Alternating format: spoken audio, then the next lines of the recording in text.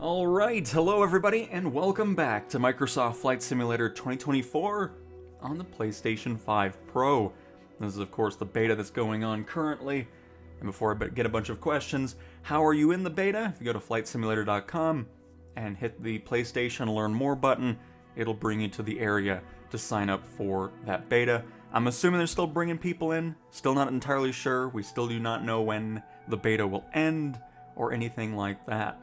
So what I want to focus on today, or at least the beginning part of this, is the the certification process in career mode. Because for some reason I still, even throughout PC and Xbox and now PlayStation, I still see forum posts about how it's nearly impossible to complete the training in career mode for helicopters. So I want to kind of revisit it. I haven't touched these certification things since November of last year, and I don't remember having that much difficulty with it, so I thought it'd be kind of fun to kind of go through here, see what's going on, and it also gives you a view as to how the certification processes go in career mode. So we're going to just do the helicopter stuff really quick, shouldn't take us too long. They're not that hefty of missions, so that is what we're going to be doing today. Hello Omar, welcome to the stream, hopefully you're having a fantastic Monday. But yeah, so let's see if it truly is nearly impossible to complete these training missions. Because I've been meaning to go back to it, but now we have a great excuse to do that. So this is what you need to do in order to get other mission types in career mode. If you don't do them, you're not going to be getting the mission types, of course. Because this is basically your certification process. Obviously, they're not like real life where there's a lot that goes into them. It's kind of just a quick little rundown of the basics and all that good stuff. But let's see if it's impossible to complete the helicopter side of certification in career mode. Hello Benzo! And hello DLW as well. What are the planes in the base? Ah, crap, I don't have my list on me right now. Hang on, let me see if I can get my list here. Because I can do a quick rundown really fast.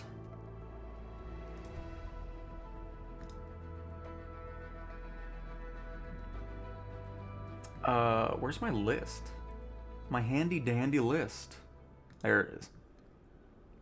So if you get the standard version of the sim, you get the Aero L39, the Aero Elivria Optica, the Air Tractor AT802, the Airbus A310, the A320, the A321, the A330-200-300-300P2F, the A400, the Airbus H125, the Airship Skyship 600, the Archer Midnight, the Pitts Special S1S and S2S, the Beechcraft Bonanza and King Air, the Bell 407, the Boeing 737, the Boeing 747, the Boeing F-18, the Cessna 152, 172, the Grand Caravan, the Cessna Corvallis, the Cessna Citation, the CGS Hawk Arrow 2, the Cirrus Vision SF-50, the Cub Crafters NX Cub, the X Cub, the Curtiss JN4 Jenny, the TBM 930, the de Havilland Canada CL415, de Havilland Canada DHC2 Beaver, the de Havilland Twin Otter, the DG Aviation DG1001E,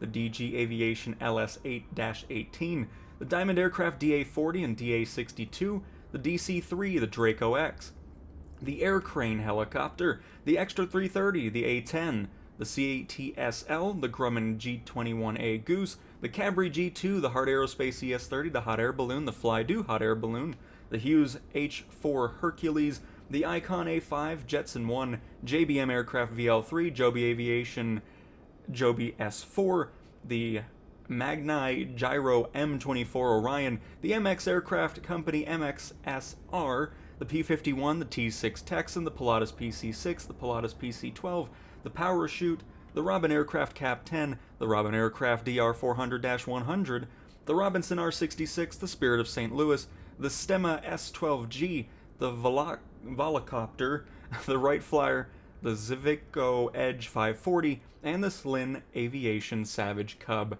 are all part of the Standard Edition, and of course when the PlayStation version releases, we do also get the T-38 Talon and the XB-1. So You'll have a couple more in the standard edition. So that is everything in the standard. You get a lot of planes for the base version. But anyways, let us return to our training mission.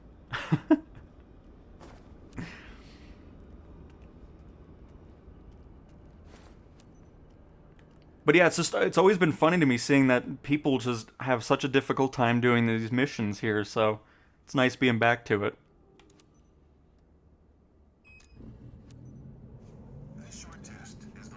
Oh, hang on. Need to change the audio. I have it through the controller. I love having it through the controller, by the way. When I'm not streaming, I always set it back to that. There we go. Towards completing your helicopter commercial pilot license. I know that you have been training for this with the Cabri G2. It's only logical that this is the rotorcraft that you will be flying today. As your pilot examiner, hello, Adam. Hello, hello. Having a great day. I am off. I just completed a flight from Florida to Salt Lake City in the PC-24. Very nice. Performing a small cross-country flight towards Thun Airfield. Chris, I'm gonna be honest with you. I have not gone to the Xbox version of The Sim since I've been doing this. I mean, we'll get back to it. Don't worry. I've just been having a great time with the PlayStation version of The Sim. Burn ground. Alpha Sierra X-ray Golf. But we should be heading back to it here shortly. We'll see. I've just been having such a blast with the Pro version. Alpha Sierra X-ray Golf Sierra. Taxi to and hold short of runway 14 using taxiway Kilo. Hello, Kyle. Hello, hello. And Towing 47. I'm glad you enjoy the live streams. Happy to have you in a live stream today.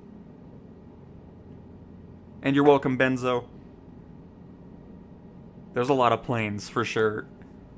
Taxi to and hold short runway 14 using taxiway Kilo Charlie X-ray Golf Sierra.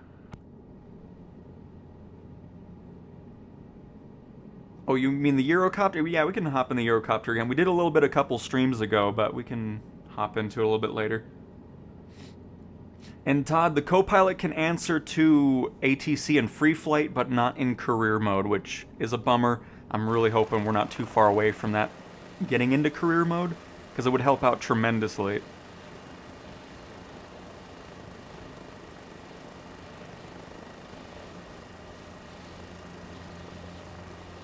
So if you're just joining today, we're diving into what you'll need to do to complete certifications in order to get into other mission types in career mode. And the other reason we're testing it out is because people keep saying that it is nearly impossible to do the helicopter side of the missions, or certification training missions, I should say. So we're here to either prove them right or prove them wrong. So far, everything's going swimmingly.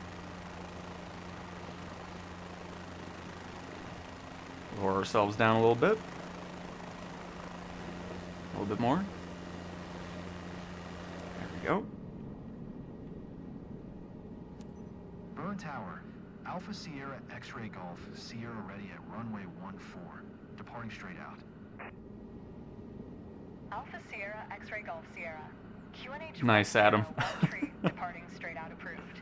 Cleared for takeoff. Runway 14. And thank you, Omar. I mean, hand modeling career is already dead, but I'm really glad everybody enjoyed that video.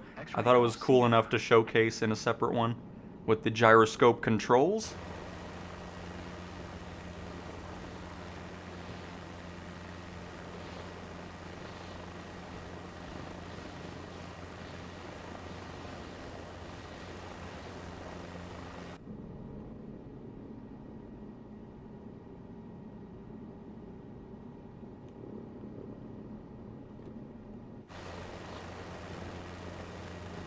Little left tail rotor here.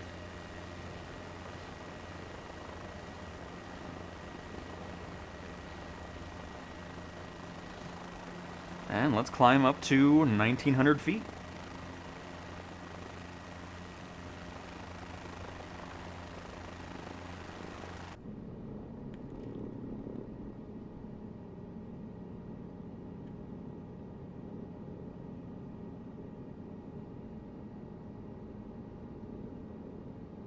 The only helicopters in the sim, base sim, I should say, I mean, there might be third-party developers that have made it, but it's the H-145, the H-225, and then your H-145 that you were talking about, the Eurocopter.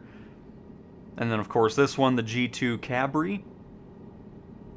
And then if you get into the other editions of the sim, you, of course, get the Chinook and stuff like that.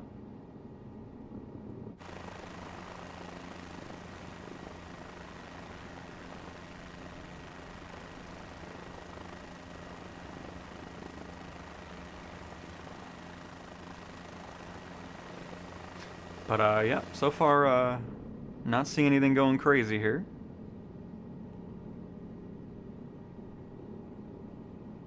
Everything's going nice and swimmingly. We do need to climb up to 2,500 feet, which we're almost there, a couple hundred feet to go.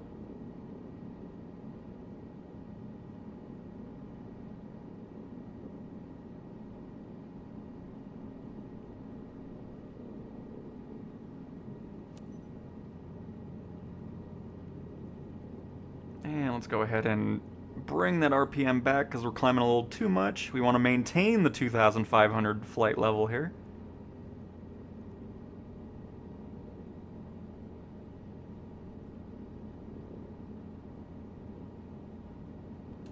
There we go, something like that should be pretty decent.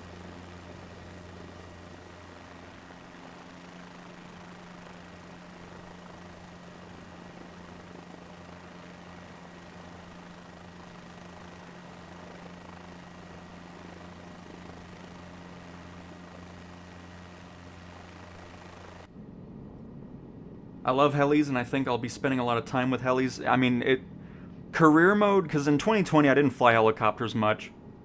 You know, it was just only free flight. So I did it from time to time, and it was like, okay, that's good. But career mode in 2024 really made me enjoy helicopters a lot more. I'm just having the whole mission set going on, and actually having a use with the helicopters as opposed to just randomly flying around the whole time has been awesome. I mean, and then of course Togg's Hangar is a great developer for helicopters. They made the Huey and then the OC one. I mean, it's just they make a lot of great stuff. So if you're really into helicopters, they're a great developer to get helicopters from.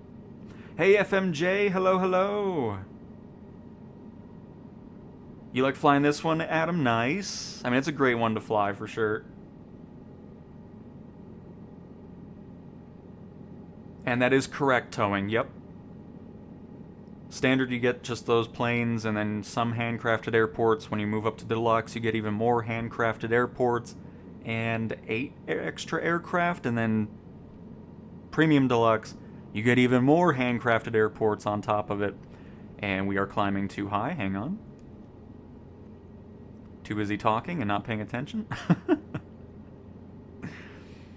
And then, of course, extra planes there as well, which I will be pre-ordering the Premium Deluxe version. No doubt about it.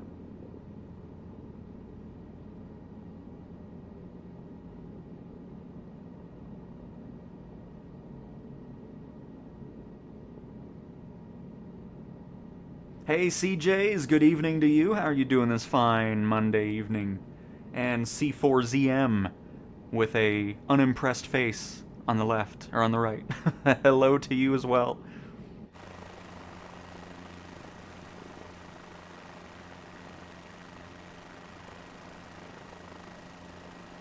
By the way, I've been on a roll with my bug reports on this PlayStation 5 beta. I got another one that's about to be in the feedback logged list. And it's about the EFB, you know, where if the cursor goes off the EFB when you have it out, it makes that millisecond input on the aircraft and freaks it out. So I mean, yeah, I've been killing it on the forums this beta. It's always very satisfying getting a post that gets logged and then, you know, they replicate it and then get it fixed in a future build. Hello, Tusi Box.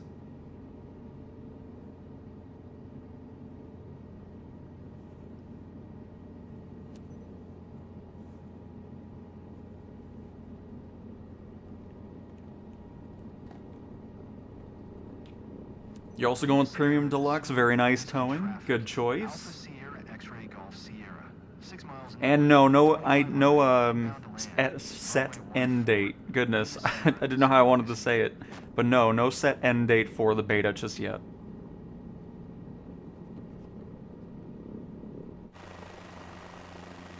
That is true, Adam.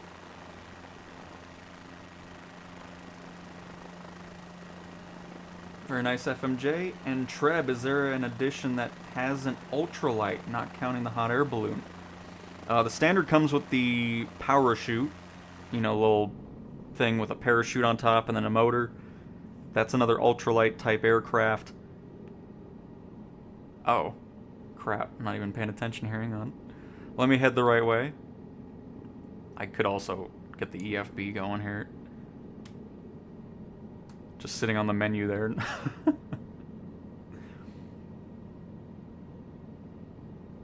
I'm doing great too, C-Box. I wasn't planning on posting anything yesterday, but I was like, you know what? The gyroscope needs a video, so I decided to make that anyways. But great being back live. This is how it will look. Oh yeah, this is PlayStation 5 Pro. I think we've kind of clarified that this is just the base PS5 version of the sim running on a Pro, and it doesn't even have the Pro enhancements yet. But yep, this is PlayStation 5 Pro gameplay that you're seeing on your screen.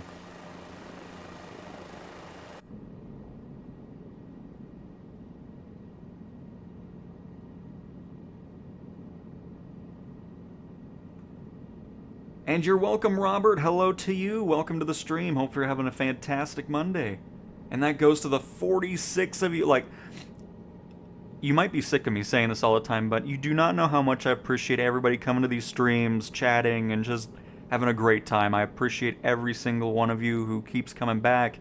If you're new, if you're a returning viewer, just, it's so fun having such an active chat.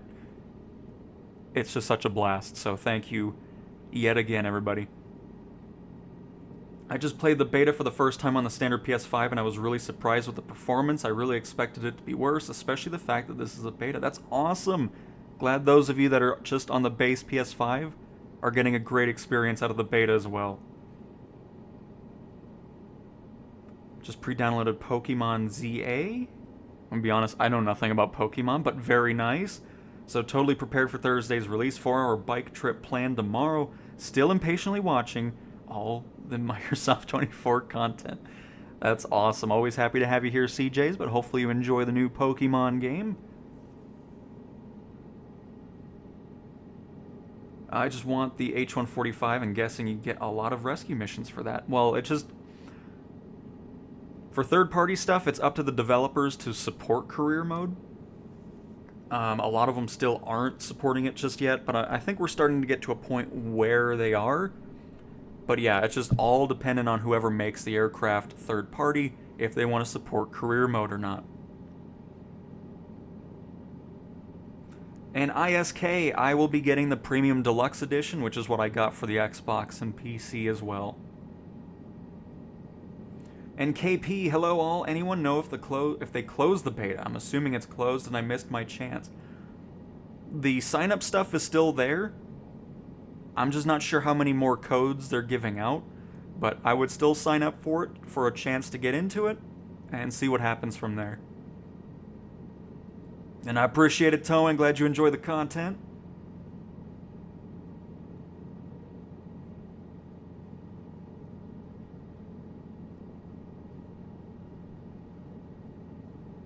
And did you figure out already how you can make a crossplay using all your consoles? How I can? Well, as the lead developer at Asobo Studios, I'm... But no, right off the bat, it's not going to have crossplay at launch. I'm still hoping it's something that they can work on throughout the time and let everybody play together. That would be really cool, but yeah, I have no idea if or when that'll happen. And Alexander the Great, if you want a beta code, you need to go to flightsimulator.com, and then the PlayStation stuff should be on the front page. Hit the learn more about PS5, and then it'll go through the description of all that, and then there's a whole insider sign-up page in that web page there. Question for chat, has anyone had a beta invite since Friday?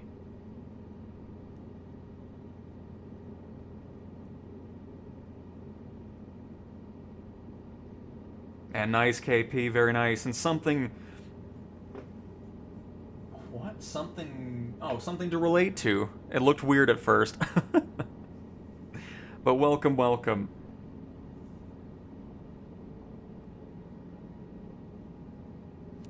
Lima Sierra Zulu Whiskey traffic. I think this is a Alpha grass Sierra runway X-ray we're Golf landing Sierra at. Is on final. Runway 14. To land. Lima Sierra Zulu Whiskey.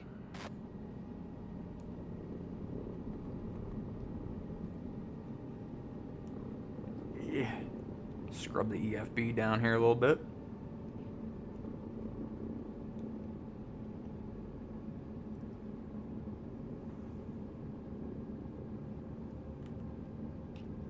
Alright. Sorry, I was trying to zoom in on the EFB there. But yeah, we're going to land right there on the grass runway. So let's scoot on over.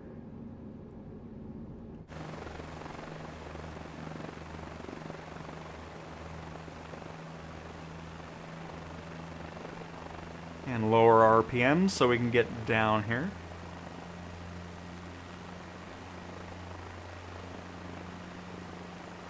Oh, that's crazy, Trev. I'm sure it's quite the experience going on that in real life. Very nice, though.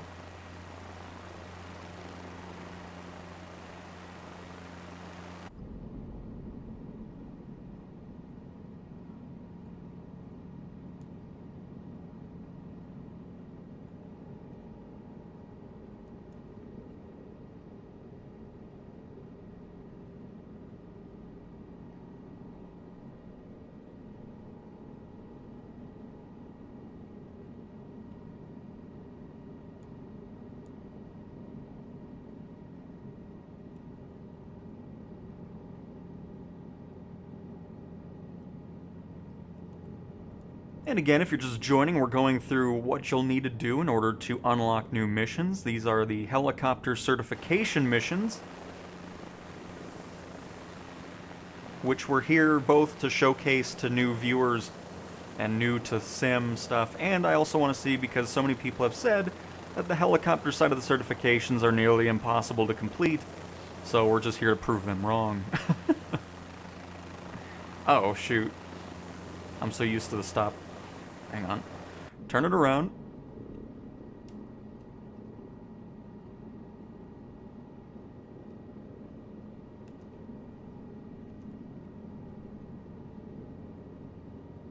The gliders are still broke. I need to make a forum post about that. They're still spiked into the ground.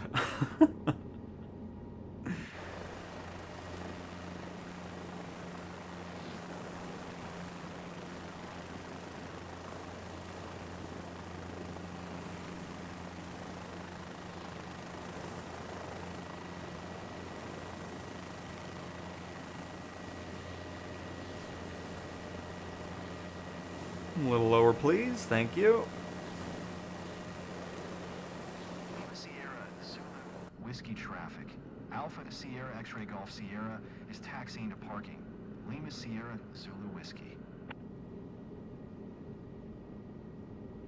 But yesterday I did a 3-hour flight with the 737 in career mode. Was awesome. No performance issues.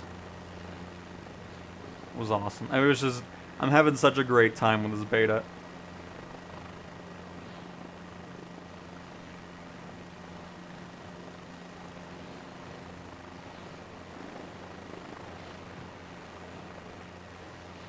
A little bit more. Blue box getting in my way. And we're back on the ground.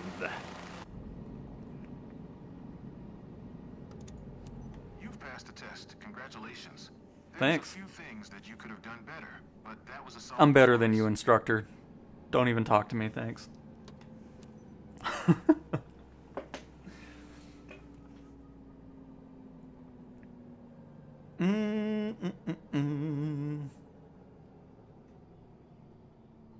But yeah, like Omar said, I mean, there's going to be more peripherals and stuff. I'm sure Turtle Beach will support it, Thrustmaster, all that stuff. Because right now, the T-Flight HOTAS 4 is the only one confirmed, but I'm sure there'll be more leading up to December.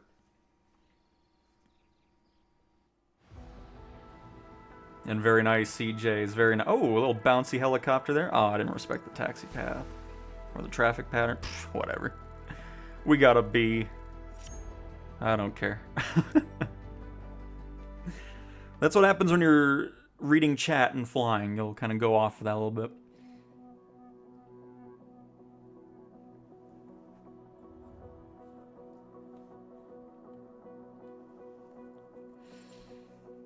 The only reason you need to download is if you don't have good internet.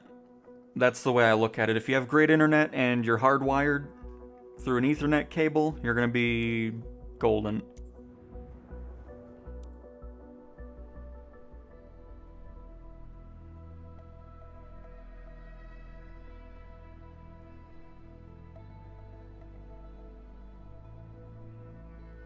Oh, gliders are like that on PC and Xbox already too? Nice. Well, I don't have to worry about it then.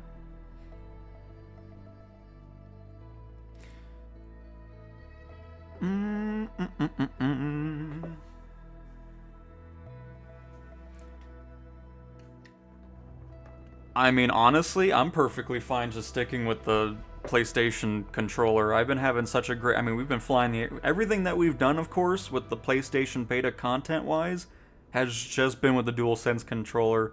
And the more I'm using it, the more I'm just like, I don't even know if I need a thumb or a flight stick for it. I've gotten so used to this thing. Having a great time with just that, and then of course the gyroscope controls. So yeah, I'm personally not in a rush to get a flight stick for the PlayStation side of things. Because for helicopters, I already only fly with a controller anyways, even on the PC and Xbox version of the sim. So I'm used to this already anyways. But of course, with aircraft on the Xbox and PC, I do have a Thrustmaster HOTAS 1. But yeah, I don't know. I mean, I've been very much enjoying flying with a controller. Airbus H125 today. A turbine helicopter powered by the Safran Ariel 2D engine, delivering over 850 shaft horsepower. Don't let the power figures get to your head.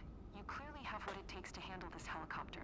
Stay calm, channel what you've learned in your rotorcraft training, and the certification is in the bag. And a pro tip, try not to get too distracted by the scenery.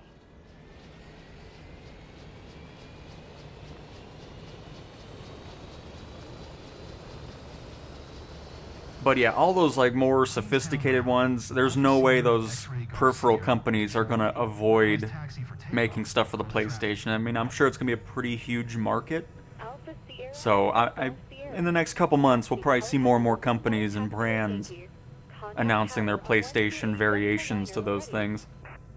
Taxi to helipad number 1 via taxiway Yankee, X-ray Golf Sierra.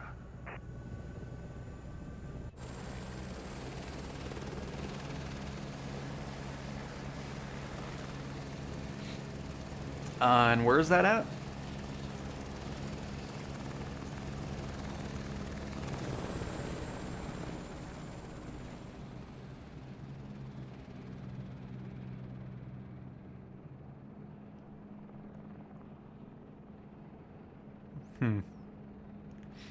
Okay.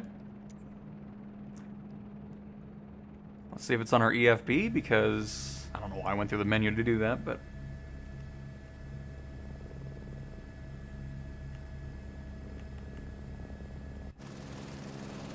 Maybe it'll pop up once we're up in the air? Because I'm not seeing anything.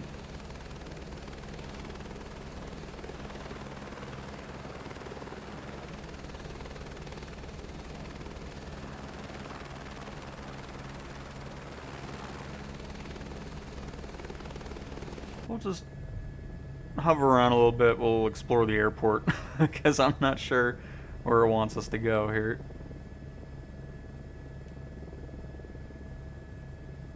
Maybe it's the helipad next to us. Hang on.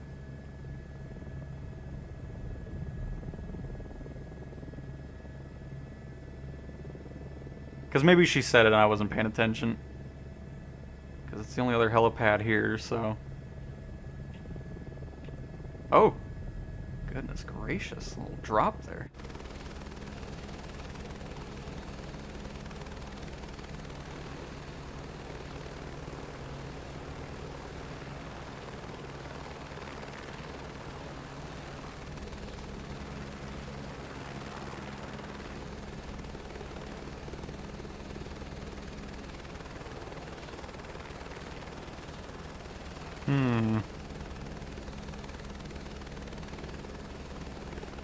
Oh, there it is. Here, hang on. We're gonna restart. I think that's probably where it wants us to go. There should really be a blue box there. Didn't even see it in the grass. I'm too busy just looking around at everything else. It would help if you looked at the ground. Alright, hang on. I'll get through this really quick here. Sorry, everybody. Oh, no, I don't want to open that.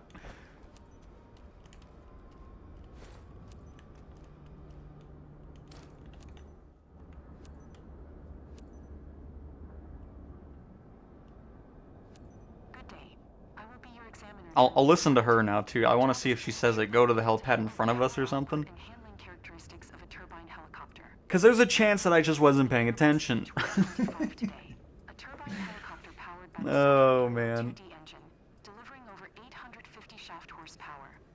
Don't let the power figures get to your head. You clearly have what it takes to handle this helicopter. Stay calm. Yeah, did you see my agricultural spraying with this helicopter? I think I got it under control here. And a pro tip. Try not to get too distracted by the scenery. Too late, I already did that too.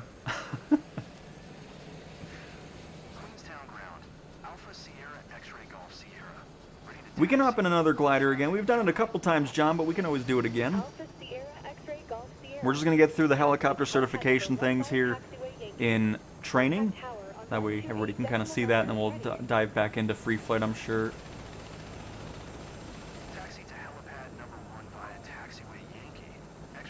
New pre-release test build. Why is that out now? I'm busy.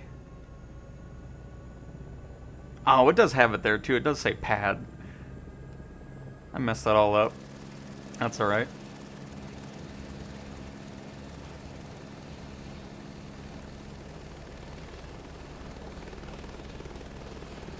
You need to go to flightsimulator.com, and then on the front page it should have learn more about PS5. It'll have the sign up link in that page there.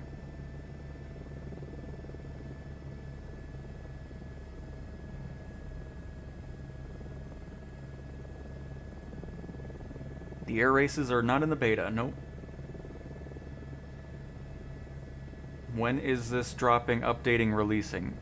I'm assuming is when the sim is releasing, December 8th. And then if you get the premium or the deluxe or premium deluxe, you get early access to it on December 3rd.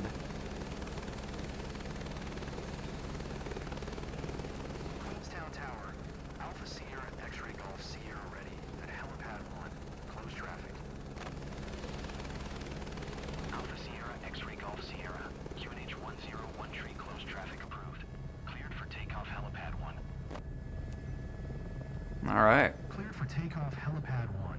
X-ray Golf Sierra. And I'll have the boxes on here so we can have a visual of where they want us to be.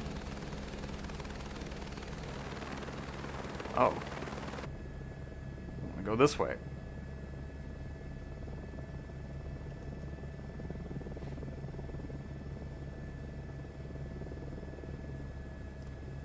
I'm downloaded on Steam. Mine says loading language. I have no idea, Casey. I have not seen that issue on PC or Xbox in a long time. We had it for a few bits on the PlayStation, but they rectified that pretty quick.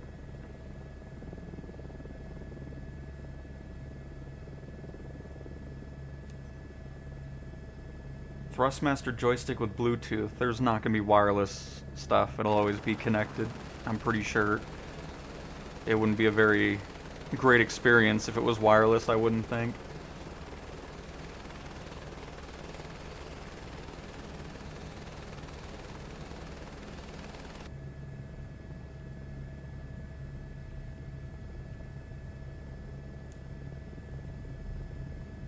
Hang on, I should probably climb to 1,700 feet.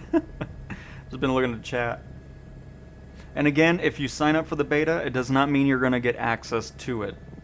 As it says in the beginning, space is limited, so it won't always be a guarantee that you'll be getting into the beta.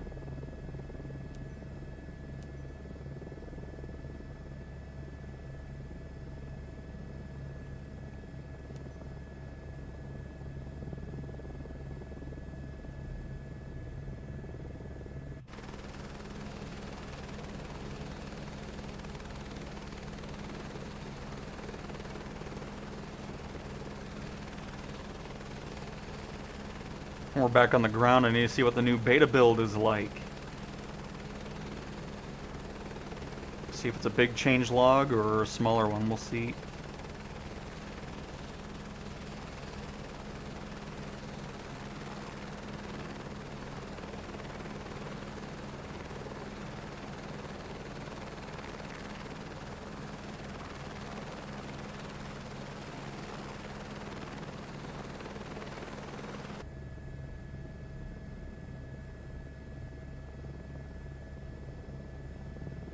Watch out for that crane on our left.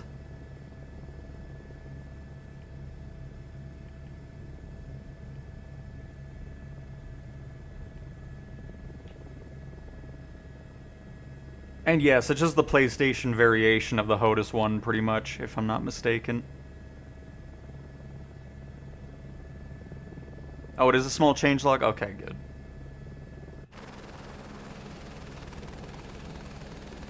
We'll just do it live. Because I don't want to spam everybody with another video later today.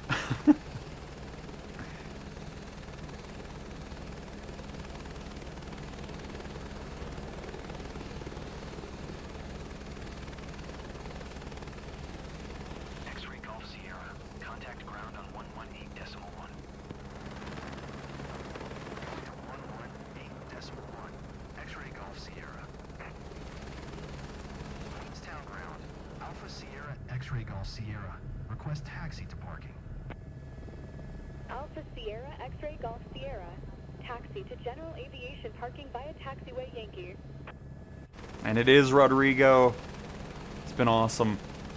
Taxiing to General Aviation Parking via Taxiway Angry Duck, you'll head to flightsimulator.com, hit the Learn More About PS5 on the front page, and then scroll down to get to the Insider sign-up page to have a chance at getting into the beta.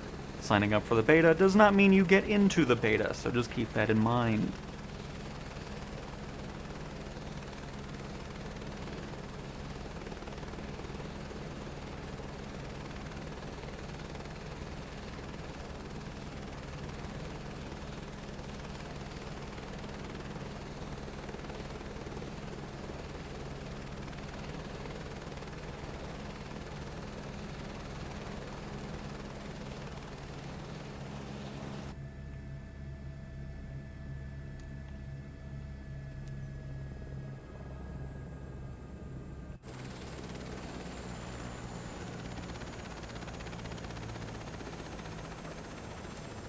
Alright, let me check out this changelog for the latest beta build. Which I'm going to assume PlayStation's beta is going to have its own beta posts.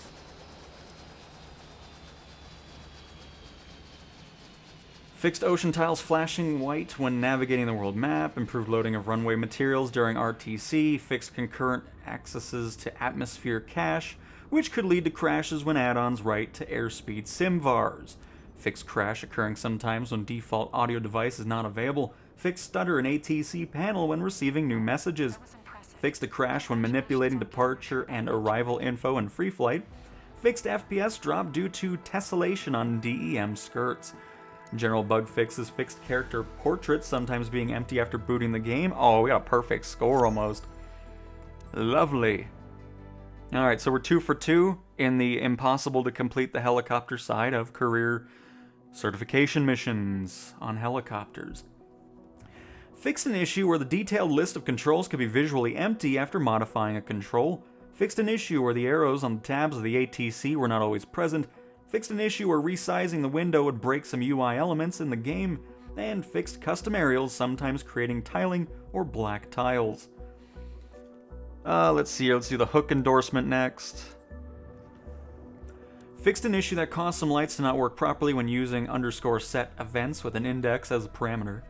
The Bell 205 fixed main rotor not spinning at certain LOD ranges for passive aircraft and added green livery. Airports, based on community feedback, fixed floating jetways. Nice.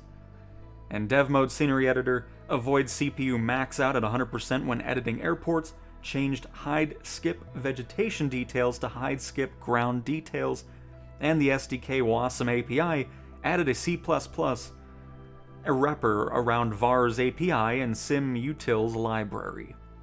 Since I know there's developers that watch the content, I may as well focus on some of the developer stuff too in the changelogs.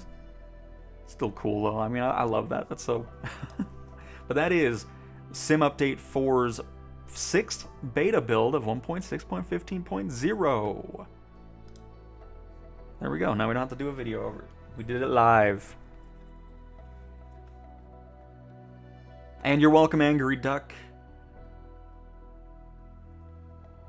Nice. Glad you're flying on the PC. Hopefully you're having a great flight.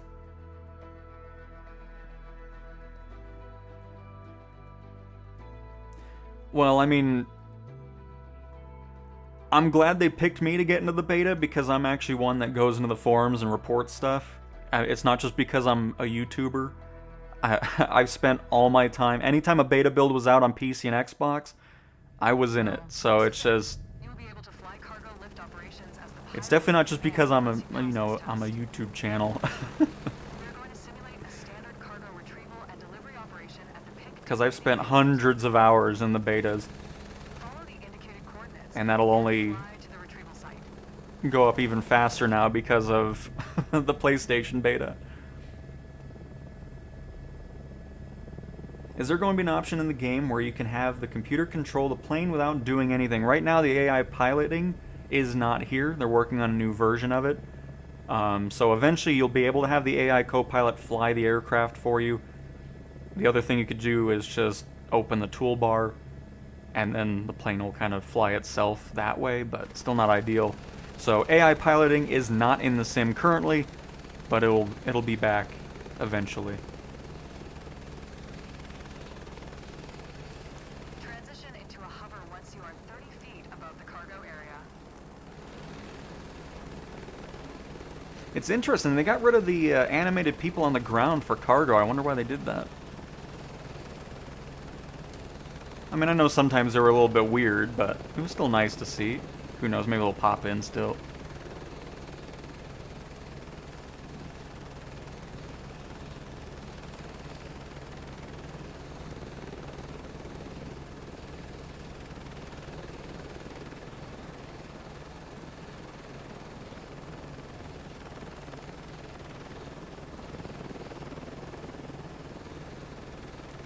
Oh, they were hooking it up. See, that's why I need the people back. I wasn't sure if we were good or not. Alright, let's lift it on up. Let me try to get a view of this so you guys can actually see it. Time to deliver the cargo. The retrieval crew is waiting at the observatory.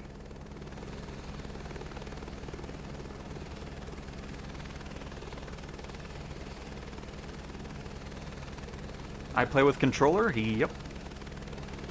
On the PlayStation side of it, of course. Controller always for helicopters, no matter where I'm playing on PC, Xbox, or PlayStation.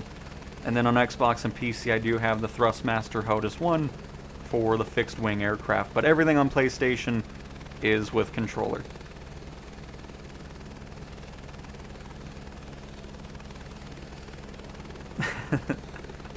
And the G. Yeah, we haven't answered. If you want to get a beta code, you can sign up for a chance at flightsimulator.com, and on the front page you hit learn more about PS5 and then scroll down a little bit on that page and you'll see the insider sign up page. I don't think I've ever said a website as much as I've said flightsimulator.com.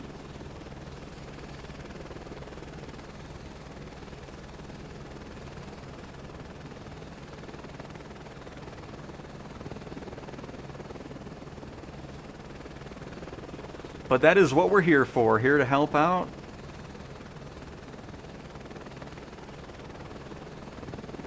We're here to test the beta build, give our feedback, find bugs.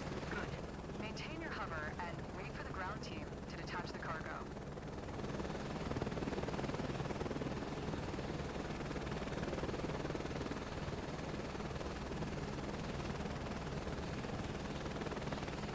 Cargo is secured. Let's fly back towards the lake for debrief.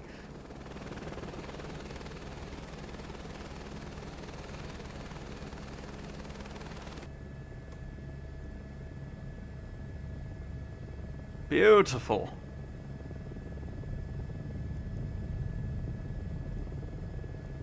I'm still waiting for the impossible part.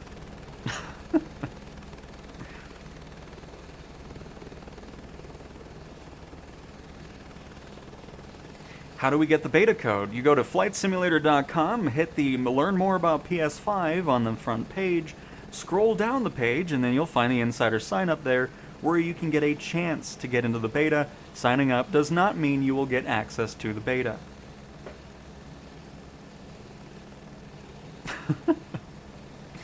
And yes, FMJ, I am doing the feet control today, which is why it's looking like smoother gameplay, smoother flying. I wasn't sure how fast they wanted us to go back to the lake, so I took it slow here.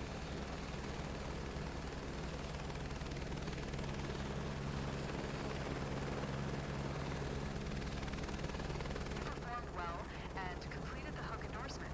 Only a few things to tweak throughout the flight, and it would have been perfect. Oh, hover stability 53%. Oh, we still almost got an... Oh, we were like a pixel away from getting an A. Unbelievable.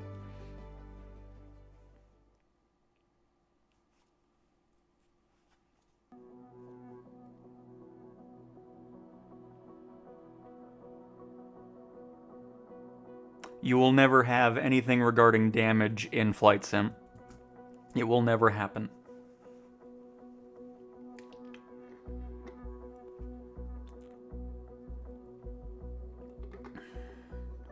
Like, if you're talking about, like, wings breaking off and all, it's just never, it's not gonna happen. And the biggest reason it's not gonna happen is because the manufacturers of the aircraft are not wanting their aircraft to explode in the virtual world. So, that will not be happening.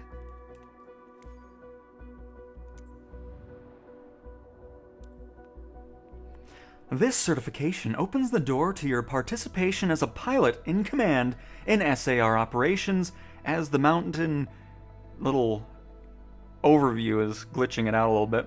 It's got up in the air. Probably needs to be a bit higher to avoid that, but that's fine. And what you're about to see, folks, is the only time you can use the hoist on land. I'm still hoping they make some changes to that. Today is the day. The final test before Today is the day of all days. We'll be simulating a standard rescue operation by locating and then hoisting a target into the rotorcraft. Slowly transition into a hover once you get a clear visual above the target area. I know that you're well aware of this, but the safety of your crew and your target is the most important consideration during the flight and hoist process. So doing a loop is not ideal then, is what you're saying, instructor. Okay, I'll keep that in mind.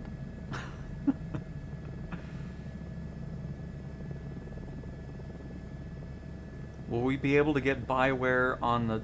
I don't know what that means, Angry. Are you talking about just random, like, just add-ons? If that's what you're talking about, yes, there is a marketplace. Wow, they removed a lot of trees from here. I remember... What in the world? They must have done it for the training, because there were trees around here. I don't know why they got rid of them. Because it wasn't that difficult, even with the trees.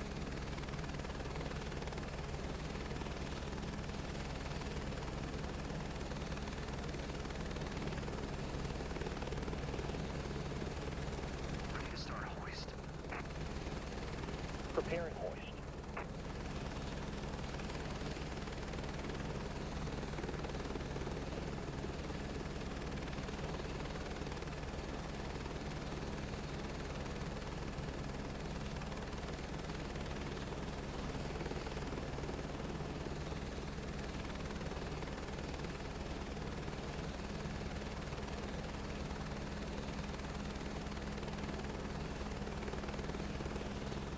Hop on aboard.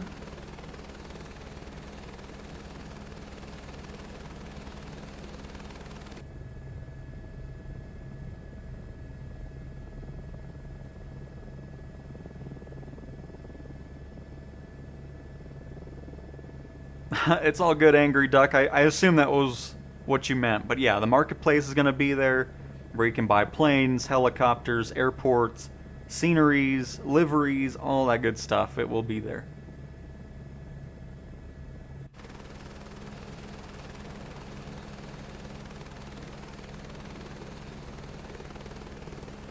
And Monorific, yeah, I mean, I completed that a long time ago. Just the beta builds have everything unlocked. I just wanted to return to it because I keep seeing how difficult people are having of a time of completing these things. I'm not sure why. So I just wanted to see if something was truly broken, and so far I've not seen anything out of the ordinary. Good job. There are still a few aspects of the rescue operation that could be improved, but... Oh, whatever. That was peak performance, thank you. Hover stability 86%. Whatever.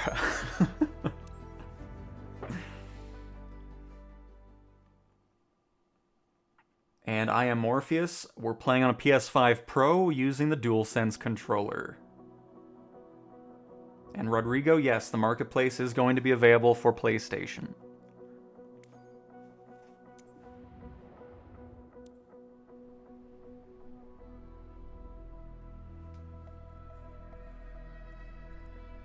And pre-ordering does not give you access to the beta, no. You'll need to go to flightsimulator.com, hit learn more about PS5, scroll down that page to the Insider program, and sign up from there for a chance to be in the beta. Signing up does not guarantee access to the PlayStation 5 beta of the beta.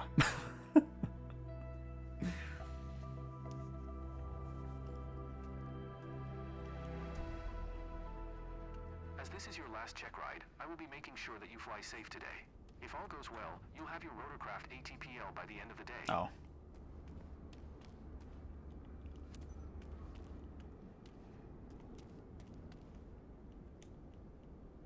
Yeah. Oh.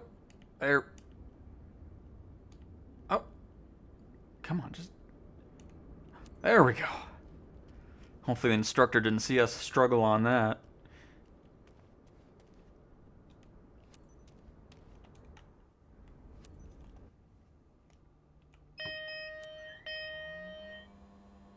I don't even think we do anything with this. We're just doing a pattern and then landing again. Hello, instructor. I've never flown the sky crane before. Yeah, I know. You better look at me. You know I did. You know we've done stuff with the sky crane.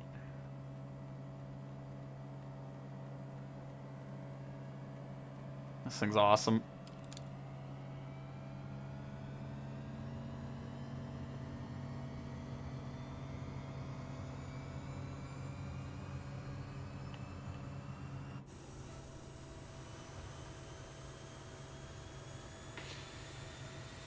Do you have to refuel in the sim? Is that like a thing? Can you load fuel and passengers? Towing in career mode, yes. You have to worry about your fuel levels and everything before you get missions started. You have to maintain your aircraft and everything like that as well.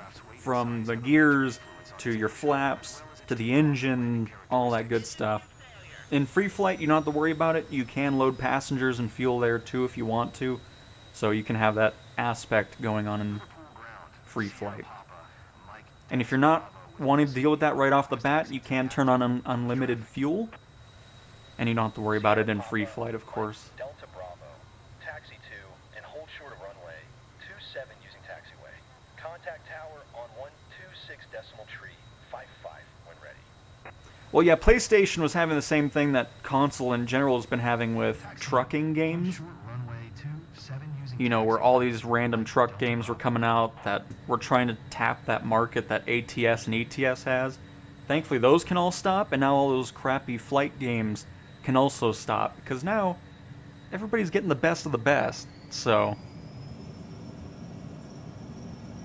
Why did this go all the way full power here?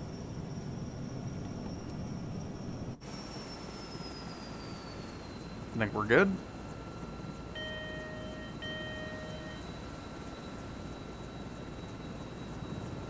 Let's lift off with the sky crane.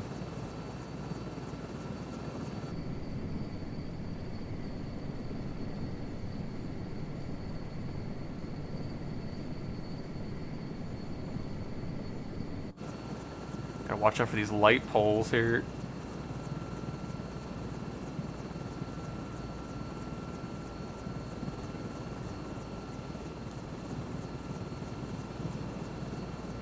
try to follow the taxi this time, too. We've already lost some points on that, but that's okay. This is the most difficult helicopter to fly, though. It's just, it's one to get used to. So if you're going all over the place right off the bat with it, do not be surprised.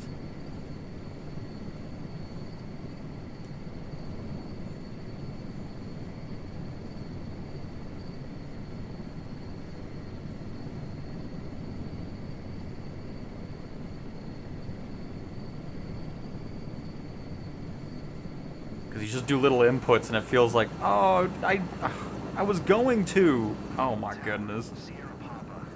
Whatever.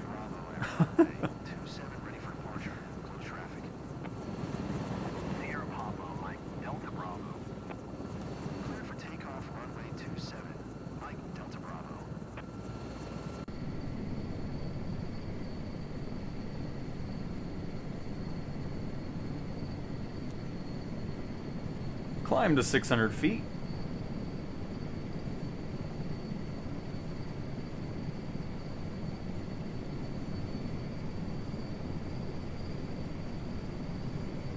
And we're just doing a small little pattern around here.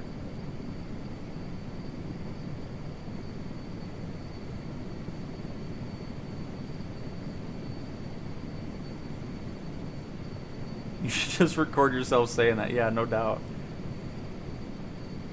Your flying is a serious distraction from the true purpose of the stream. I'm sorry, I'll just end the stream then. If everybody's upset, it's fine. Thanks for watching, everybody.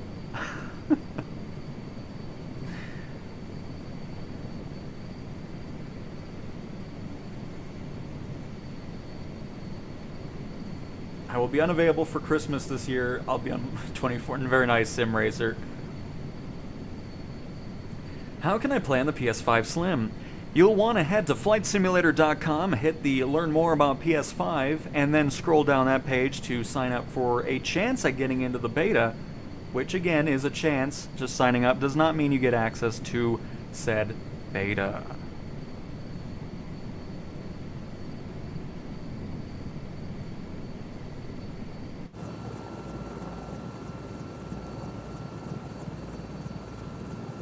This is some brown water. What is this?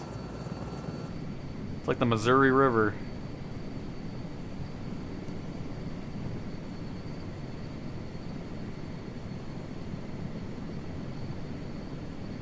And no, it is not chocolate milk. Probably a sewage line. You know how many times there was a brown water advisory in Hawaii when I lived there? Which brown water advisory meant that there was sewage in there and people were still swimming and surfing in it for some reason. Yep. So every time I see brown water now, I just think of that.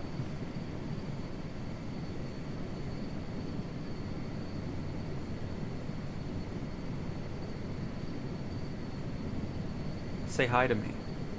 Okay, Forza. I'll say hi. How do I get milk? If you head to flightsimulator.com, there's a Get Milk section.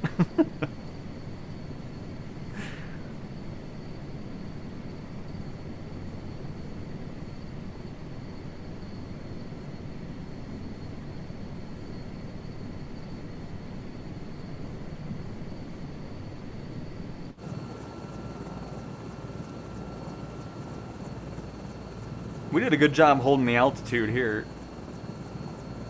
And yeah, DLW, we went through the changelog a little bit ago. Looks like the sea at my local beach. Oh no! Well, hopefully it's not because of sewage. Hopefully it's just muddy.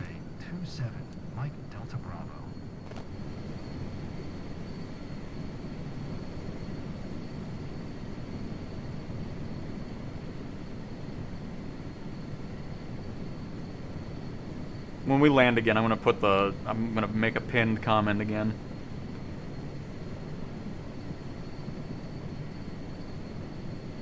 About how to receive a beta code.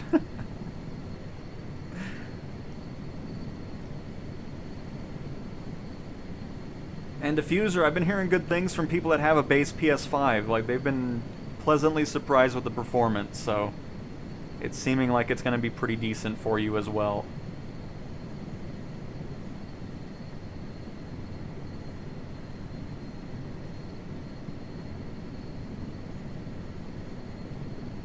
Oh, it's all good, DLW. No worries.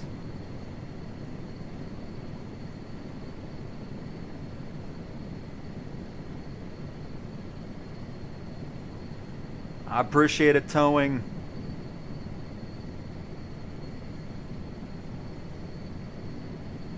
Just wanted to make Flight Simulator content that wasn't all about selling you Flight Simulator products all the time and ad reads and all this other nonsense.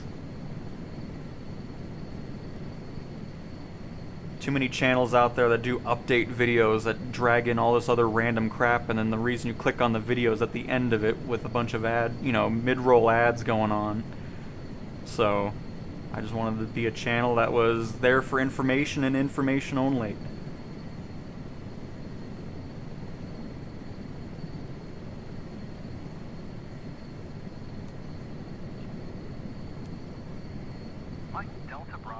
Hold shorts all the way over here.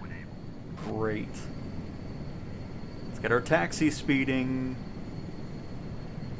Hold on, I need to be outside for this.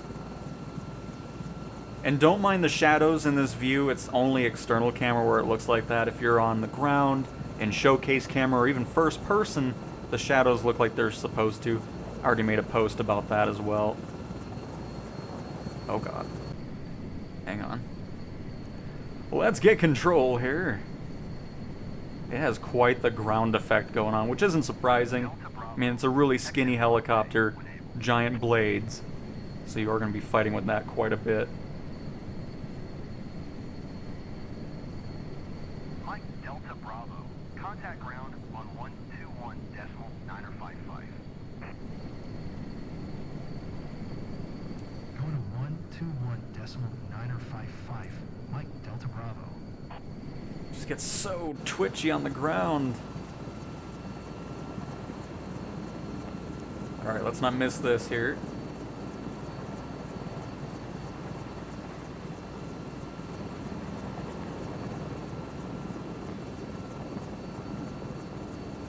Come on. Work with me here. Again, like I said in the beginning, this is the most difficult helicopter to fly.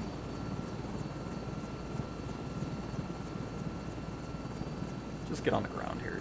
There we go. Oh, no, no, no, no. Why are you doing this? No. Save it. Ooh. Why did you do that? Oh my goodness. We did. I just didn't want this thing to crash and do that all over again. Oh, taxi speeding. Don't you see I'm trying to save the helicopter? Thank you. Mike Delta Bravo, you are not clear to take off. I didn't take off. I'm still here. Mike Delta Bravo, ATC Oh, services Liverpool. terminated. Good day. Liverpool ground, Sierra Papa, Mike Delta Bravo. Request taxi. Because I don't think the Sky Crane's really received any updates since release. Taxi to general aviation, parking using taxiway. Mike Delta Bravo, you are not I'm clear not to take taking off, Liverpool. Leave me alone, god dang it. Oh, now it's all Delta Bravo. Request taxi to parking. messed up because of it. Sierra Papa, Mike Delta Bravo, taxi to general aviation, parking using taxiway. Do I have my parking over here? Oh, just skip the shutdown. Hopefully we still pass it. I don't know why it launched off the ground like that. I just wanted to get on the ground because hold short wasn't updating like it was supposed to. There we go. Hopefully it still gives us a passing grade. Delta Bravo, acknowledge last transmission. Liverpool, quit talking to me. Okay, that's not shutting down. Oh, this still has the same glitch the 125 did. Where it launches up if you don't do the rotor brake first. ATC services terminated. Good day. This thing's crazy.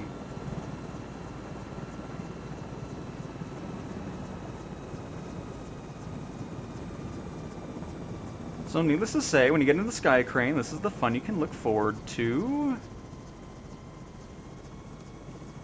Goodness. Oh, now I'm not in the parking stand. Scoot it on back. Where's the parking stand at? Let's find it. Hey, we got back to... that was close. little shimmy right there. How many times do I have to do the parking brake? Or the rotor brake?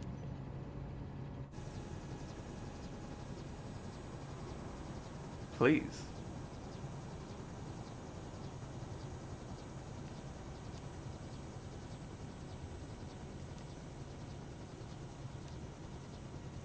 I'll just keep hitting it.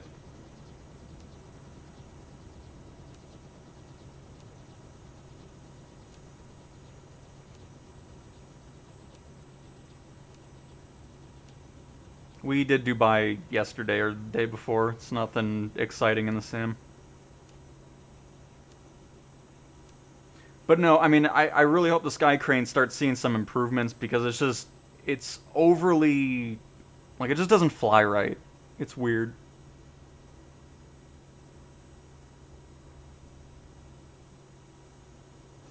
And no doubt towing, no doubt. Now I'm saying no doubt again. Oh my goodness.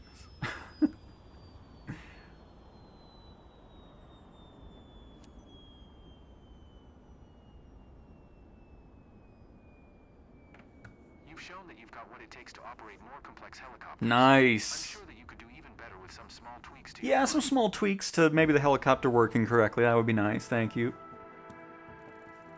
Ooh, 0% on the respect the taxi path. Don't care. We still got a B, so whatever. But either way, minus the Sky Crane's just horrendous flight model, I still want that to be improved because it's just not an enjoyable one to fly. It's my least favorite helicopter in the sim. It's just so, it just does the things that you saw there for no reason at all. But there is the impossible to complete the helicopter side of stuff in career mode for some reason. I don't know why people say that. We did that all in under an hour, so I'll never understand the forum post I see about that because people make it seem like it's Mission Impossible out there. All right. It would have been like wrestling a crocodile, no doubt. Let me see if I missed anybody. Well, I like Goodness Gracious. That's always a good one. I just don't like No Doubt.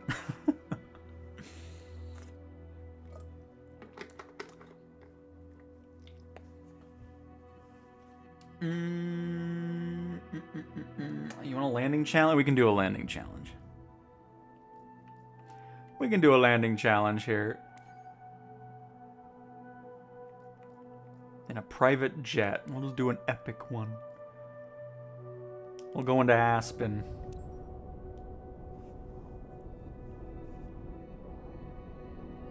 Do I want to do it in the CJ4 though? I wish the Longitude was in the beta, but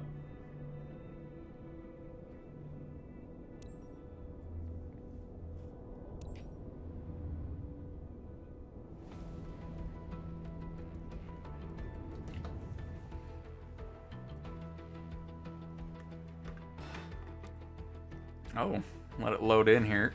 Got a weird LOD going on. There we go. I mean, it's always going to look a bit weird before you get into the sim, but there we go.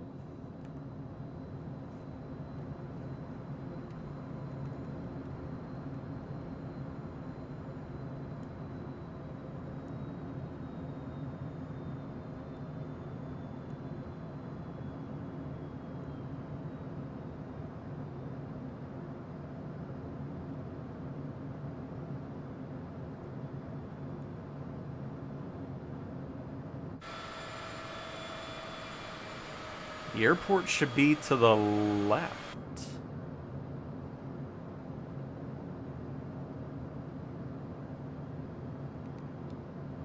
Oops.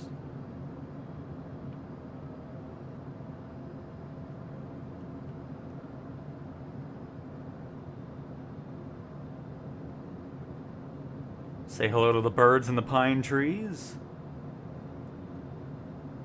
But yeah, we should see the runway lights here shortly.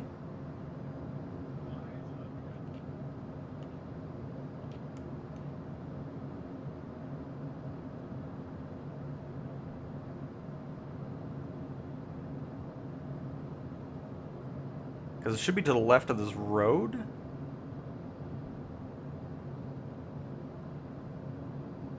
That we're following in? Oh yeah, there it is. There it is.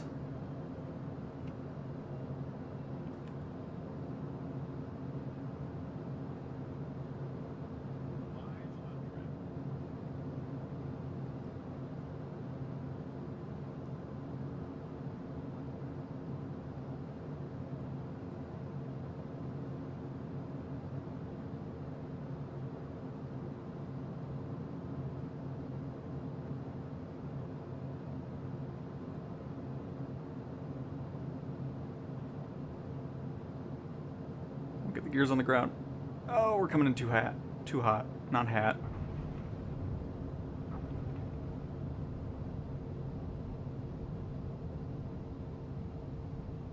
Even with all that extra speed there, it was still a pretty nice smooth landing though. I'm happy with that.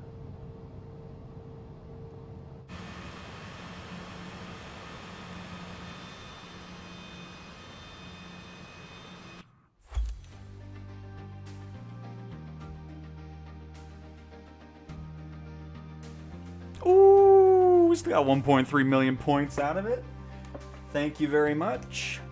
And taking first place. By the way, do we still have first in the challenges, the weekly stuff? Oh, we were promoted to silver. Oh, we haven't even done the new ones yet. I guess we know what we're doing next.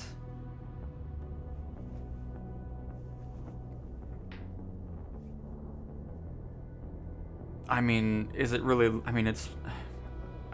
I hate leaks. The whole leak thing and rumors and all that stuff is just dumb. But I mean, is it really leaked if, you know, the PlayStation 5 released in 2020? You typically have like an 8-year cycle, so let me guess, 2027 into 2028. I mean, it's pretty self-explanatory anyways.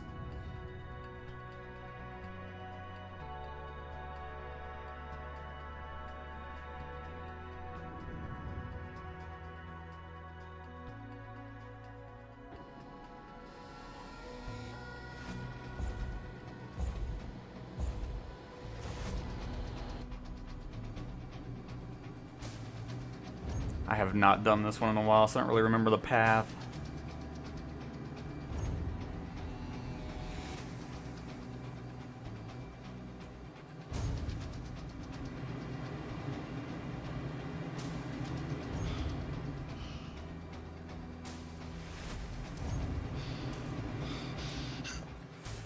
Right.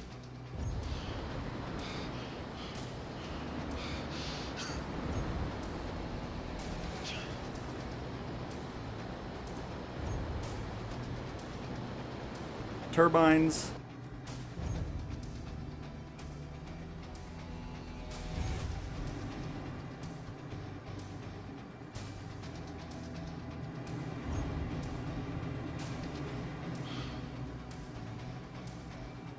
Left turn and then a right turn.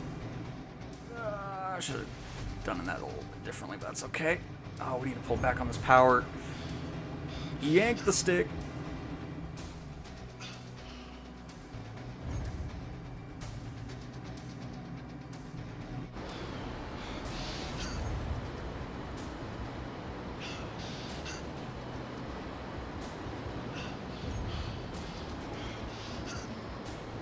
That is the next one. Crap, I thought there was another one. Save it. Save it. Turn. Oh.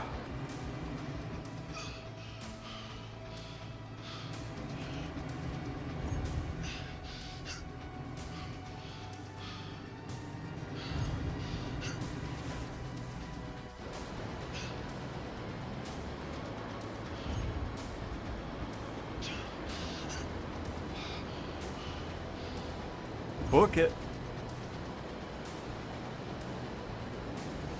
Oh, shoot. Oh, you gotta be kidding. I didn't see it. Oh, that was such a good run, too. I was just looking at the ones up on the hill. Crap. Oh, that's gonna kill our score, but we'll just go with it for now.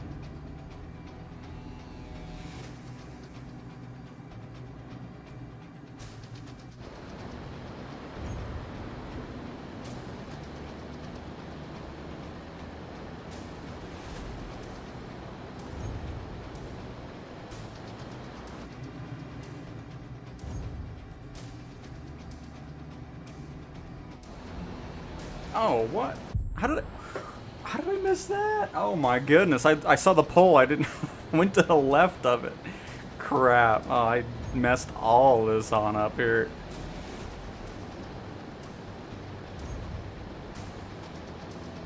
It's alright, we'll do a redo here.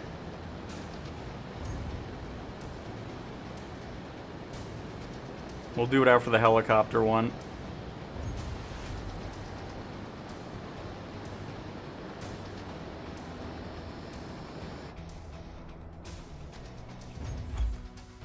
Man, it was such a good run, too, in the beginning.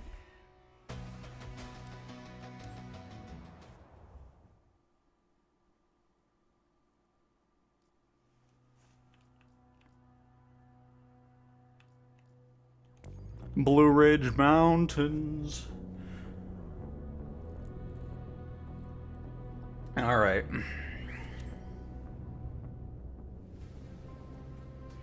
I don't need markers on, thanks.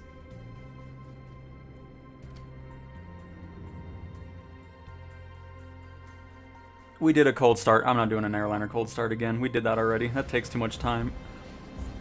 We did that a couple streams ago, though, in the A320.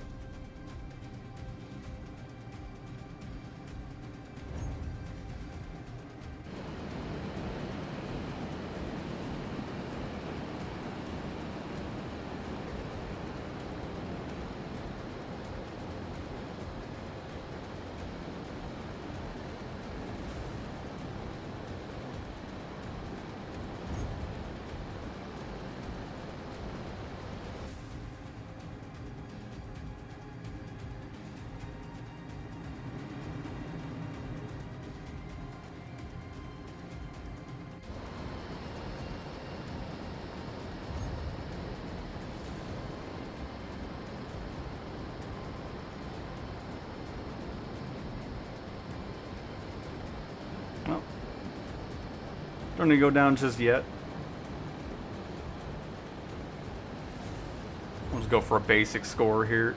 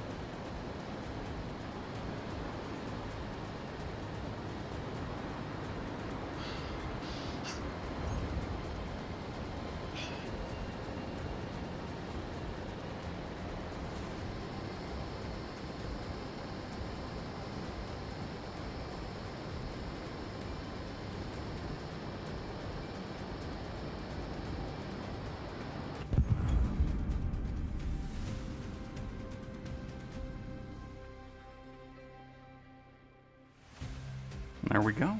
Not a bad first run.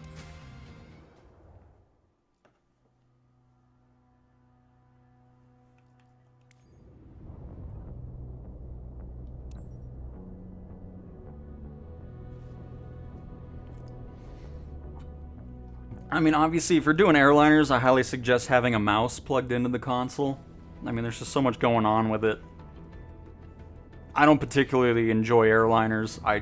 I find them boring personally. We do it from time to time, but it's not something that interests me too much. But yeah, I mean, we did a cold and dark start with just the well, did we do it with a controller? I don't remember anymore, but we did one already. So if you're wanting to see that, you can check that out in a previous stream.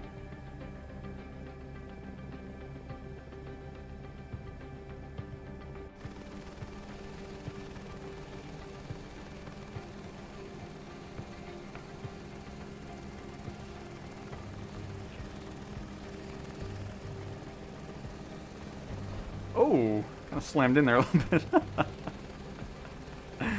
Sorry, helicopter. We'll do that one more time here.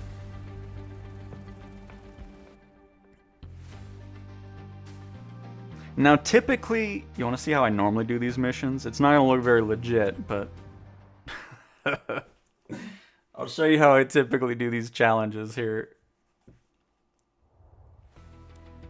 Because I was trying to make it look kind of, you know, legit there in the beginning, but this is typically how I do these.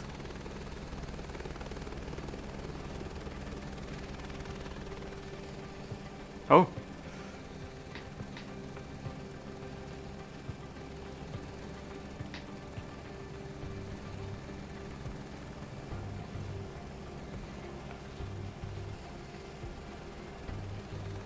Come on, get down. Get down. Let's see how we did there.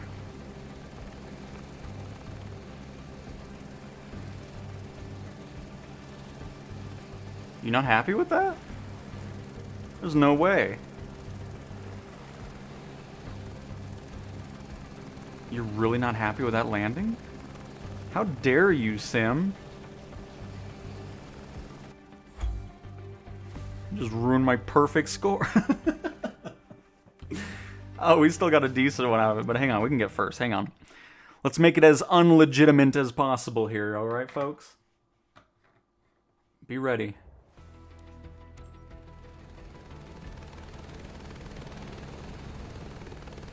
I still can't believe it didn't let us count that. I was only off by a little bit.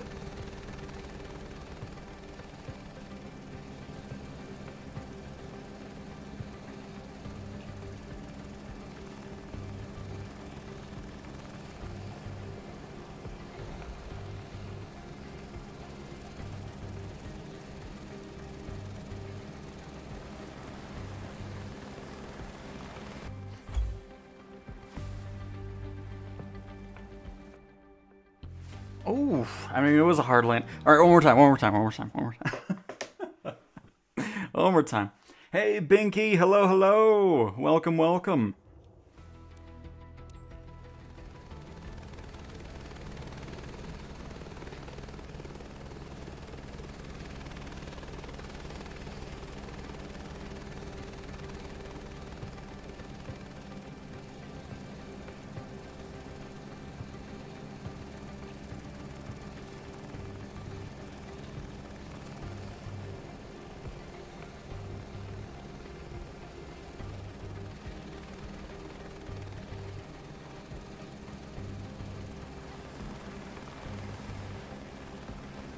Alright, how's that for a final attempt?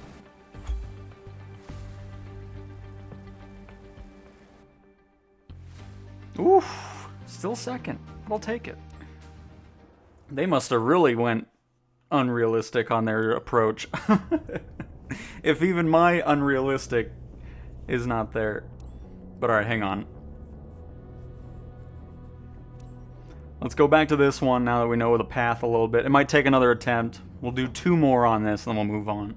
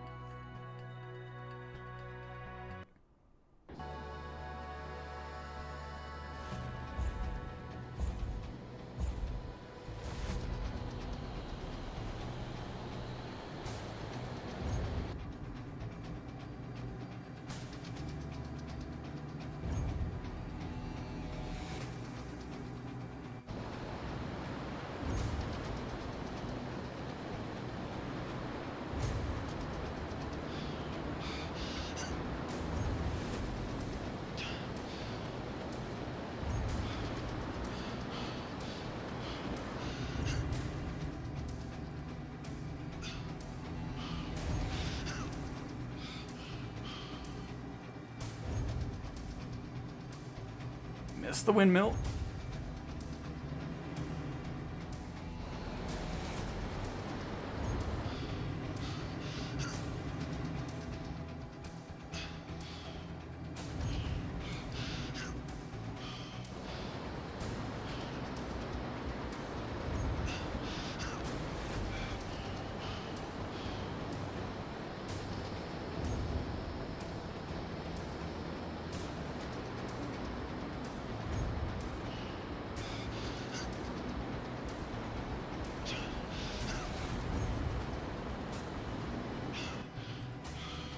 Alright, pull back on that power a little bit so I can make this turn tight.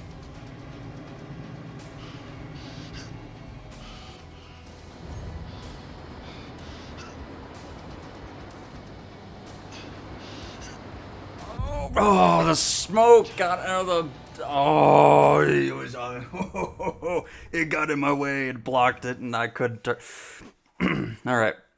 This is the one. I stay in first person.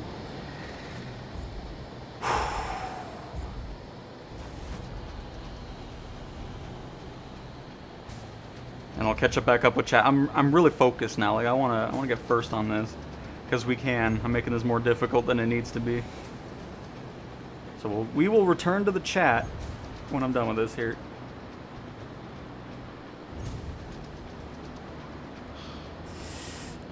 Ooh, shoot.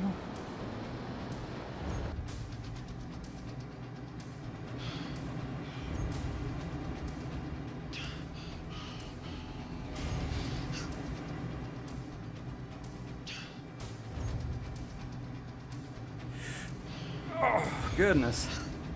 Thought we were going to slam into the hill there.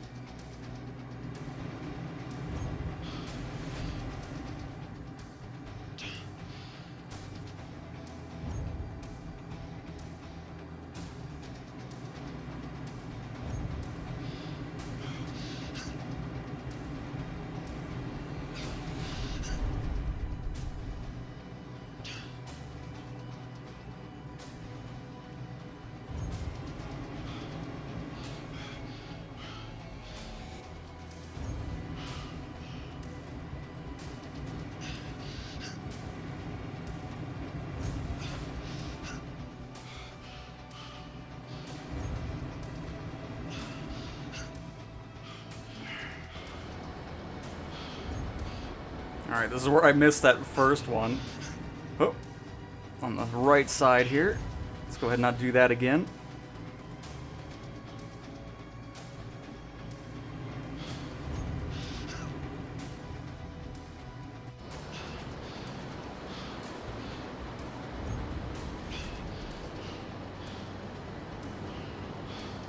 Full power, all the way to the end.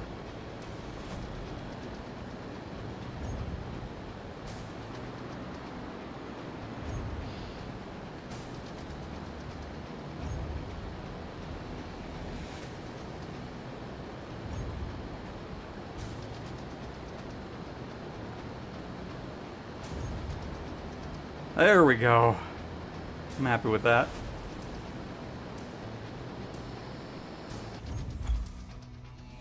Ooh. Nice. Almost 10 seconds up on second place. Beautiful. Finally got that good run in there. But anyways, there we go. A little bit more of the challenge league there. And somebody wanted to see something of the South thing. Very arcadey. That's nice. Don't have to play it. But the south side of New Zealand. Anything in particular here?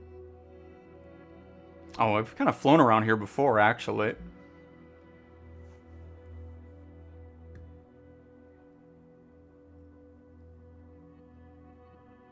Flying in third person's lame. Well, I don't care, because I like to showcase both things, okay? When you get the sim yourself, you can go into first person and never use the third person camera, alright?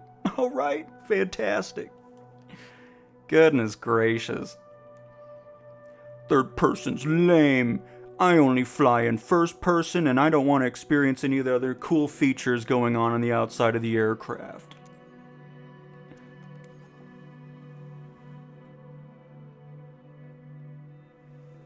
In real life, they don't fly in third person view. Anyways, let's go into the Vision Jet here. I have not... We'll get back to the Xbox. I've just been enjoying the PlayStation, so we've been flying on the PlayStation. And yes, the difference is that different because the Xbox Series X is 5 years old, the PS5 Pro is 10 months old. So obviously there's going to be a big performance difference and improvement there.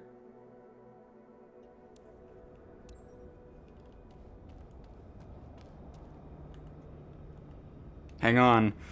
Third person's lame. Let's do third person view on the avatar. That's always funny to me where people get so upset about how somebody plays a game. Like, oh, why are you doing third person view? Oh, why are you flying it like this? This isn't realistic. It's a goddamn game, alright? Let people enjoy it how they want to enjoy it. Goodness gracious, people.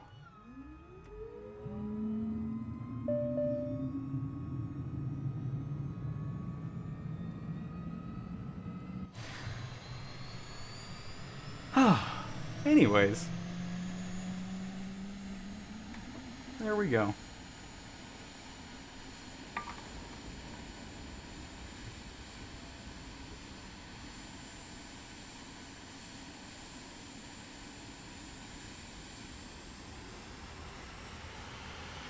And why are we spamming chat, Heisenberg?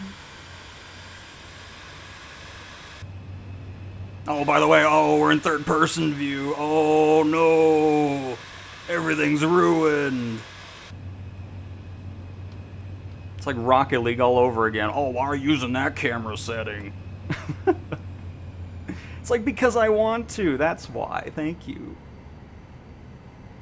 Oh, Kabir, how many times do I have to say this? Go to flightsimulator.com. Hit the learn more about PS5, scroll down there, and then you'll find out how to join the beta from there. Oh, man. Voice chat would be, I mean, I guess I still don't know how that all works, because I've never flown in the in-sim party before. So, but yeah, it would be pretty interesting. I'm sure it would go poorly. I wouldn't know anyways, because I always have the online voice chat stuff off. But that would be pretty interesting for sure. That's it, I'm rage quitting. Oh man, goodness gracious.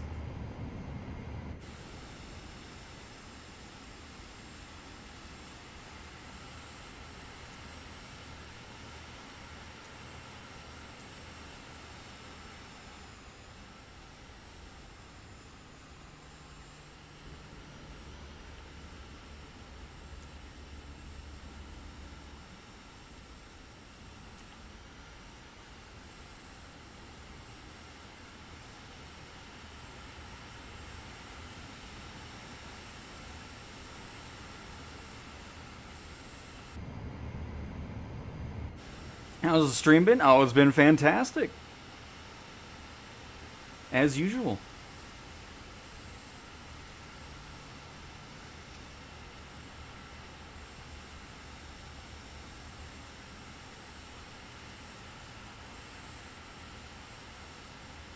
Hey, Woods Precision Arms. Hello, hello. It got ruined by third-person view, apparently, you know. Can't have any other views, because we should just do this view the whole time, because that's exciting content. Don't worry, there's plenty of channels out there that just do this view the whole time. You can go watch them. We don't do that here. We actually like to enjoy our time in the sim, and not just see this view the entire stream, because that's just boring, and we will never do that here. So, if you don't like multiple views, then I guess this isn't the right channel for you to watch. What a weird thing to complain about anyways. Why wouldn't you want to see the... Like, weird. But anyways, let's go take off here. in South New Zealand.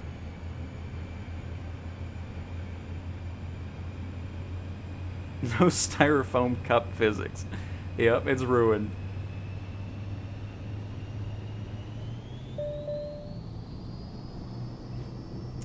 Hi, do you know why always my airplane goes down without touching nothing? Well, you need to trim out the aircraft. That's gonna happen. So let's get up into the air here. This thing's really twitchy.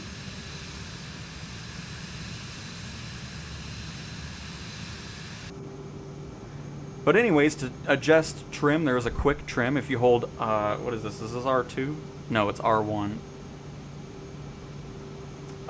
So if you hold R1 and then move the right stick up and down, because watch, once I let go, you'll see we're going to start drifting down a little. Oh, I don't know why this is like auto flying here a little bit, but now it's going too much up. So we want to bring that pitch down. So we'll do R1 and then push up on the stick. So this isn't me using the left stick to control it. This is the trim. Now we put too much into it. Let's bring it back up.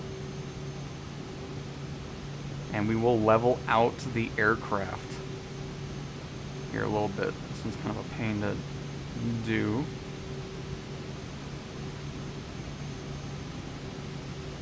Still got an 1,800 foot movement here. So still holding R1 and then moving the right stick up and down. So pushing it up is bringing the nose pitch down. And then, of course, pulling the stick back towards you will bring the nose pitch up. And then, of course, you'll always have to retrim no matter what's going on with power. So like we were just trimming out at full power. So now if we bring back the power, like let's say we want to go to 50%, give or take, as that air speed drops, you'll notice our nose is going to start dropping as well. So now we'll hold R1, pull the right stick back towards us, and you'll notice the nose is starting to lift. So depending on the power that you have, you'll want to readjust your trim in order to fly level, and that's how you do that. And of course, you can also adjust the trim in the aircraft as well, because I'm sure somebody's going to complain that I use the quick trim instead of looking in the cockpit and moving the pitch trim from inside the aircraft. So you have both options there. I just use the quick trim because it's easier, but you can do it from inside the cockpit as well.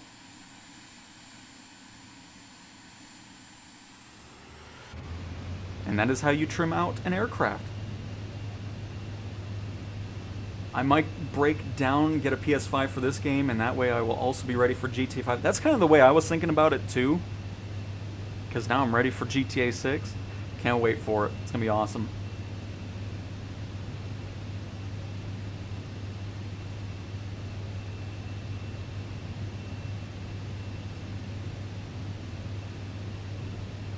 And yep, same here, towing. And Neil, no, I do not use a flight stick on PlayStation. I'm just using the controller for all my PlayStation gameplay at the moment. I do have a HOTAS one for the Xbox and PC version. Which, by the way, let's get autopilot set up here. And then somebody was wanting to see Arkansas. We'll head to Arkansas after this.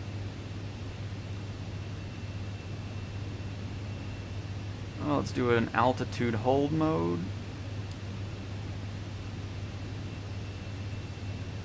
And we'll swap over to heading. That way we can keep this turn going. Let's get a little showcase shot going here, huh?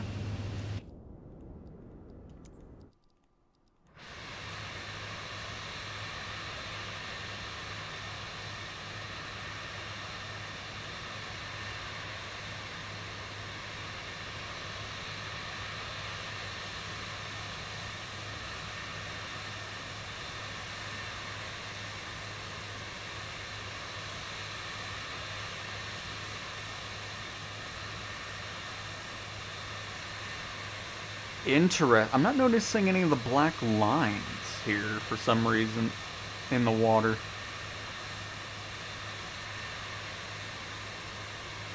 Because I mean, nothing changed with the PlayStation build unless they could have done that server side. But that's nice. Like the first time I've flown over a big body of water and haven't seen those grid lines. Nice.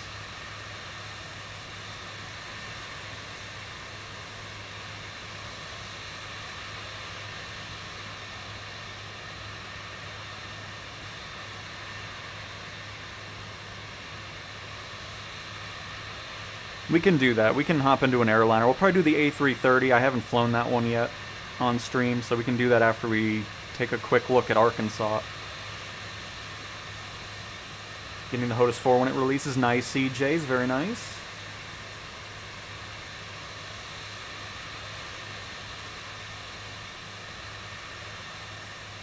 Well, alright. There's the southern part of New Zealand. Very nice.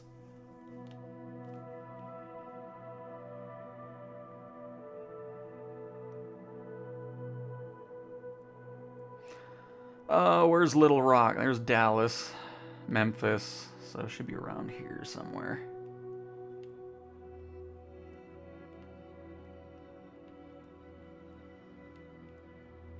That's Oklahoma. Louisiana's here. Am I? There's Little Rock. There we go.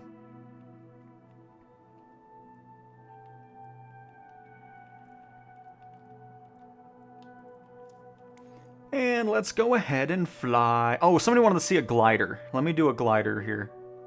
Forgot about that. I'm terrible with gliders, so don't expect us to be in the air too long.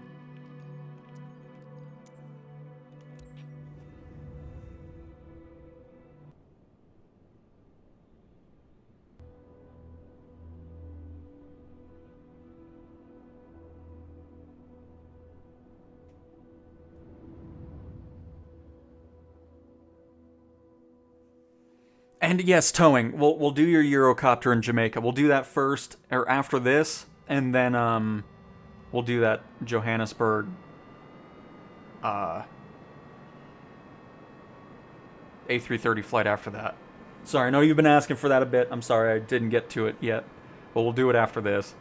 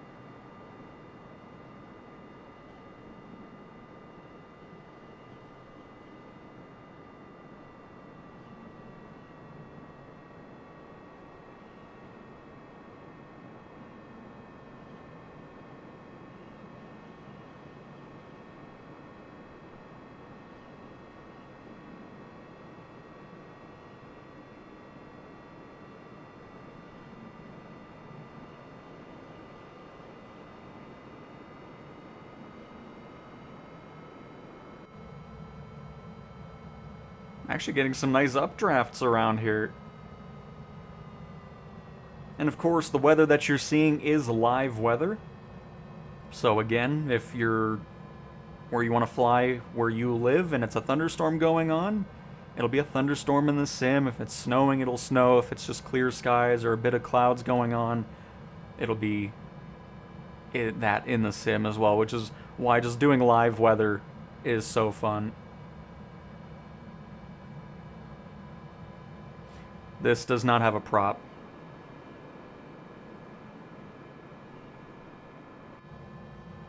We're not in the prop one.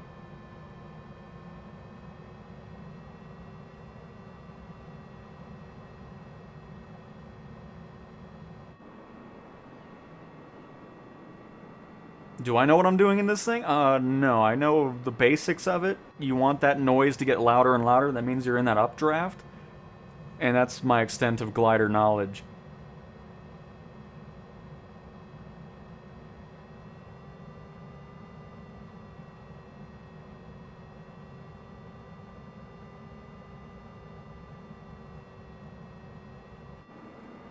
How do you even plot where you live to fly over? Huh?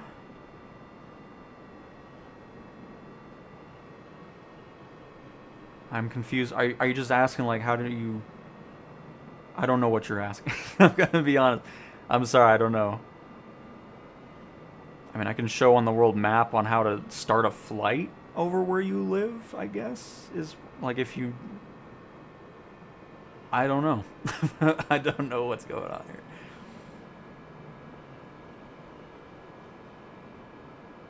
Oh, I'm sure it is KW. I mean, there's probably nothing else like it with flying. I don't know if I could ever go in a glider. I don't know. I mean, I guess if you're flying with an experienced pilot, it's nothing to be worried about. But still, it's just... the fact that you're only flying because of the air that's pushing you up. Because living next to the academy, they have a whole glider school there, so you see a lot of gliders over there a lot of the times. It's always amazing.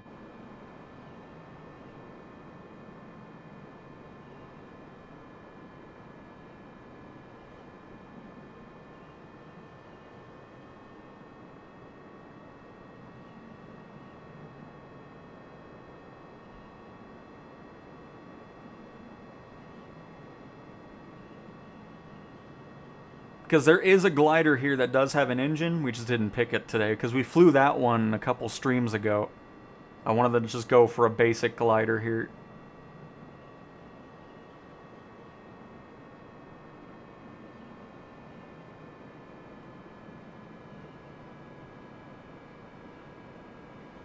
And you're welcome, Honorific. You are welcome. But here, first we're going to do the Eurocopter so I don't forget it in... was it Jamaica? Or was it the Caribbean? Jamaica. But yeah, I mean, I don't know. I mean, it's just, if you live in Dallas, it's just the world map. So you just find the country you're in, and then the town, and then you spawn on in. That's that's it. It's as easy as that. I mean, there's nothing crazy. It's a full 1-to-1 recreation of Earth, so everything's there. So, I mean, yeah, if you lived in Dallas, you'd go there. If you live in London, you'll pop on over here and head into Heathrow. Or spawn somewhere in London if you want to, whatever. But yeah, that's it. And then you just, like, let's say you lived in Frankfurt. You'll just go over here. You'll hit X, set as departure, and then start flight, and you're ready to go. Easy as that.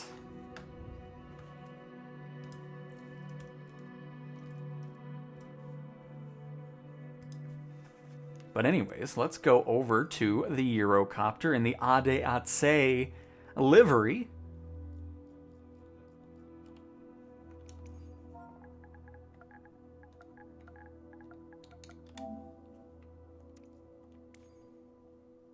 Was it the one? This is what you wanted, right?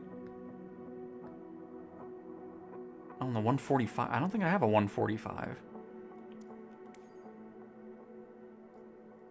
Is this what you were wanting? Because I don't have anything else. I have the 125 and the 225. But yeah, that's all I have. Is that what you wanted? Towing? I'll just go with it, because yeah, that's all the stuff I have helicopter-wise. I can show the whole list. But yeah, we have the 125, the 407 from Bell, the Sky Crane, the Cavalry G2, and the Robinson's R66. But yeah, we don't have an R145 in the sim. Code now, give me. Oh man, but yeah, we'll just fly this anyways. We'll still get to Jamaica. Oh, this is daytime? Why does it look so dark? What's happening? That's weird. But anyways...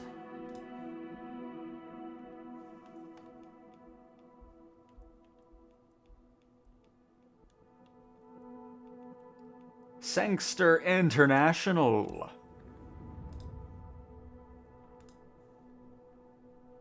The blue stars for, if you're selected to do a glider, those are glider ports.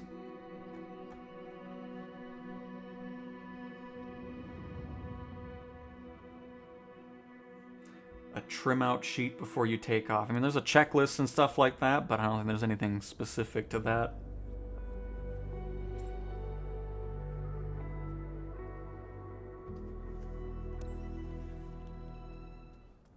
Honestly, I mean, just overall, I've been very much enjoying just my time on the PS5 beta. I mean, I haven't flown on the PC or Xbox since the beta came out. All my time's just been on here, and couldn't be happier with it.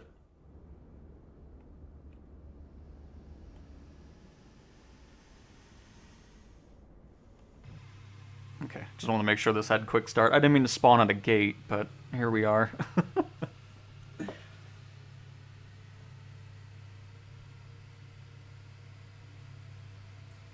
Do you have Royal Air Marik airplanes? I don't know what that means, so no. I've never heard of that.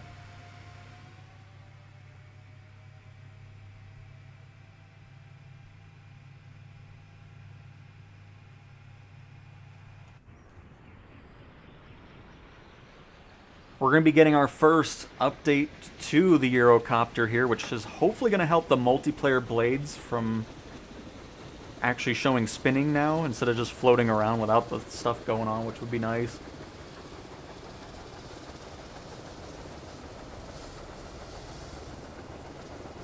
We'll still be doing stuff on Xbox and PC.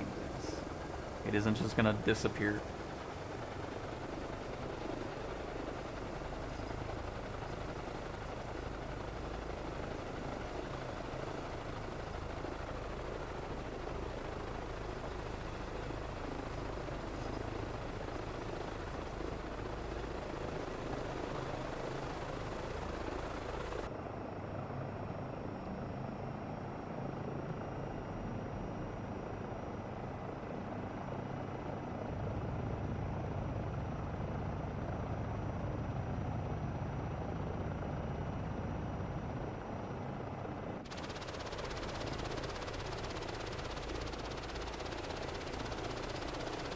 Avoid the control tower there.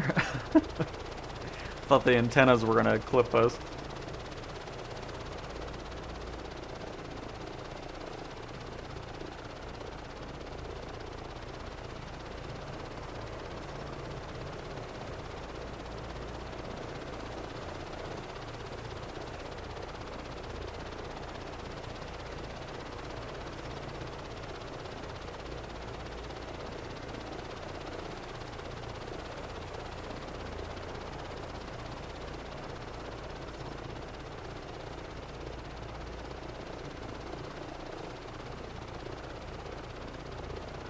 I mean, the reason I'm just enjoying this PlayStation beta so much is just everything runs so nice and smooth.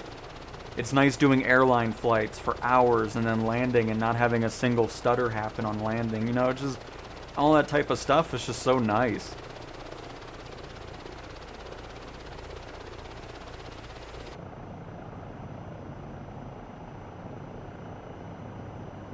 Go ahead and clear out this message here.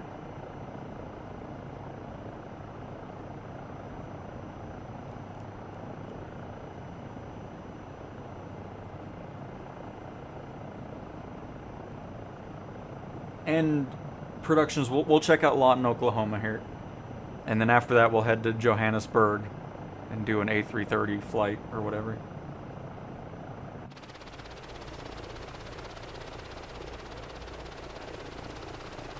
And exactly, FMJ, exactly. Every time I try to get the code, I have to sign into my Xbox Live account.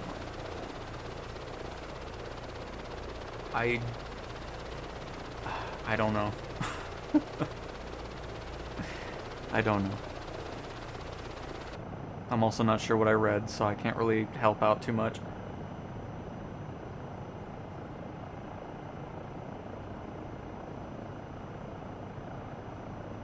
And Somnia in 1982. Hey, I thought I'd pop in and say hi from the UK. There's plenty of folks in the chat from the UK. Welcome as well. And also got access to the beta, did a flight in the Beluga and landed on the strip of grass. So proud of myself. Very nice. I love the Beluga.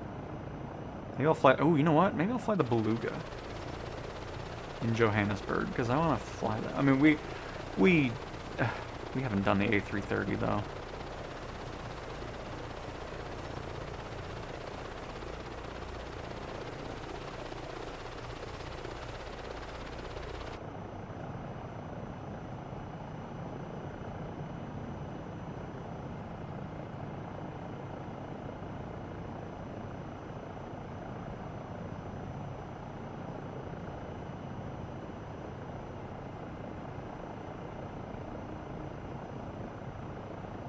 And Nice Productions, all good, Alexander the Great. I mean, I'm just confused why there's an issue.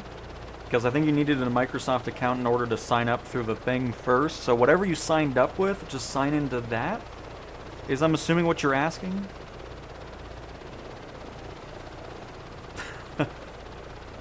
Nice, FMJ.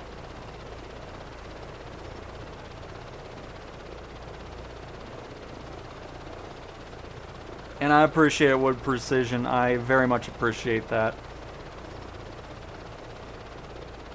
Because, I mean, yeah, I want to showcase everything exactly like you said. I mean, it's just...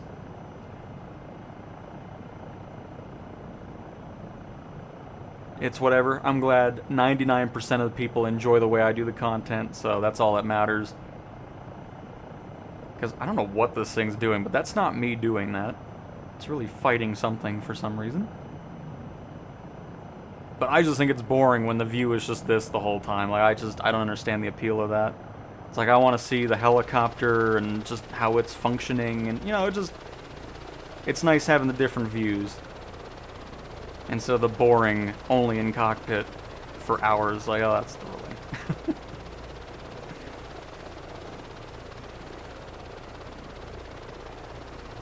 That bloody Cowtown again. Is she not impressed? But very nice. I do not have a standard PS5. Nope.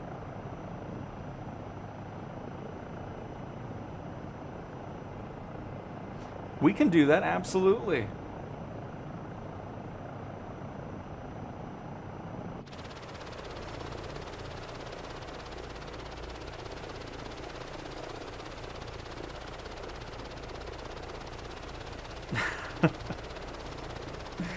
Yeah, if I want the first-person view, I'll go fly in real life. Simple as that. Then I can just look at this view the whole time. But yeah, I don't know why it acts really weird. I don't know why it's doing that. Really excited to see what the first update to this helicopter is going to be like. And we'll see if we get that in the next couple beta builds.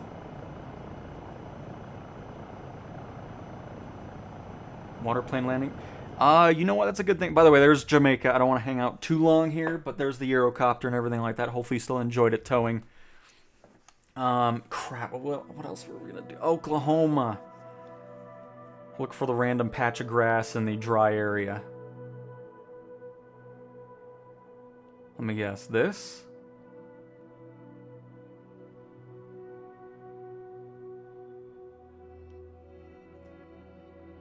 Must be. What's here? Lawton for... Oh, that doesn't even ring a bell. What is this Kansas City up here? Oh, this is Oklahoma. Okay, so this must be it. K-Law. That's not K-Law. Oh, I was right. Ooh, look at that. Very nice.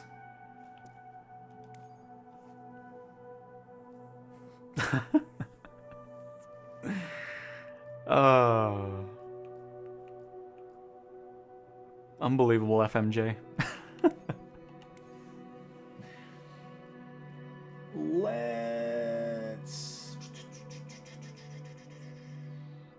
Let's do the Cub. Let's do the Cub.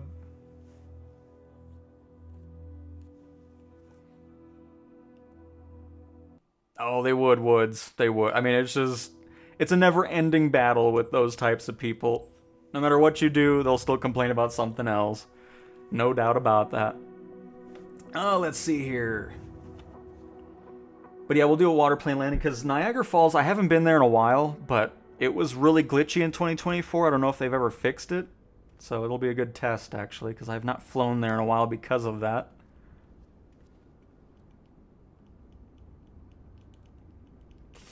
Just gotta get the chocks off here, which sometimes can be a pain. There we go.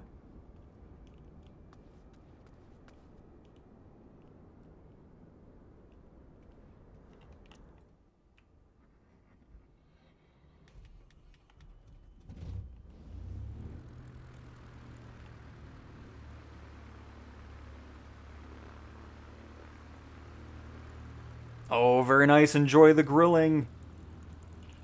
Thanks for stopping by, Woods. I appreciate it. Glad you enjoy the content. But yeah, we'll be heading to Johannesburg. I mean, there's really not much. I mean, people really want to see South Africa. We've done it a few times, so we're not going to spend too much time there because there isn't 3D photogrammic imagery. It's really old satellite imagery as well, so it's not anything too exciting. But we'll pop over there.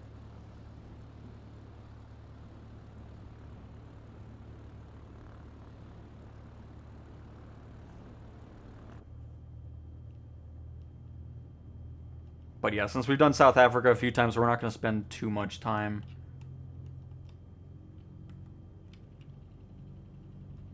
Over there. I'm trying to clear out this screen here. There we go. You guys have girlfriends?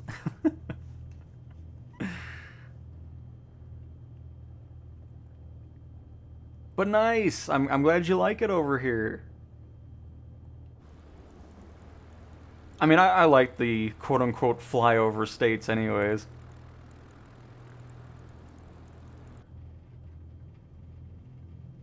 Just a lot more relaxing here than going to the coasts.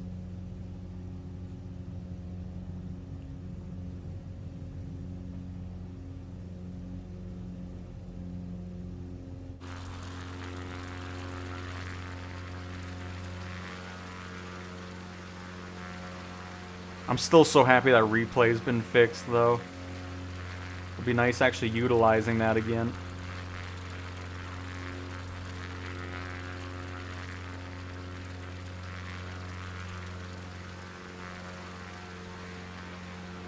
Oh, and I see the little range over there.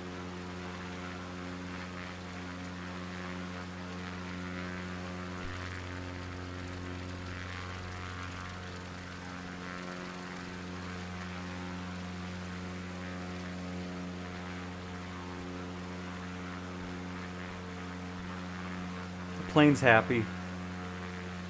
Oh, I see the sticker on the propeller. Little thing needs to get fixed there. But alright, hang on, let's actually head over here really quick.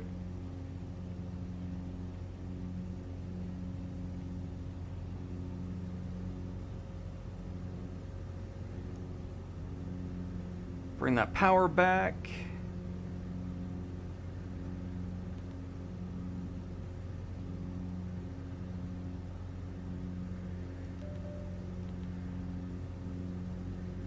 Level mode, please. Oh no, just do altitude hold. Let's go ahead and bring back that prop RPM.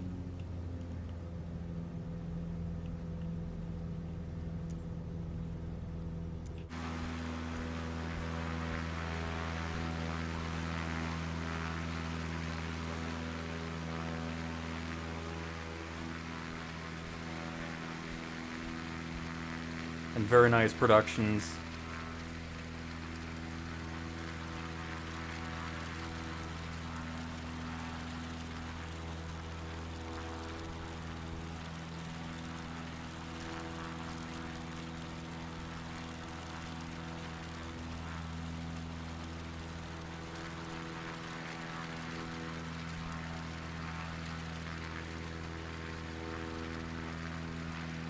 There's a hospital. It's not modeled though. I see their helipad. Because obviously this is not photogrammic imagery.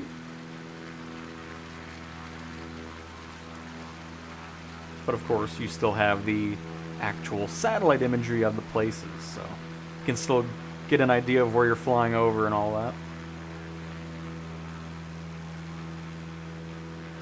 Oh, that's pretty cool, Neil. Very nice.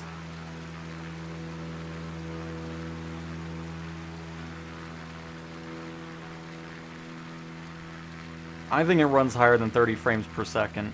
I mean, it's too smooth to be 30.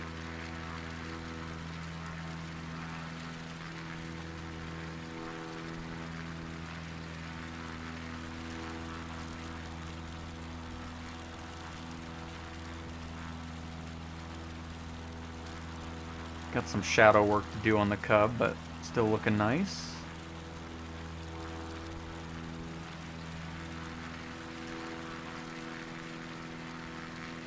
Oh, we're also in the aerial advertising variation of this thing. That's what the hook is on the bottom.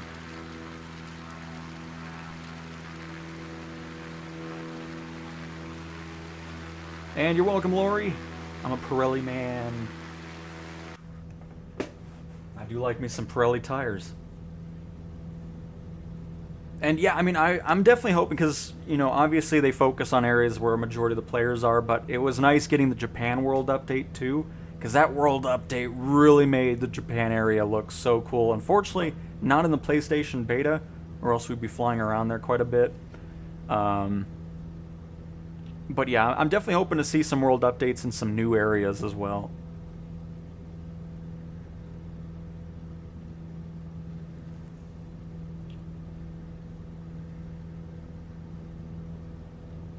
Oh, this one right off our nose, Mount Scott. Michael Scott's own mountain. Real-time rocket launches. I mean, that'd be a pretty crazy collaboration between, like, you know, SpaceX and all that. That'd be neat.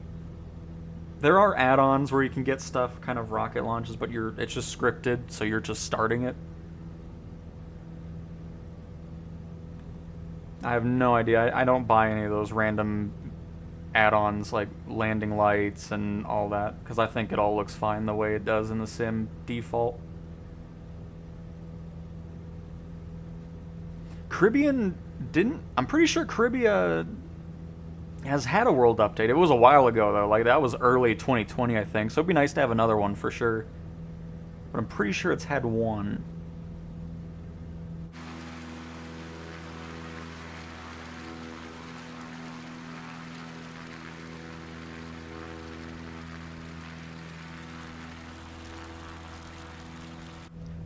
To get into the beta, you go to flightsimulator.com, hit the Learn More About PlayStation 5 on the front page. You'll scroll down a little bit, it'll go through the, you know, brief description of the sim, and then further down the page you can sign up for the Insider program there, but signing up does not guarantee access to the beta.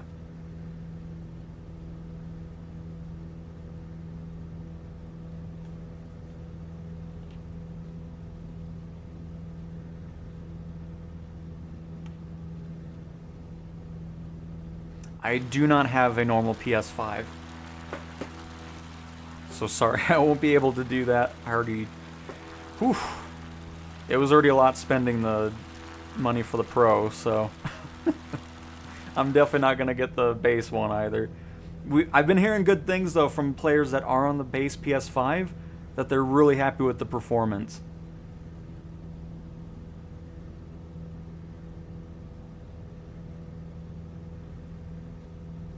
You know what? I think to wrap up our tour of Oklahoma, that's a really nice area, though. These are my kind of spots, the windy roads going through all the trees and stuff. That's why I love driving around here in Colorado. But we're going to land up here. I think that'll be a great spot to kind of wrap up our Oklahoma adventure. But that looks like a very nice road to drive up to. So yeah, let's go ahead and land up there. Let's go ahead and disengage autopilot here.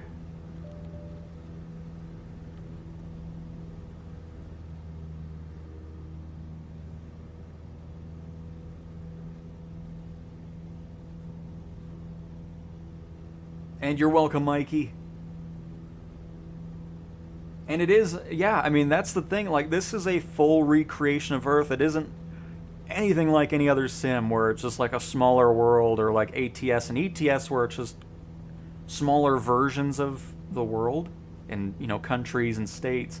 This is how it is in real life. You know, the flight times are the same. So if you're wanting to do a flight in an A320 from New York to Heathrow or to Frankfurt or whatever, it's going to be the same length as it takes in real life. There's, of course, sim rate, so if you want to speed it up, you can. But yeah, it's just... that's what makes this sim so awesome.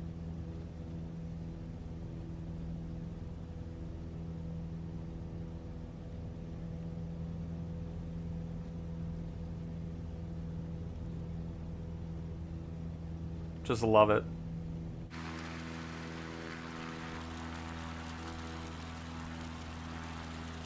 had its issues when it launched, but even through all those issues, I was still having a blast with the sim. And then after Sim Update 3 started getting going with the beta and its full release, and then into Sim Update 4's beta, I mean, the Sim's never been better.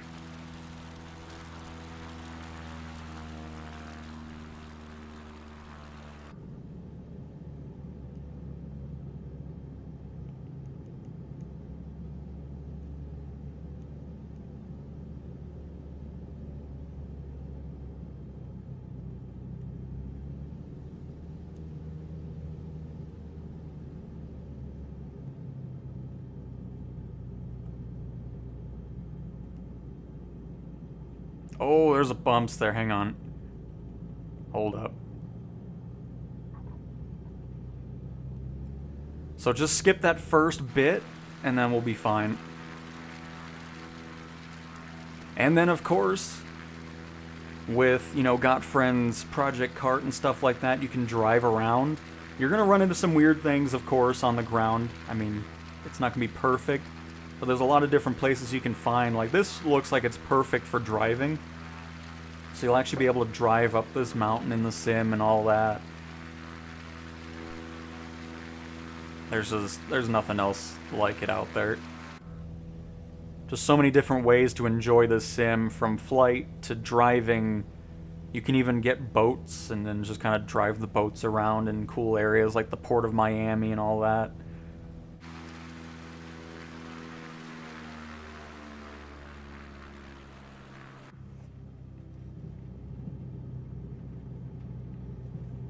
So needless to say, if you've never played a flight sim before and you're waiting for it to release on PlayStation, you're going to love it. I mean, I've been enjoying my time with it immensely.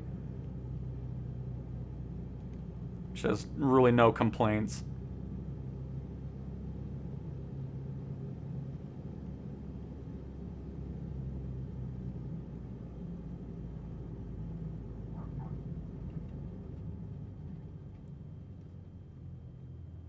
Nope.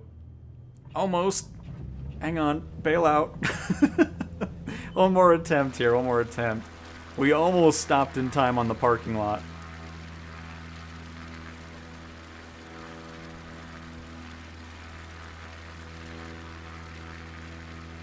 It looks like the left road might be a bit of a better option there. It looks relatively smooth up there. Crosscart is perfect for this area, yes. Use it a lot. Nice. Ibon, in the marketplace, there's third-party developers that have made vehicles, cars, and boats that you can purchase and then drive around in the world of Flight Sim. I have a video over a Yosemite National Park update where I drive around in it, and it's just so cool. So absolutely awesome. We're coming in too hot again. Sorry, we'll get it down early. Oh. Yep, we got it down early, alright. I want a good... No, hang on, hang on. I want a good landing here. One more attempt, and then... Oh, see? Hey, we're here. Oh, no, we'll do it one more time. Hang on. Hold on. We can do this. I need to just spin to the left a little bit. There's a lot more parking lot there. And then we'll be fine. Alright, final attempt in the Oklahoma mountain.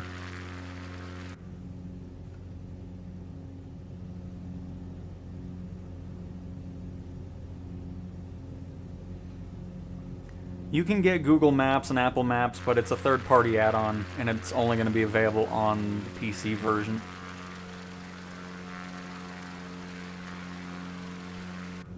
While it's nice, there definitely becomes some performance issues and stuff like that, because it is a third-party thing pumping in other data, and so I mean it's just something to keep in mind if you do end up getting it on PC. But for the most part, Bing Maps does a good job. I mean, it's nothing that I desperately need to switch to it. Would I love to have Apple Maps on here? Absolutely, but the way it looks in the sim currently is good enough.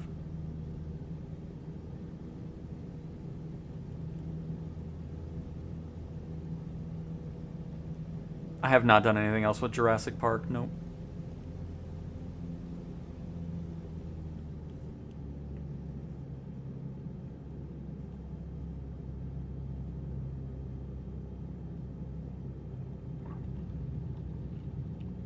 There we go. We got it finally. Beautiful.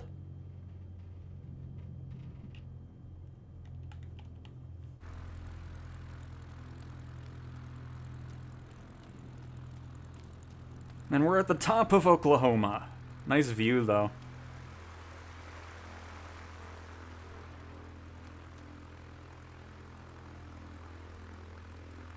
But very cool. Great suggestion.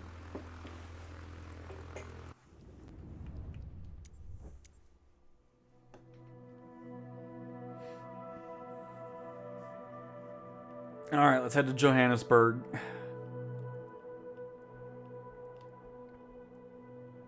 It's just...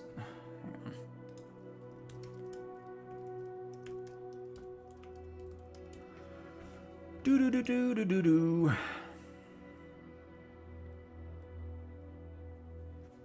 So we're... Oh, that's not what I meant to hit.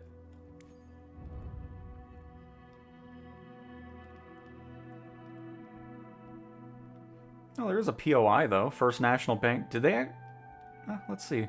Because we've flown around Cape Town and there's nothing there, so it might just be the random building. And then we'll hop in the A330 here, since I don't think we've flown it. I do want to do the Beluga, though. It is an A330, so... But no, I'll do the A3 with the Rolls-Royce engines on it.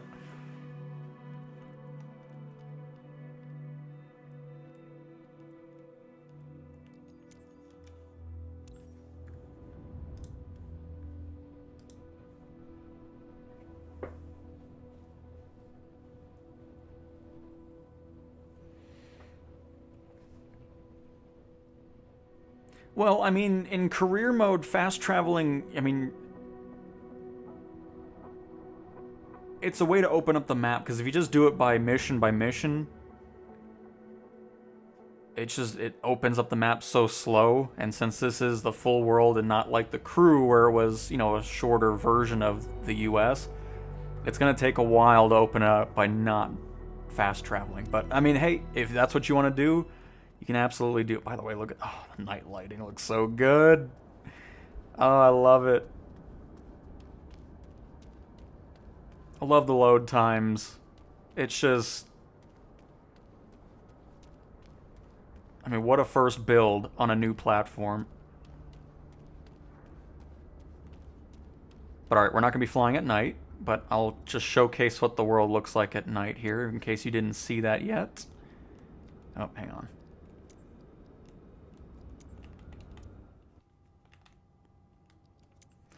Hold on a minute. There we go. Now we can go into this, and now we can fly.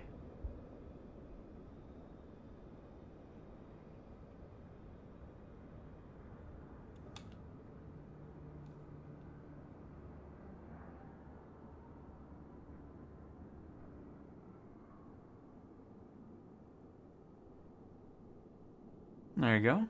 Little night look there.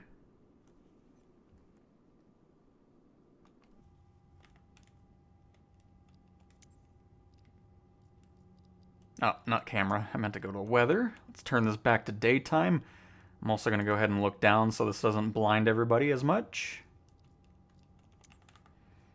And there we go. But if you want to see... I mean, we're not going to do cold and dark because that just takes too long. And I'm not in the mood to do it anyways. But again, we did do it in a stream earlier. But I'll just do a quick rundown. You can see all the stuff. This is your pre-flight walk-around. There's 76 items to do. Preliminary cockpit prep. There's 50 items to do. Cockpit preparation. There are 112 things to do. Before pushback, 11 things. 8 things. Before engine start, 12 things. 6 things for before engine start below line. Engine start, 7 things. After start engines, 14 things. All that good stuff. So you can see why we're not doing that. Oh, man. But anyways, let's go ahead and We'll just do this quick start here.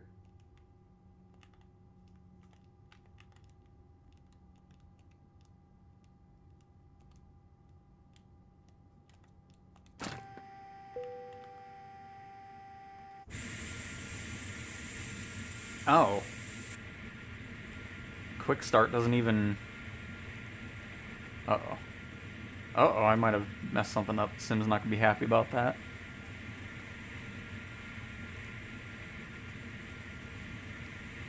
Oh, I did get rid of it. Okay.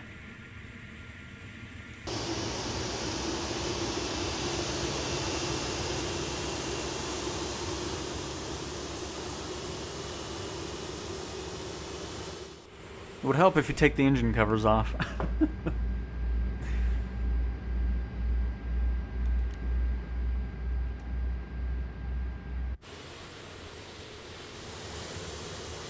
And of course, this is one of the few aircraft that, for whatever reason, doesn't have shadows and external camera, but if we go into showcase,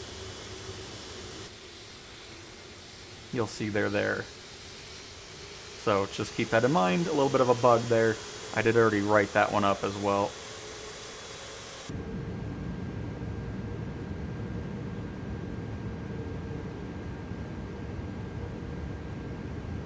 Mathis Pro, hello, hello.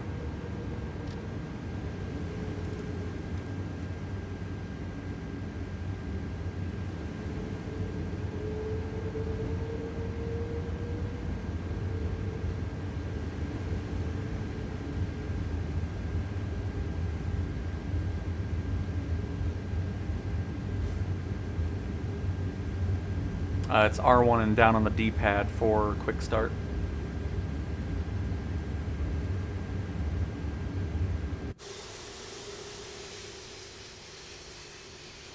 But yeah, I just wish we would have the shadows in external view. I don't know why they're not there, but that's okay.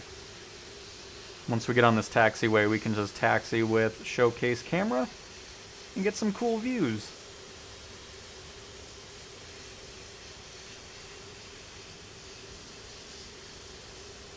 And shadows.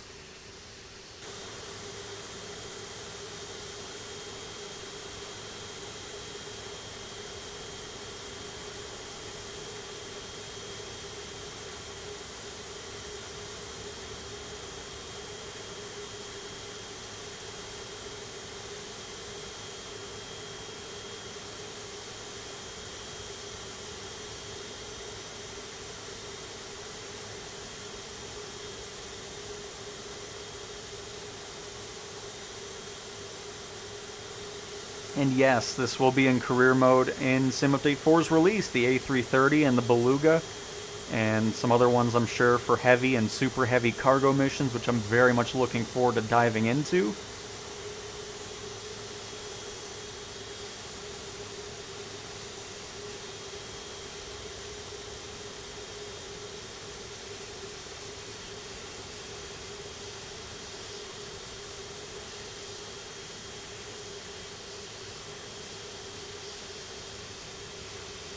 To report beta issues, you go to forums.flightsimulator.com, and that is where you can you'll sign into the account that you signed up for to get the beta code, and then that's where you can input your feedback and everything like that.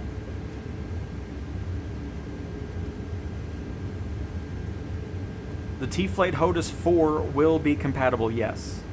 So far, that's the only one that's been officially confirmed. I'm sure we'll get some more as we get closer to December's launch.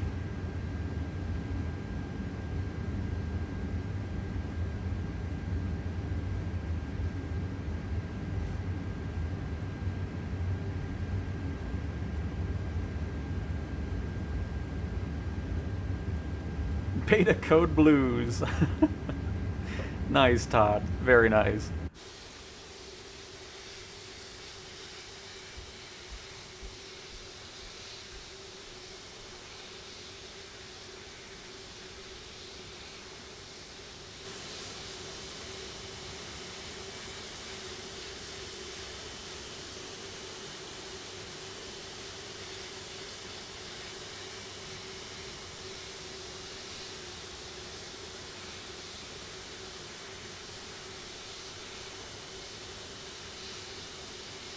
with how good these planes look, it's just, ah, I love it. Neil, like, if you were in mid-flight and you wanted to pause and then leave, no, you can't just save and then restart a flight up again. I'm really hoping that's something that'll come down the road.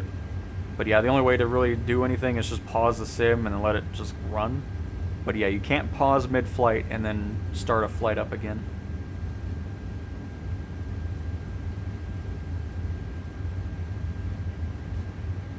Allows controller types and flight sticks to...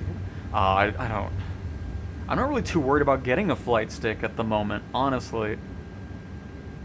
For the PlayStation side of things. Like, I'm honestly very satisfied with how it is with the DualSense.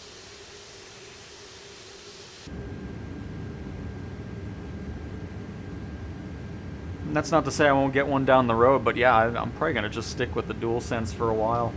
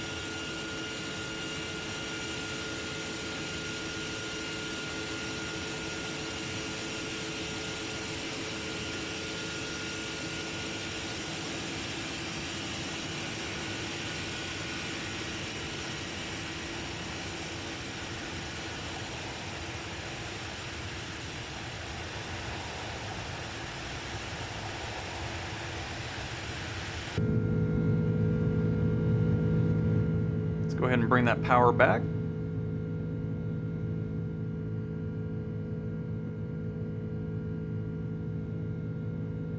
Oh, hang on, we're in auto throttle.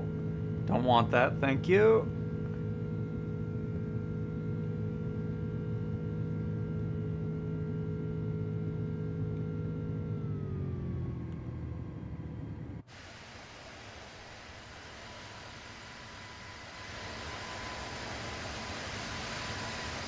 But yeah, similar to Cape Town, really old satellite imagery here, no photogrammic. But here it is nonetheless.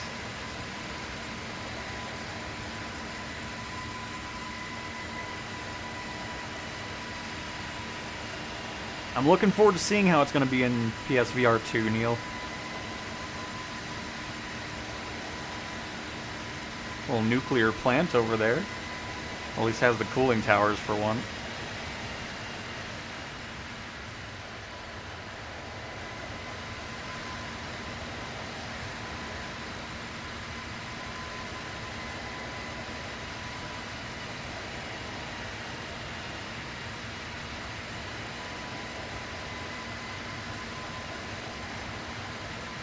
And controversial OG, no, I did not have to buy anything in order to get into the beta. You just go to flightsimulator.com, click on the more info about PS5, scroll down that page, and you can sign up for a chance to get into the beta. Signing up does not equal immediate access to the beta. But welcome to the stream.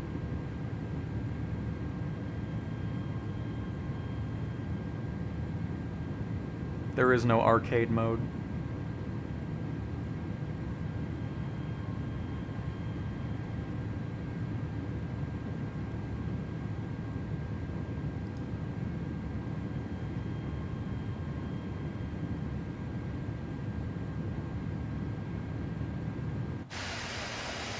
Performance and visuals, I mean, obviously the console that's newer is going to be better than one that's 5 years old. So yeah, I mean, The experience has been better than the Series X, which again is not a surprise. It's a newer console, so I would expect that. How'd you get on with Battlefield 6? Oh, I played a lot of it over the weekend, still having a blast with it. Still disappointed that the destruction is very lacking, so...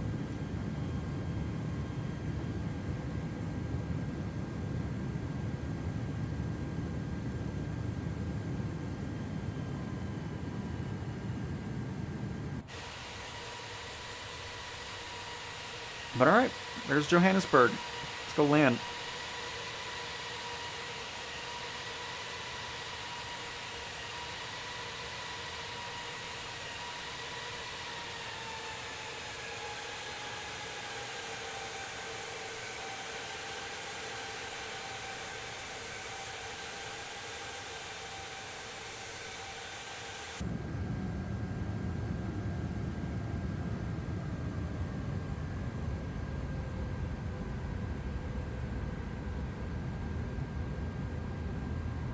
I mean, streaming it is putting less pressure on the system anyways.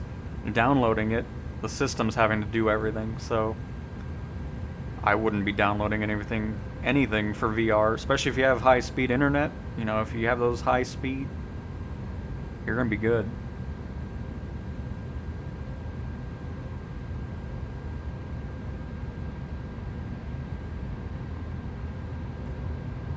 Spawn, no. If something goes wrong, like if you crash or if the system has a weird thing going on in career mode, it's just gone.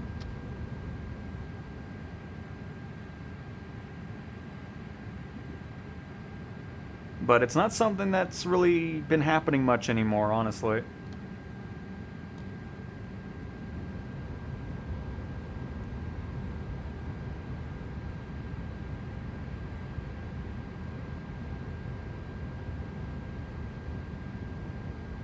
We've gained far too much altitude during that little loop.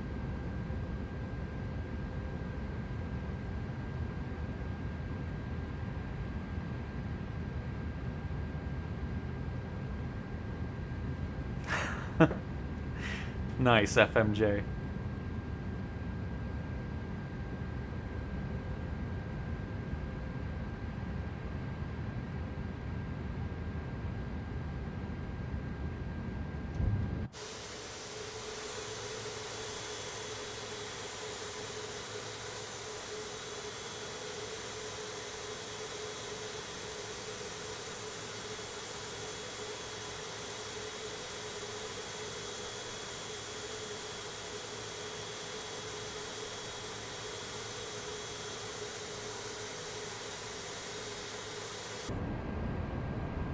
Oh.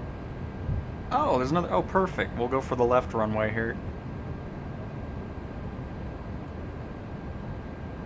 I only watch streams that don't use helicopter assist. Love it, Adam. Performance is much better, Bermuda.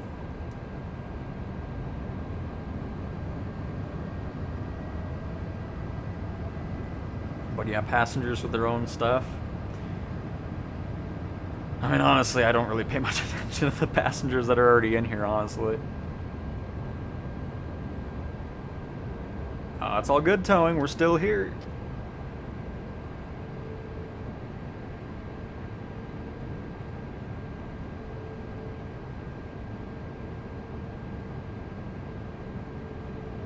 I only watch streams with 100% immersion.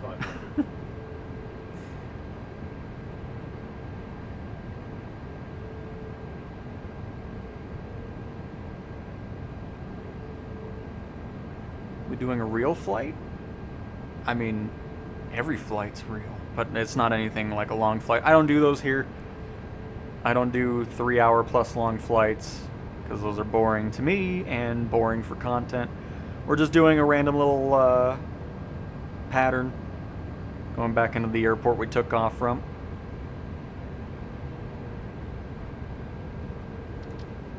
I've never really seen the black screen avionics, at least not in a long time, so I would assume so.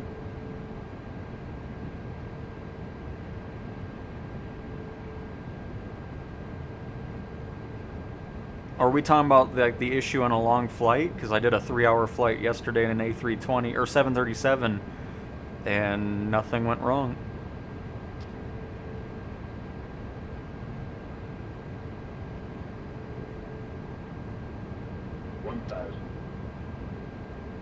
And Ashley, I mean, I'm hoping it's going to be worth it because I'll be grabbing a VR2 headset when we get closer to that free update in 2026. So I'm hoping it's going to be an awesome experience. 500. Community flight with sky cranes, yeah, that'd be the least enjoyable thing ever. 300.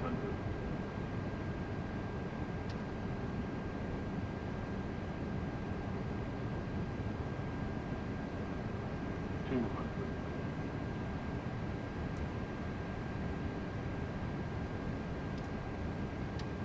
100. 50. 40. 30. 20. 10. Oh, what a landing. Woo! I should have had the replay system on. Crap. I forgot all about it. That was sweet.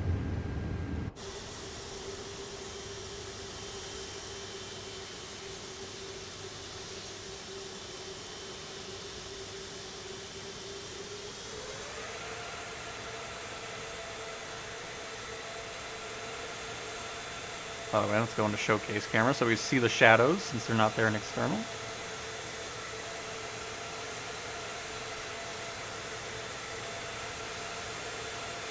That was all. But see, that's what I'm talking about. It's just like, I don't even feel like I need to have, like, if I was having a terrible time flying with a controller, I would absolutely just say, you know what, I'm going to get a flight stick when it fully comes out. But if I can get these types of landings with these big airliners with a controller, I'm all for it. Like, that's just awesome.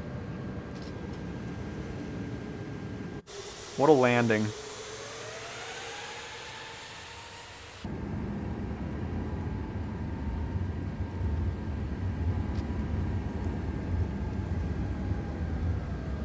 But see, that's what I'm talking about with the performance. Look how nice and smooth it was through the landing process, and it's not low frame rate taxiing back to the terminal and stuff. It's been such an enjoyable experience.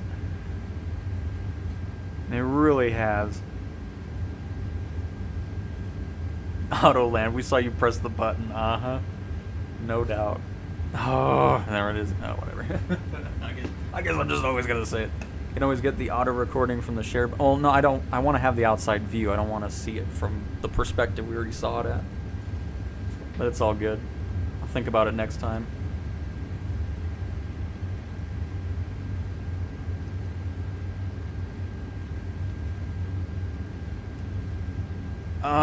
You know what?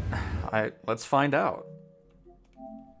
Because it should just be in this pause menu here, but I'll just do it right from here. So let's say, oh, I need to leave for a few.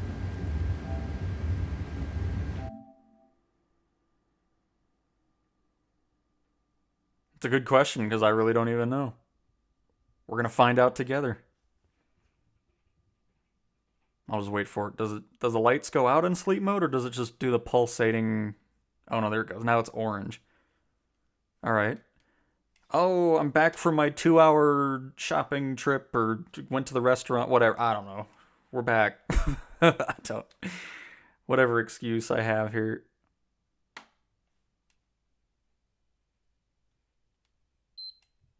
Beep.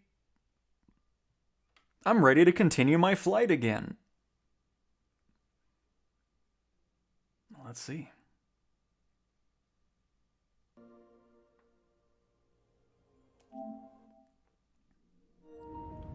Hey, and there it is. So that answers the question. So I guess you can do it that way. You can put the PlayStation to sleep mode and then get right back into your flight. So if you are in a career mission and for some reason you need to leave, there you go. Sleep mode works and you can get right back into your plane and it's like nothing's even going on. Look, I love the performance. Oh, it's great. All right. But anyways, there's Johannesburg. But here, I'll do a little replay thing because I'm happy that it works now. So I'm all for it. So let's do it here. Let us take off from Orlando International Airport, which is a handcrafted airport, and just see how performance is there with an A330. You know what? No, let's do it in the Beluga. I want a Beluga. Let us hop in the Beluga.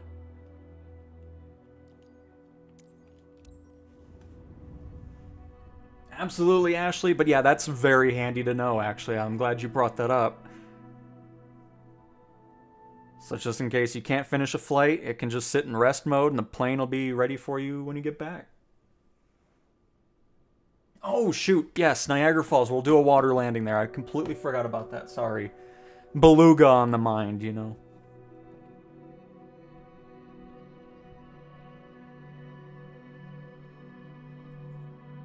That's really, like, I'm so glad you brought that up, because that's cool to know. Like, that's really handy. And then it just goes right back into it like nothing's going on. It's just like, oh, you want to fly again? There you go. Yeah! I mean, we've already flown around New York in an airliner. That was like the first thing we did on the first stream. And handles it like nothing. It's incredible. Hello, Beluga. I've missed you.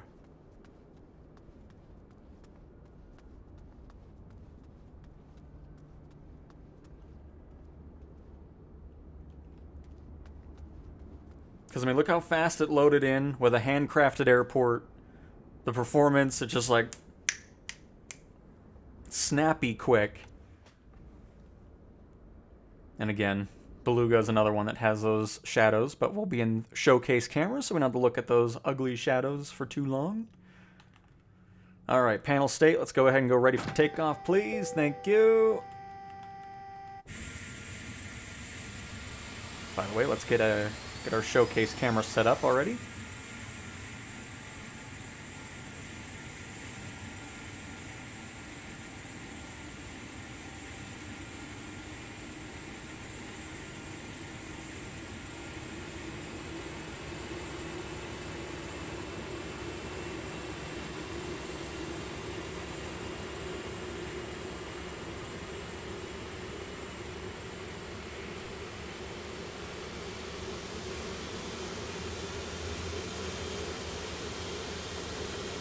I can't get over the smooth camera movements, my...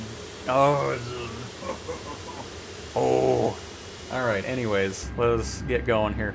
So, the replay mode, you'll access that by holding R1, or clicking R1 and left stick at the same time to bring up cursor mode and the toolbar at the top.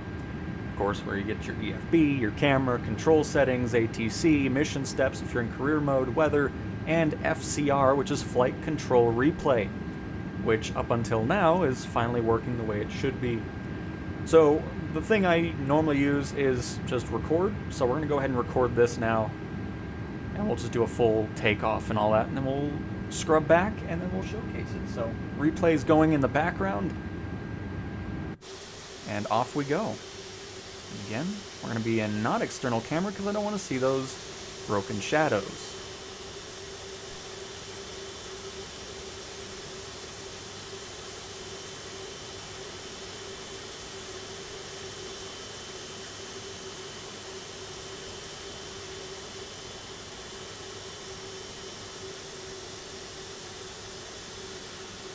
When you're flying airliners, especially if you're trying to mess with the instrument panel and stuff, it can get a bit annoying with just the controller. I would suggest if you're going to do a lot of airline flights to have a mouse plugged in, because you can't have a mouse plugged in and then use that on the PlayStation, which is really handy. So I mean, yeah, if you're going to do airline stuff a lot, highly suggest plugging in a mouse. But if you're doing other planes, it's not too bad.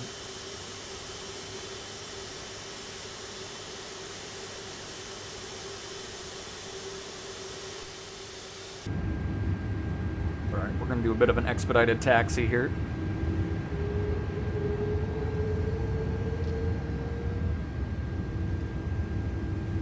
And SimBrief is not going to be working in the beta, because obviously SimBrief is going to have to do some stuff to make it work with PlayStation, but it will be functional, I'm sure, when it fully launches, because if we go up here, you can see the download from SimBrief stuff going on there, and then in settings, you can log into it. But yeah, it's not going to be something that's functional in the beta.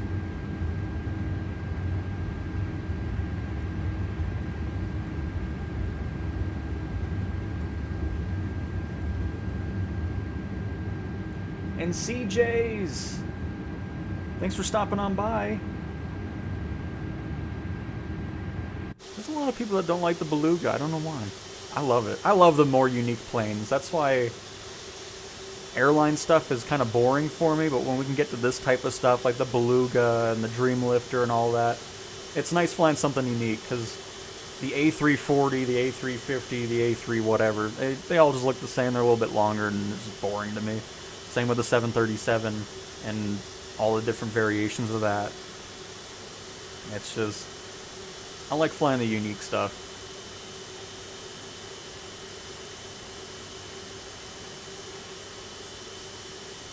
And can't wait to finally be in some lovely super heavy cargo missions in career mode with it. Oh, I just saw somebody say see ya, so I was like, oh, I guess CJ's is leaving. Well, welcome back.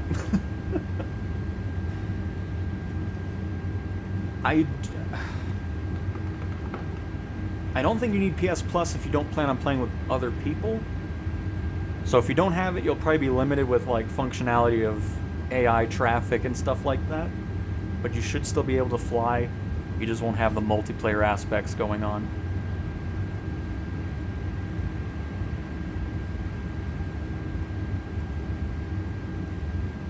We already said bye, CJ. You can't watch anymore.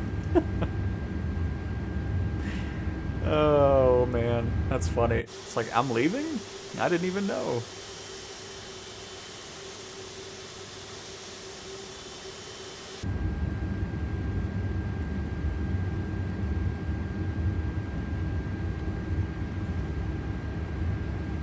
Shall we fly over Walt Disney World in the Beluga? I think we shall.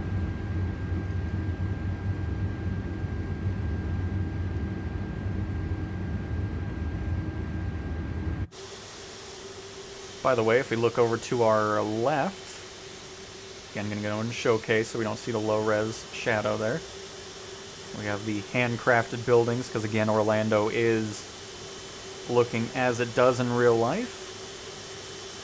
Which again is why it's so awesome that we're getting this performance out of an airport like that in an airliner.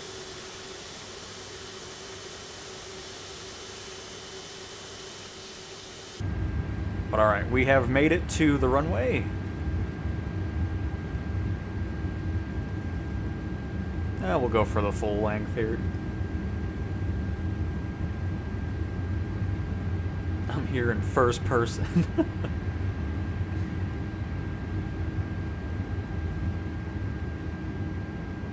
Oh, no live weather? Okay. I mean, that would also make sense. I mean, it all gets through the stuff. Oh, you know what? Hang on. We don't have the tiller on. So that's why we're not turning. There we go. So, by the way, if you ever fly any of these AnyBuilds Airbuses, you want auto tiller disconnect to yes, or no, rudder controls tiller to yes. Because if you don't, it's not going to turn. And again, AnyBuilds needs to come through here and update the LOD because you don't see the wheel turn from this distance. It's alright, we'll see it in the replay.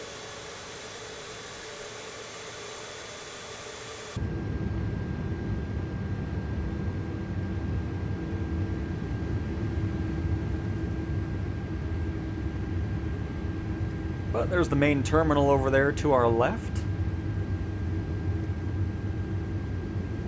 Let's get this beautiful aircraft, that's right, I said it, into the air.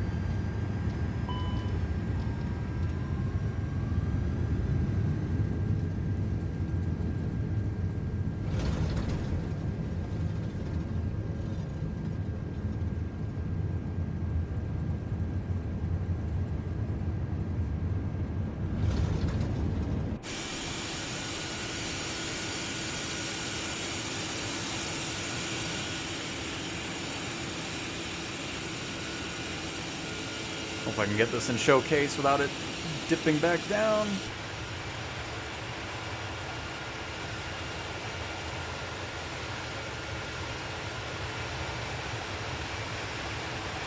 I mean, we'll get all these shots in replay anyways.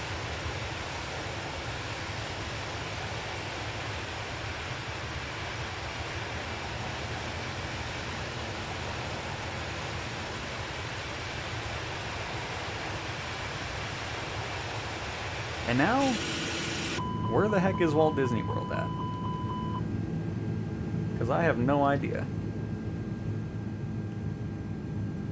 I know nothing about Orlando. Let's find out.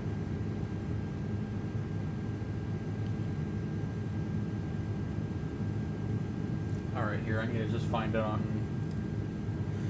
maps here. Disneyland, is it what? Oh, it's World, okay.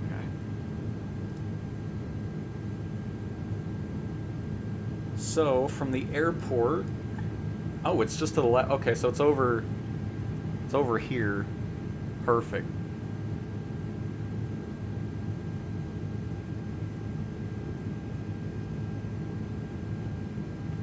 Gotta be careful. By the way, oh, let me see, did they update that yet? Did they replicate the bug? Let's see. It's a new update. What is this? Oh. Not that specifically. But they did label it, so hopefully that'll get resolved here. I know, sorry Beluga, I was busy looking for Disney World.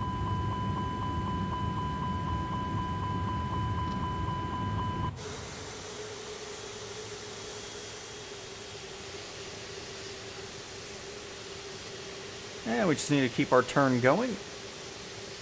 Because it's over there somewhere. And of course around here is photogrammic imagery, which is awesome.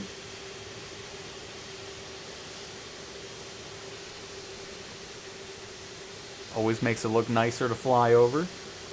Do a bird strike? There is no bird strike.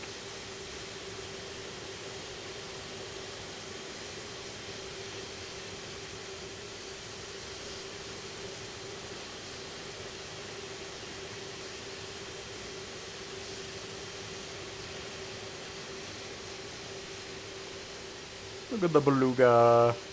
Don't listen to all the haters, Beluga. You look awesome. The Beluga. I think I just like saying Beluga.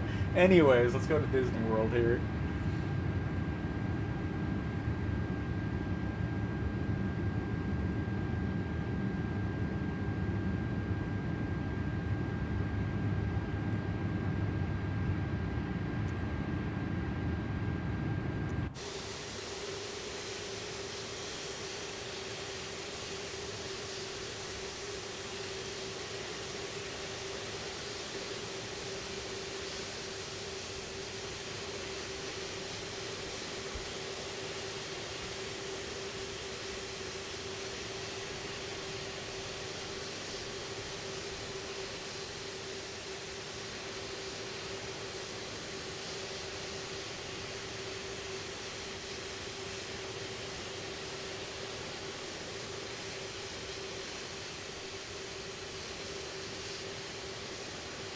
I mean, just look at the draw distance, too, in an airliner on a console. Like, it just makes me so happy.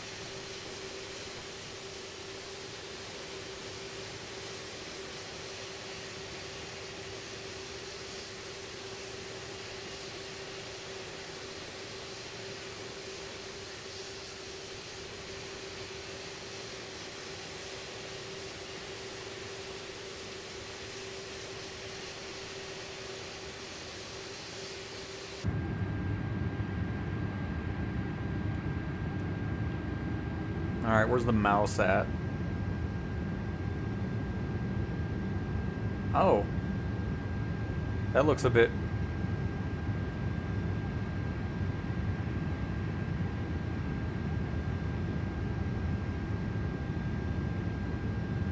That looks a bit Disney-ish.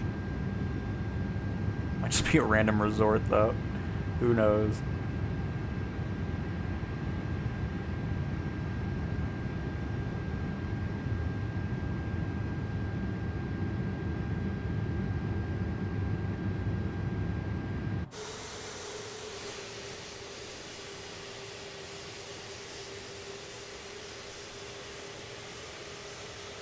Yeah, then that, that might not even be Disney related.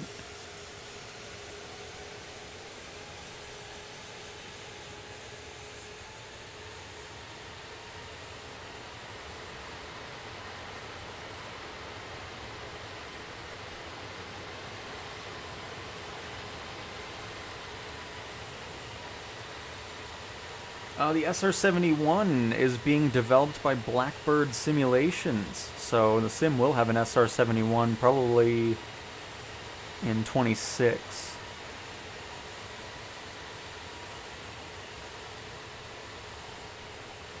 I think that's SeaWorld. Maybe.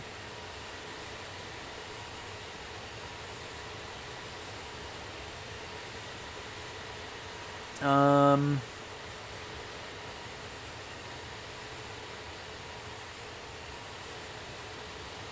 the heck am I? What do we fly over here?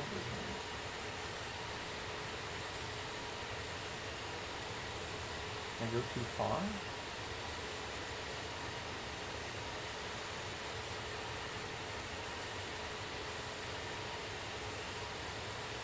It's so hard to tell. There's like 8 million lakes in this state.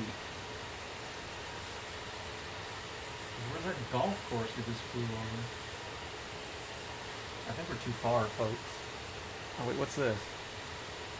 Oh, no. Oh, hang on.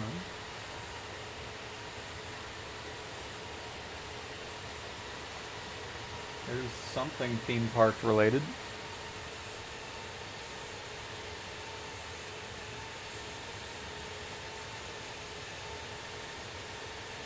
I think I see Epcot.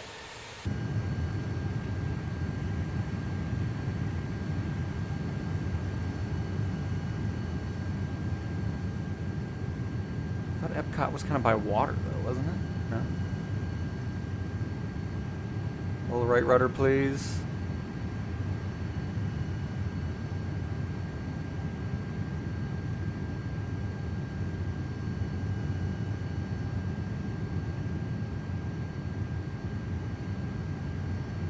Because whatever they did in Tokyo, because we ran into that random amusement park there, and that new satellite imagery was awesome. Or photogrammic imagery.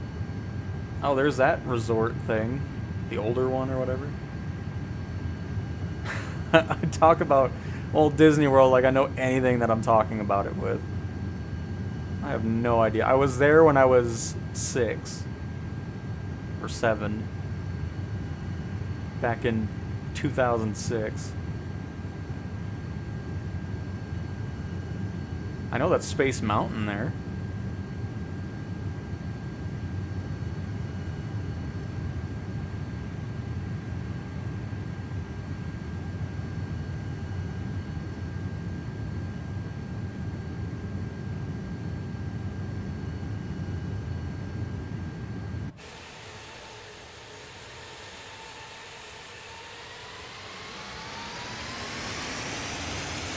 And there we go. You could see all the people standing in line for a ride for 10 hours. That's why I would never go back to it. It does not seem like a very thrilling experience.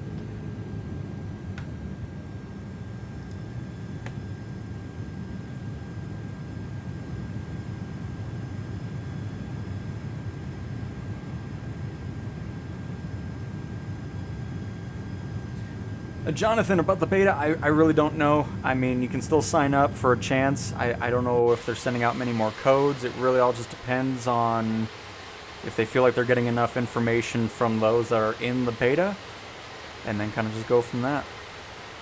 But yeah, I would still just sign up for it anyways, just to see what's going on.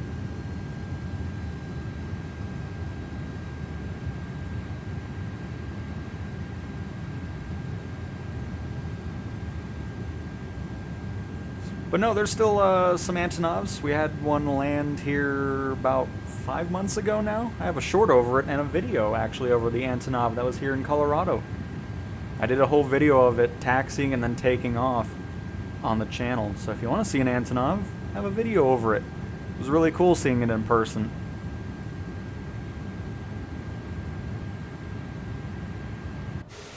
Obviously not the large one, but still, they're pretty big.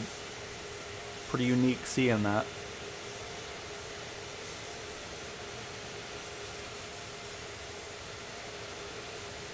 Newcastle clone? Sure, we'll do that next. We'll just go land really quick and then I'll showcase the replay system.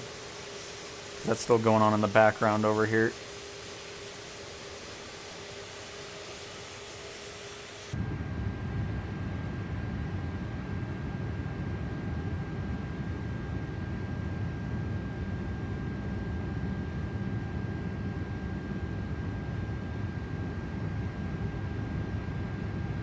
But yeah, I'm not really sure what the selection process is like. I'm sure it started off like I was talking about earlier for those that were in the betas for PC and Xbox and actually gave feedback back.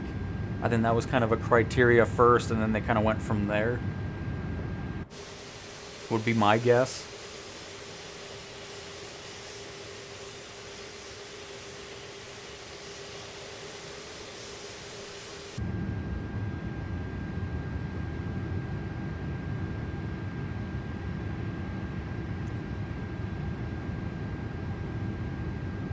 Okay, we need to go. I need to bring the cursor out really slow because if you go fast, it always makes an input. So we gotta be careful. We need to turn to the right because I want to head right back to where we took off from. See how the sim loads in the airport again since we flew a good distance away. It obviously offloaded it.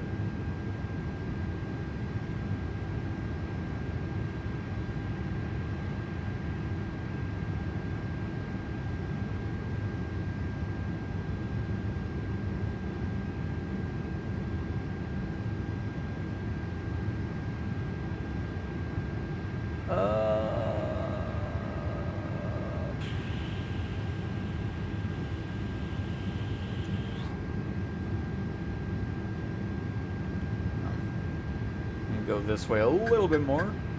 All right, Productions, thanks for stopping on by. Enjoy the rest of your day. Ooh, enjoy the rest of your day.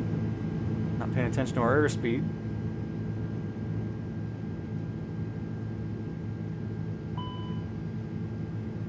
Oh, that's some fantastic detail, FMJ.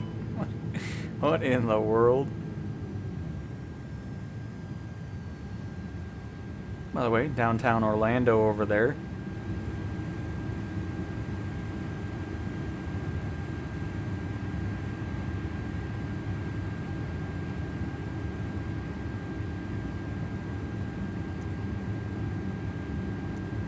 Okay, we're still. I think the airport's right over here.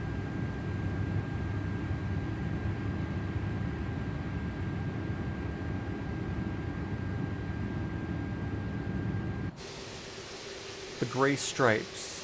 What do we mean by that? Like on the wing? I don't know.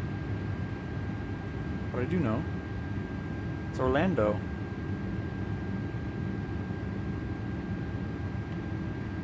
Orlando.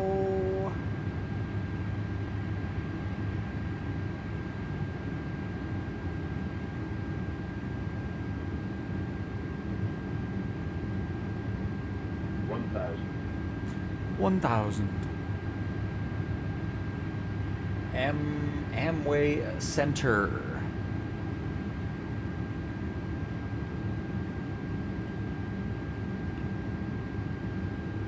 Oh yeah, I see the control tower. Nice.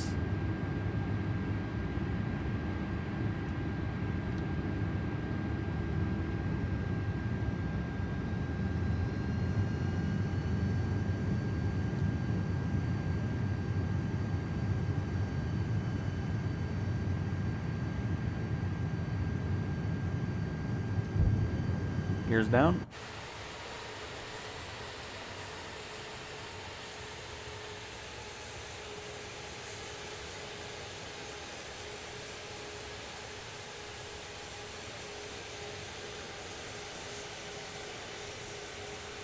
And welcome back, C4.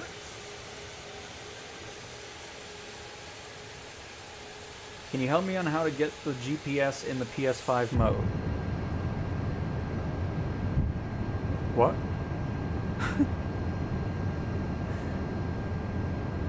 Oh, and also somebody else was wanting to see some EFB stuff. I'll showcase that here after we're done with this flight, and then we'll look at the replay.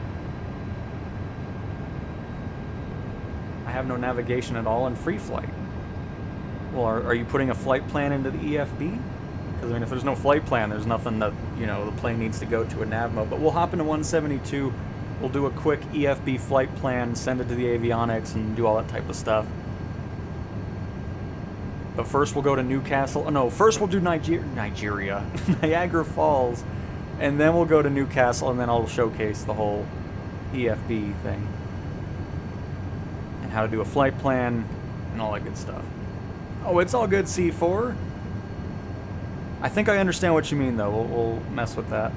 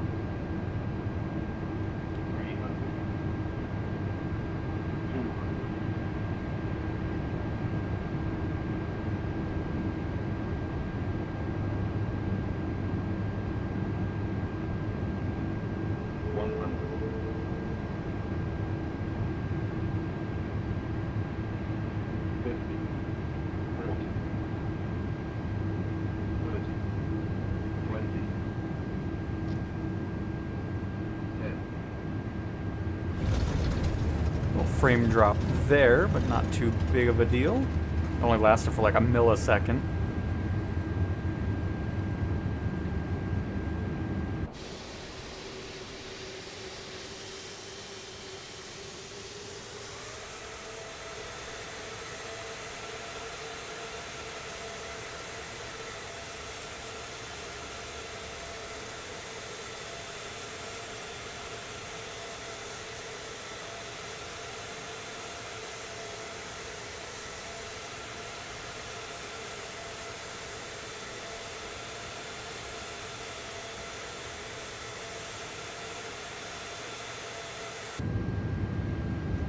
But nice, now what we can do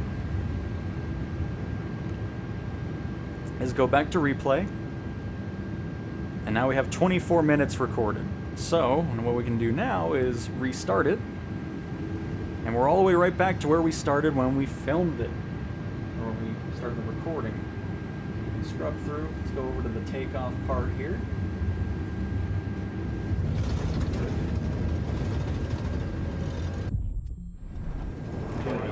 That's not what I want. Do that. Thank you. Alright. Everything's fine, folks.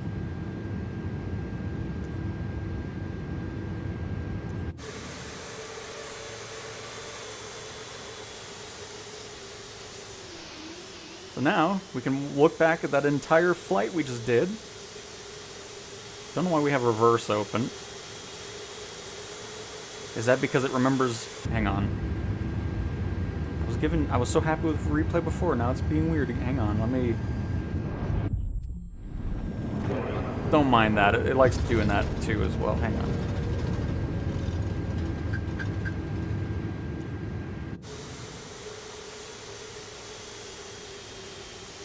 There we go.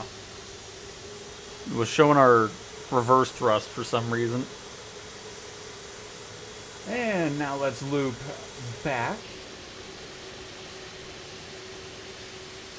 Much better. What is the camera doing?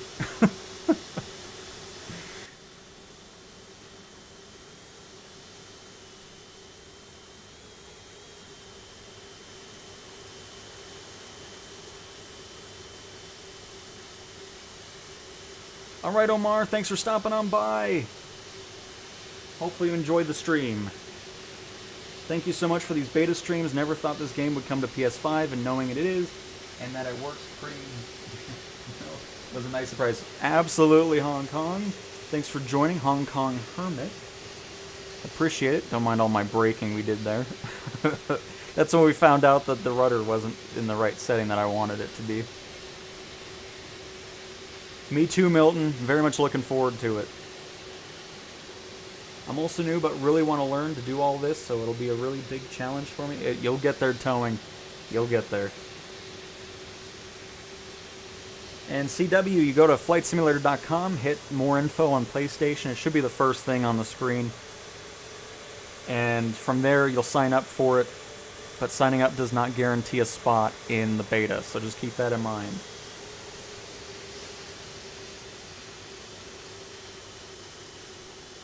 And Coffee Guy, nice. Yeah, I mean, everything that I've done PlayStation 5-wise has been through the default controller settings, and that's it. You know, it's been great flying with it. No! So there's the... Oh, it doesn't here. So the plane was fine, the A3... What was it, the A320? That's the issue I was talking about. It's still here with the replay. It's that horrendous audio. It's fine when you don't change it, but... Oh, that's so annoying. So I guess the A320 is just one that supports it fully. But now you can hear what I was talking about yesterday, which is what I was expecting to hear. So obviously there's still some planes that have that horrendous audio on boot up, which sucks. I was hoping it was gone. Oh well. It was fun while it lasted, folks. Flight control replay is still needing work. I forgot what we flew yesterday, but yeah, the audio was perfect in replay. But yeah, whenever you bring the power down or bring it up, it does that weird, horrendous audio.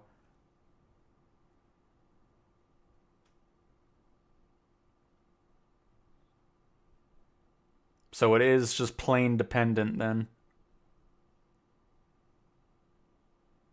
Because I'm not hearing the beluga from a distance either. It's a very short distance, so any builds just needs to do something with flight control. I'm not really sure how it works, but yeah, it's still buggy on some planes. Just trying to get a little flyby here, so should sound decent since we weren't changing the speed.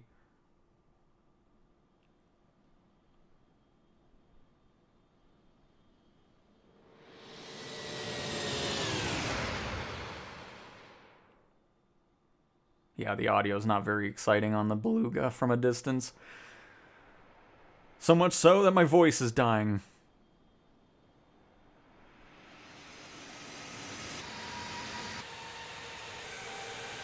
See, hear the audio? That's what I was talking about, so that's disappointing. I was really hoping that was fixed. I was really excited yesterday when we... Whatever. Everything's ruined. Alright, so... Niagara Falls, let's see if that was fixed. We'll do a water landing really quick there. I think it was the A320. Oh no, it was a 737 MAX we did. And the audio was perfect, so... Flight control replay. You still have work to do. Let's do it in the Grumman Goose. We could always do it in the... No, we'll do it in the Grumman Goose. Nah, I hit the button too many times. How long will I be streaming for? Probably not too much longer. We'll probably get through these last couple requests here. And then, wrap it up from there. And welcome to... No, that's Montreal. I'm too far north here.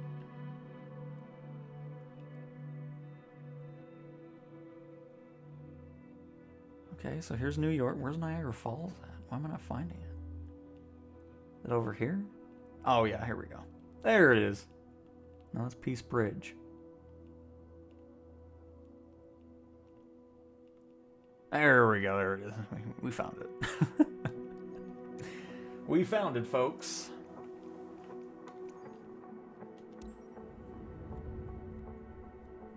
Uninstall, cancel pre-order. Yep, it's over. All the happiness is gone.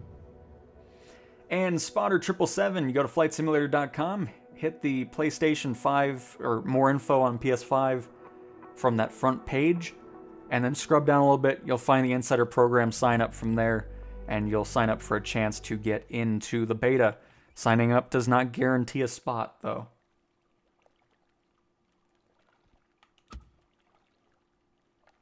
We haven't even flown the Goose yet, so this is a good reason to. Look at that. Beautiful. I have not touched the Miltech mission hub anymore, nope.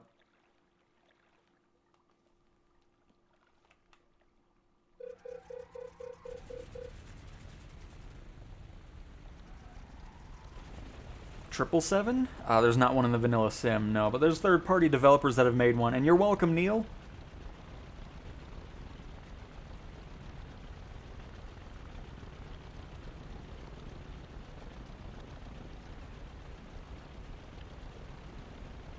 The Discord man says there's no plans for more codes. I don't know who the Discord man is.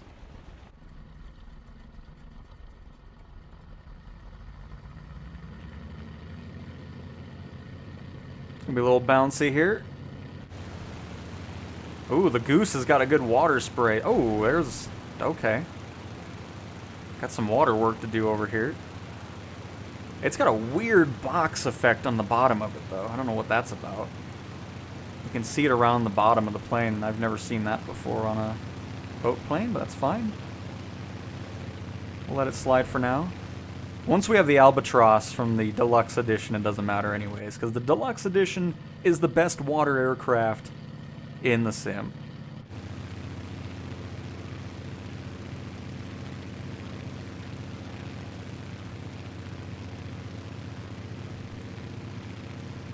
And I know Niagara Falls is behind us. I just want to get some airspeed going here, and then we'll turn around.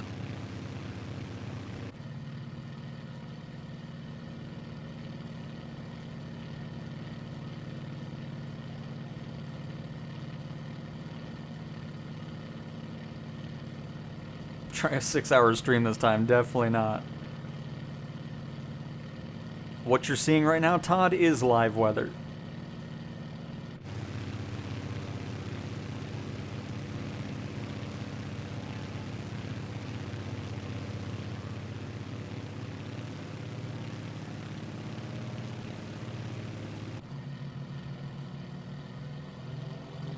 I just realized we weren't even going full power on that takeoff. What in the world was I doing there?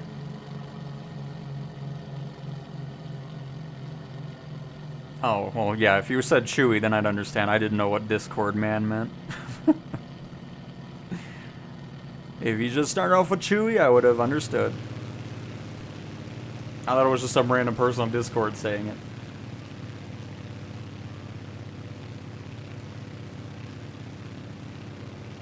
But yeah, we can dive into the EFB and flight planning stuff for sure. None in career mode just yet, but we've been asking for water stuff since launch, so it'll eventually get there for sure. But very much looking forward to it. Yes, of course, wind and all that. When we land again, I'll showcase different wind.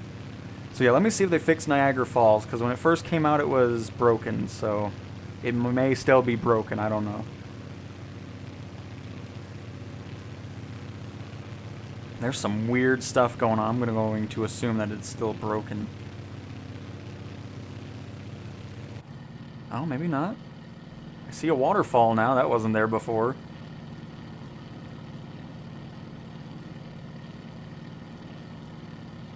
It still has some weird LOD stuff here, though.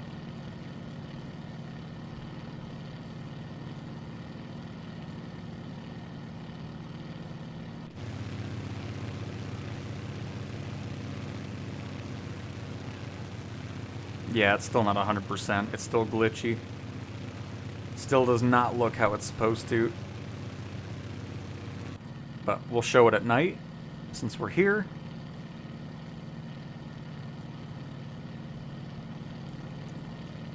I'll keep it a surprise. Hang on.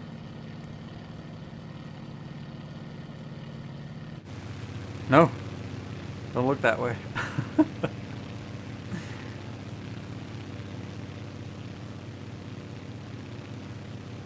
The lighting might not be there, though, since the falls have been kind of broken for a bit. Yeah, it looks like it's all dark. So I think Gaia Simulations was the one that worked on this. They need to still come back here and work on it. Because normally there's night lighting and all that stuff in the waterfalls and all that. But it's not here currently.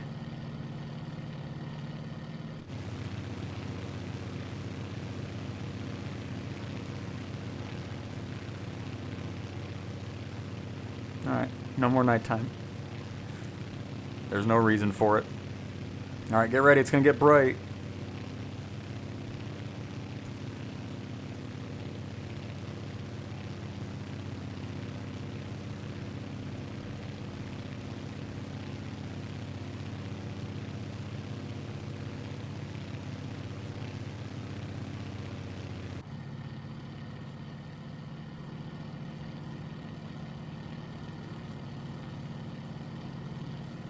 But yeah, they need to roll through here still. Because it doesn't look great.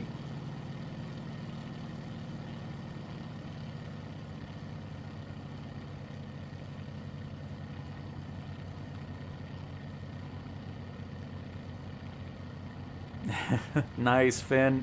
You'll have a great time.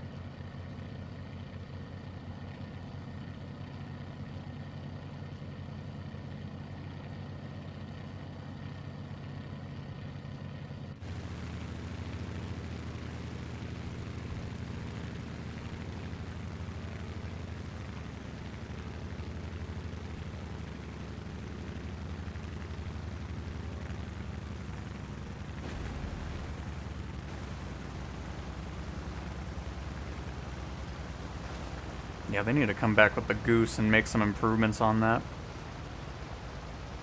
There we go. We're here.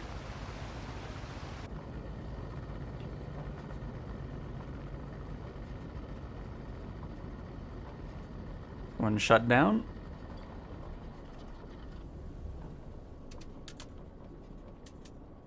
Bounce around a little bit. But yeah, it'll look much better once they get those improvements going, because there's a lot of weird little things going on in the water around here. And before we leave the water, I'll showcase what it looks like with different wind and everything like that. Love how you hear the engines doing their thing after they shut down. So let's go to the wind real fast. You can see we have a little movement in the water at 4 knots. Getting into 9 knots, you can see things start to get a little bit more wavy here. I'll try to get this. I can't make the menu smaller, so I'll just try to get as... You get the point. And then 18 knot winds.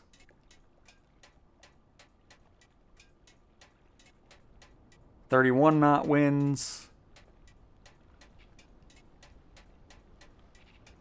43 knot winds. 63 knot winds. And the plane is gone. I'll turn it down a little bit here. Hang on. And then we'll get a full view of it. But you get the point. Wind and weather does affect waves and the ocean and all that type of stuff, which is really awesome.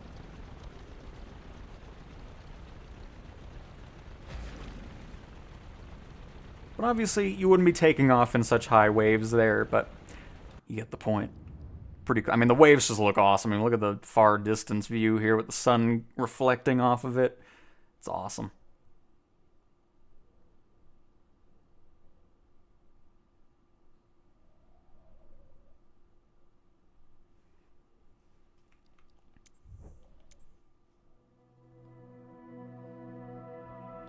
But alright, so, where in England? And then I'll do the EFB stuff there, too, while we're there. Oh, crap, where is it now?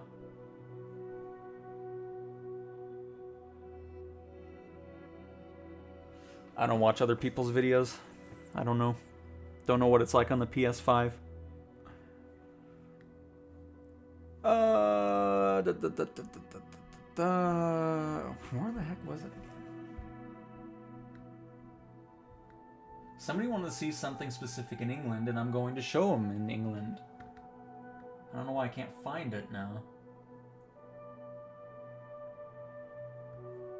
Newcastle, yes. I think that's what somebody was saying. I look at it like I know where that's at. Hold on. Newcastle, England.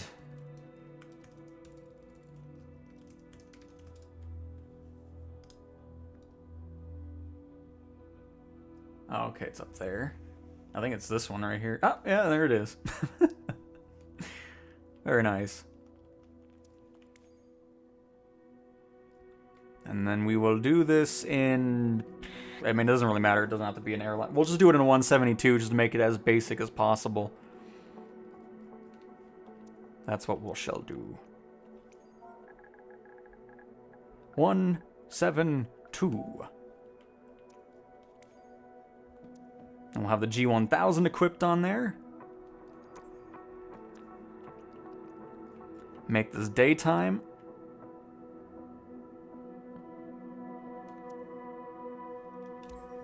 And away we go.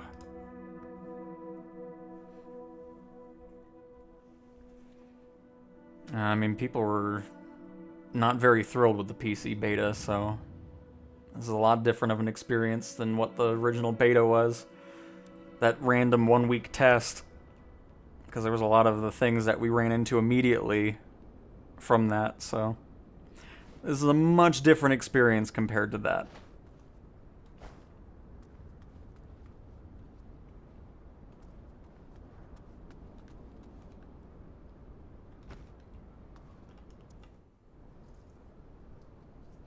Alright, see you later, Nathan.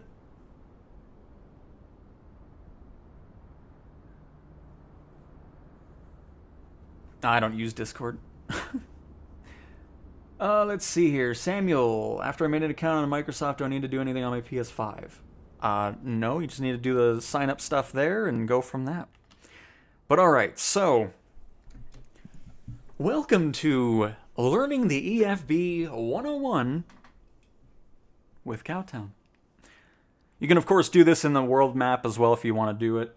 I'm not sure if PlayStation users are going to be able to use the Flight Planner tool, because right now you can only log in with an Xbox account. Be cool if they can incorporate the PlayStation account into it. I'm sure they will, because that planner tool is really cool. It's a free one, and it's built by Asobo, and it ties into it. But for now, we will be utilizing the InSim EFB for it. So let's go ahead and increase the display size here. So to start, I can't wait till this glitch is gone with the EFB cursor thing, making stuff freak out. But anyways. So let's say we wanted to take off from Echo Golf November Tango, which is, of course, Newcastle Airport. Let's go ahead and add to the flight. Well, no, we'll not add it from here. We're going to do it from the flight planner, or the route tool here. So departure airport is, of course, what we just said, which is Echo Golf November Tango.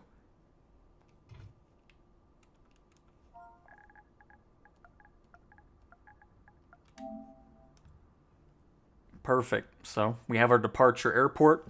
If you were wanting to add waypoints and everything like that, you could, of course, do that through the en route section and all that good stuff, but we're not going to be too worried about that specifically today. Just kind of doing the basics of this. And let's say, what's the nearest airport from here? There's got to be something else. There we go. There's an airport to our north. It's Echo Golf Foxtrot Lima. So EGFL. So we'll set that as our arrival airport.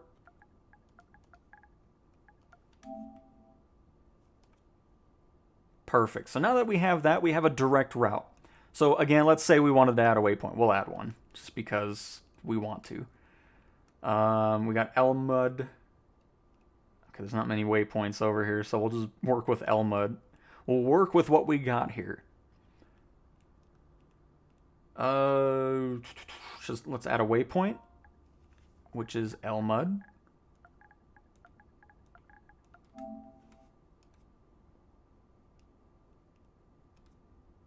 And there we go. You see our flight plan has changed. Instead of a direct route, we now have that waypoint there. Let me see if I can find another one that gives... Oh, here we go. There's another one. Alpha Sierra Golf Echo Bravo. ASGEB. So let's add that to ASGEB. And then we'll add that to our waypoint. There we go. So now you can see more of what I was talking about. So now instead of a direct route, we make this right-hand turn to get to that waypoint. And then we can head towards the airport from there. I'm not sure if we have another waypoint anywhere specifically, so it looks like that's about it for this little demonstrator flight. So, to recap, we have now added our departure airport, which is Echo Golf November Tango in Newcastle. You can change which runway you want to take off from. It typically defaults to the active runway, so obviously the headwind is runway 25. So now that we have that, we have our waypoints, which we technically didn't need, but I wanted to showcase that, which is Elmond and ASGFB, or EB, I should say. And we can add an arrival approach if we want to. I mean, it's a small airport, so there's really not going to be anything to do on that. Obviously, if you go into Heathrow, you have all of these charts going on, which... Oh, we actually do have some stuff here. Which, I love these charts, because you see yourself on the map as well. You can see our plane is just sitting up here. You do have night and day variations of there. You have airport just facility charts, all that stuff built in the EFB, which is really cool. You can see the taxiways and all that. I mean, it's just, there's a lot of stuff that's really cool to have included in the sim, because a lot of this stuff before was you had to pay subscription fees and all that type of stuff from third parties, but now that's all right here in the sim, which is cool. So anyways, there's that. You can set up an approach if you want to. We're not going to do that since it's a very tiny airport. If we want to do, can we do an approach? We can do a VFR pattern if we want to. We'll just do straight in auto. There we go. And then of course you have all these different other variations if you want to go really into it. We'll just do direct. I'm not too worried about it at the moment. And then of course we have our arrival airport set up, which is down here. Again, Asobo, can we please make this scroll bar bigger than a millimeter? That would be great. And there we go. So that is our plan. It's fantastic. So we're going to close out of this for now, because I want to boot up the Cessna 172. And then what we're going to go ahead and do is clear out all these screens here. We'll let it do its boot up. I'll wait till they're fully all functional. I should have done that beforehand, but I didn't want the engine running the entirety of this, so...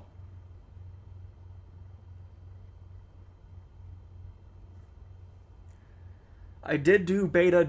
How long did it do to get your email? Again, I signed up for the beta well before the beta even started, so I didn't do it after the beta started. So I don't know how long it'll take. The moderators and stuff, the community team at Asobo has apparently said that they're not sending out any codes at this point. So if you signed up after the fact, it's not going to be happening. This VR or not? Obviously not VR, because it's not coming until a free update in 2026. Alright, so now that the plane's booted up, we're going to open the EFB back up. And we are going to hit send. You can also save this flight, so if you wanted to keep this in mind, let's go ahead and save as a plan file here. I'm going to save. Let us save it as English flight. So if you ever want to come back to this... Oh. What? Oh, does it not like the space? Crap. Hang on. Hold up.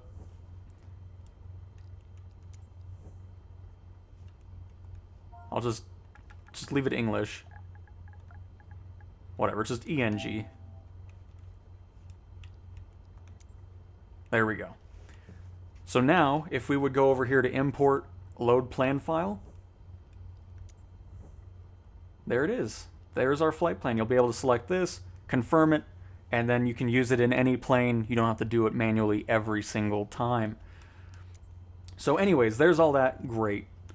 We're going to send this to the ATC and avionics, and let me shrink this so you can see it pop into the aircraft as well. Move this on up. So send to ATC and avionics, and now you can see it right there. We have the flight plan in the instruments.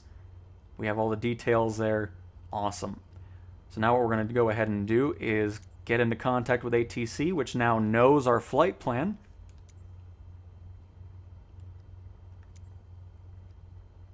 Newcastle ground. Cessna Alpha Sierra X-Ray Golf Sierra IFR to Echo Golf Foxtrot Lima. Ready to copy. I mean, yeah, of course, you can set up the cruise altitude, which is... Echo Golf Foxtrot Lima Airport, as filed, runway 25. Climb and maintain 2,000, expect 13,000... I mean, it's just set to auto, where it'll just do it for you. It knows what plane you're in and all that. So if you don't want to deal with all that data, you don't have to.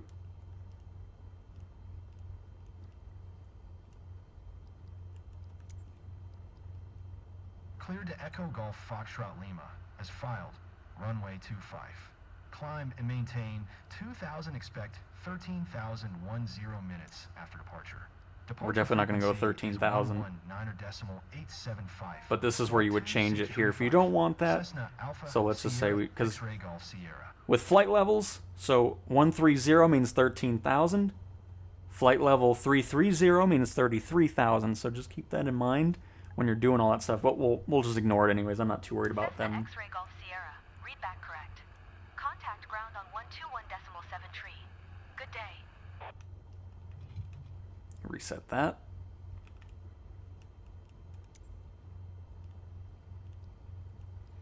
And now I want to show this too. If you don't want to deal with ATC and free flight, you can go to settings here. Is it under flight interface or is it under assistances? I think it's under assistances. There we go. All the way at the bottom, you have AI radio communications, so the co-pilot will take care of it, and it just makes it a lot easier, especially if you're not wanting to deal with it, but you still want ATC on. So the co-pilot will take care of everything else. Cessna Alpha Sierra X-Ray Golf Sierra with Sierra, ready to taxi, IFR. Cessna Alpha Sierra X-Ray Golf Sierra. Taxi to and hold short of runway 25 using taxiway golf cross runway 25 Charlie. And that's awesome, C4. I'm glad that was helpful to you. That's awesome. When ready.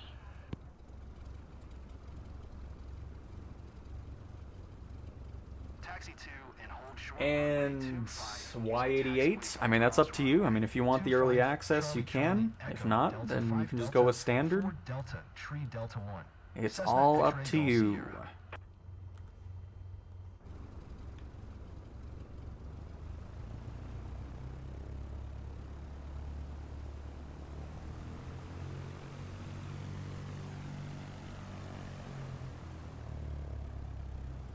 So, and now we'll just complete our flight that we just made from the flight planner in the EFB. But yeah, I'm glad that was useful to you. That's great to hear. I mean, obviously you can go way more in depth, but that's just a quick rundown on some of the more useful features there. And that's awesome, KP. I'm glad you're learning a lot as well. Alright, see you later, Neil. Thanks for stopping on by. And towing also. Sorry, I just saw you left. I need to make a bug report. This tower model, it's just a generic one, is glitched at my airport too. So obviously it's not just a common thing there. Do we have enough runway here? No, not really. We'll go down a little bit. We're not going to taxi all the way down there though.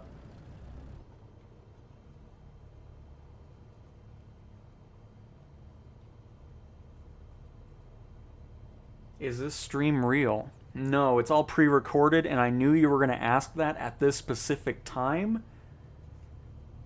So this is a pre-recorded stream. That's just how good I am that I know you were going to say something at this exact moment. This is the 172. It is, yes. In the standard version, you get the G1000, which is the Garmin instrument panel system that you're seeing here.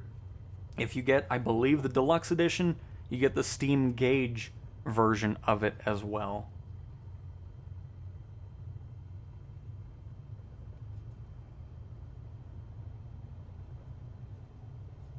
And nice, Hermit. DC3 is always a fun one to fly. Buying the game does not give you beta access. Beta access is given by going to flightsimulator.com, selecting Learn More about PS5, and then going through those steps in order for a chance to get a beta code, but pre-ordering is not a factor in getting into the beta.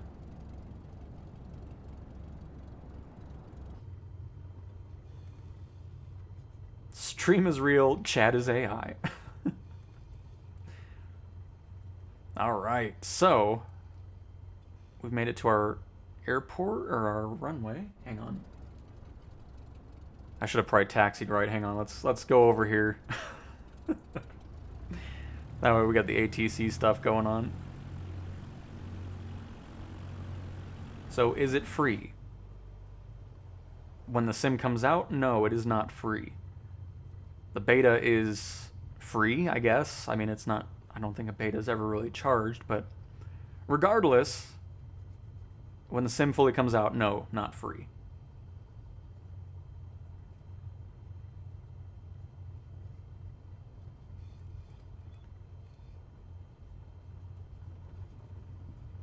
And yes, it will C4. I'll showcase that next. That's why I want to do the full flight. We'll set up autopilot and get it all working with the flight plan we just created here.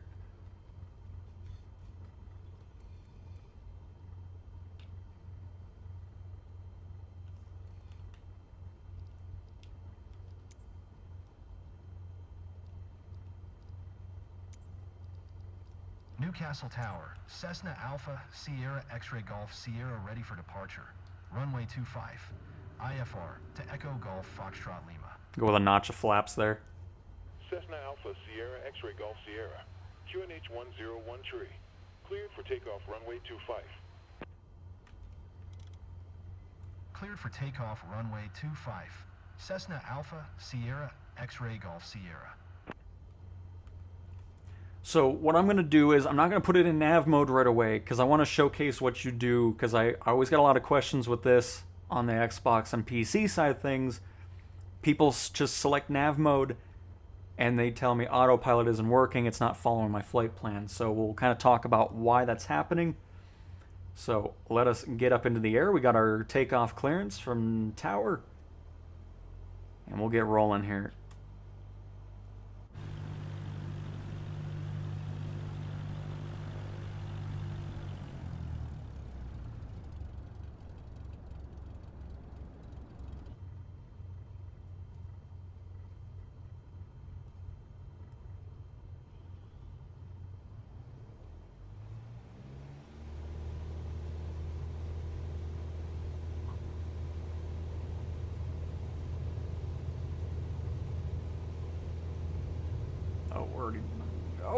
We're already going off. Very nice. Alright, so let's get that airspeed up.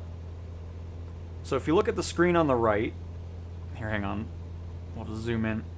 You can see we're not next to the line. So typically if you're not right next to, hang on, let me trim this out really quick.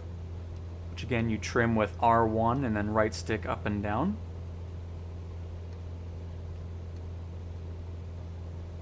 So alright, let's go into autopilot. We already have our altitude set. We did that before we took off. We have it set to 2300. So we'll make sure our vertical speed is where I want it to be. 800 feet per minute. It will now climb to it. I actually have it set to 1300. No, I don't. There we go. It was showing 1300 on the screen for some reason. Ooh, it is bumpy out here. So anyways, once it reaches it, it'll go into altitude hold mode.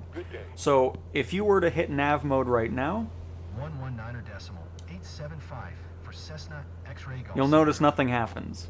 It's because we're not close to our flight plan. So if you're not close to it, all you have to do, we'll go to the heading knob here, And this little blue icon right here is your heading bug.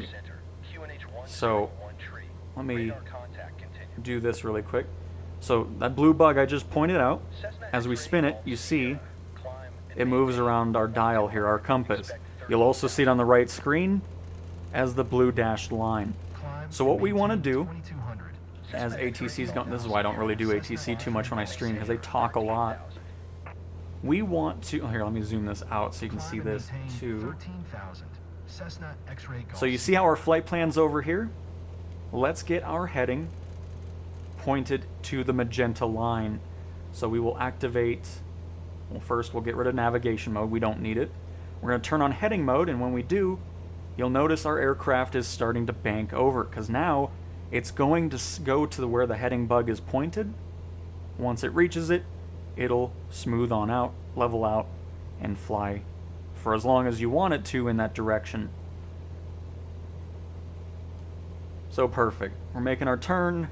We'll start to see our departure airport again. We're still climbing to 2,300 feet, which is all we're going to do. I'm not going to go to 13,000. I'm not dealing with that. And then as we approach our flight level altitude we have set, you'll notice the nose is going to start dropping. And it'll switch from just vertical speed to altitude hold mode. So now, as long as this thing has gas in it, we'll be flying at this heading at 2,300 feet. And of course, autopilot will compensate for any, bumps from turbulence and wind and all that type of stuff. It'll always keep you in this direct heading and altitude. So now that's all great. So back to flying on the flight plan. We are getting pretty close to the magenta line.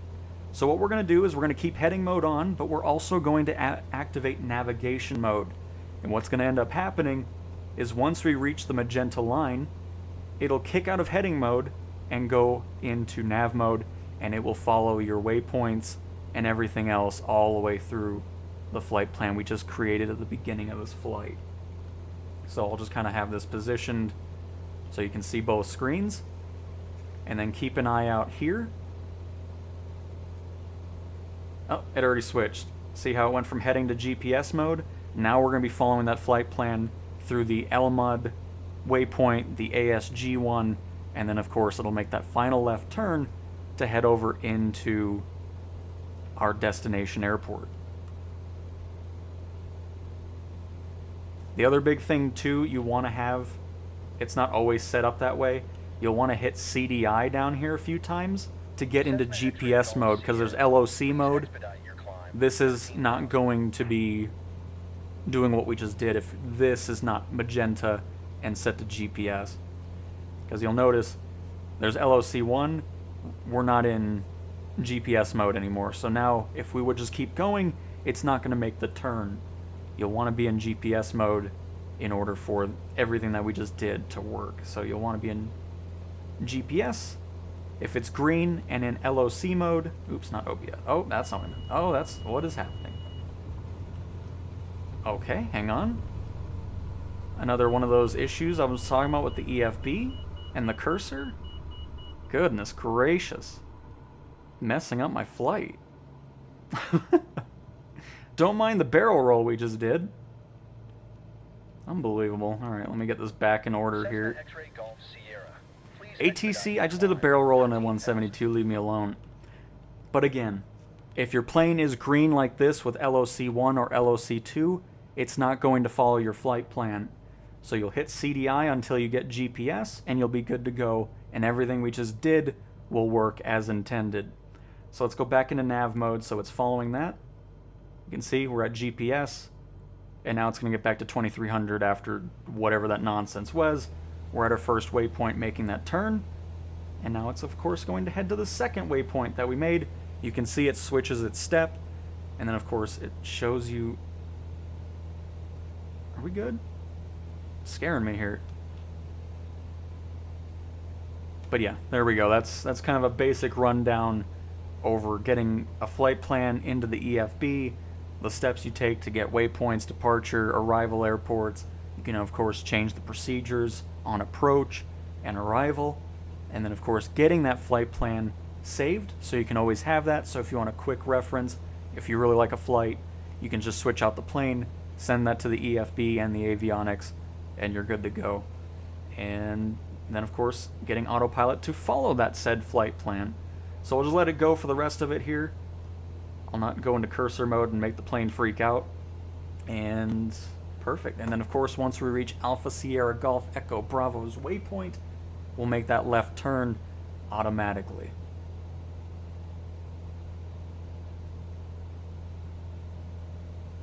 And yes, Hermit, yep.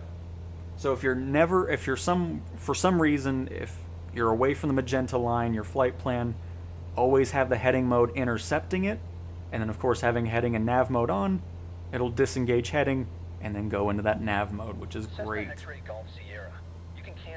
And Sherwin, yes, this is live weather. At least it should be. I didn't turn anything off. Let me double check. Oh, it isn't live weather. Now it's live weather. That looks like England. Wow, that's actually some nice fog. I like it. Alright, so we're not going to be doing that, though. I don't really want to see that the whole flight. Maybe we'll turn it on. Oh, ooh, you know what? No, we'll leave it on. This will be fun for the landing. If it should be foggy like that over there, too. We'll keep it on, then. Because we can do a little bit of an instrument landing here.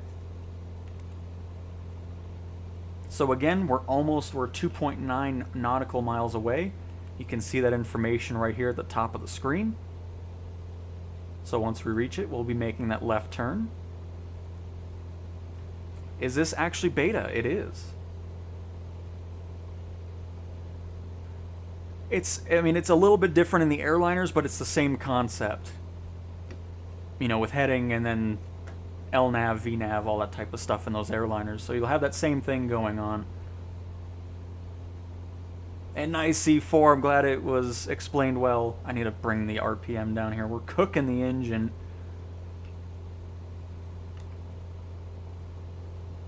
Actually, we're just going to do this. We don't need to worry about the mixture here. But see, there we go. We got that left-hand turn going for our second and final waypoint. And we will be heading directly to our airport from there. Because I don't have live time on. I don't like flying in the night on streams. We just do night stuff for a little bit. But yeah, we do not fly with real time if it's nighttime.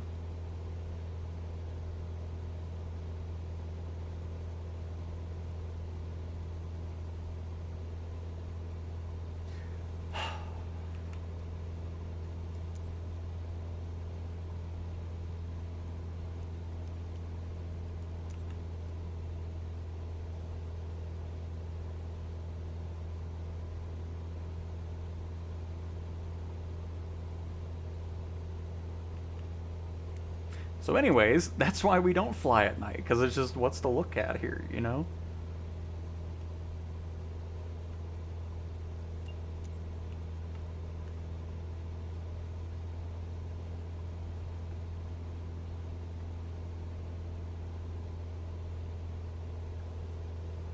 But here, you know what, we don't see, you know what, fine, we'll land at night. If people want to see nighttime landing, we'll do nighttime IFR landing. I mean, I just keep it on for, you know, if we're looking at stuff on the ground, but we're not seeing anything anyways. Alright, I don't need ATC anymore. Thank you. Scottish Center, Cessna X-Ray Golf Sierra would like to cancel IFR.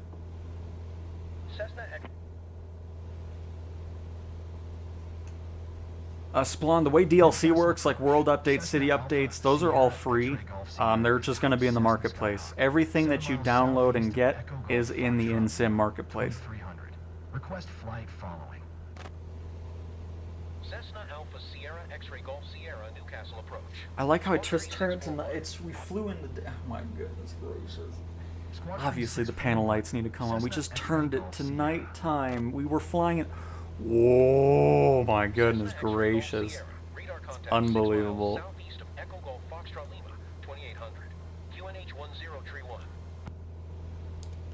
Roger.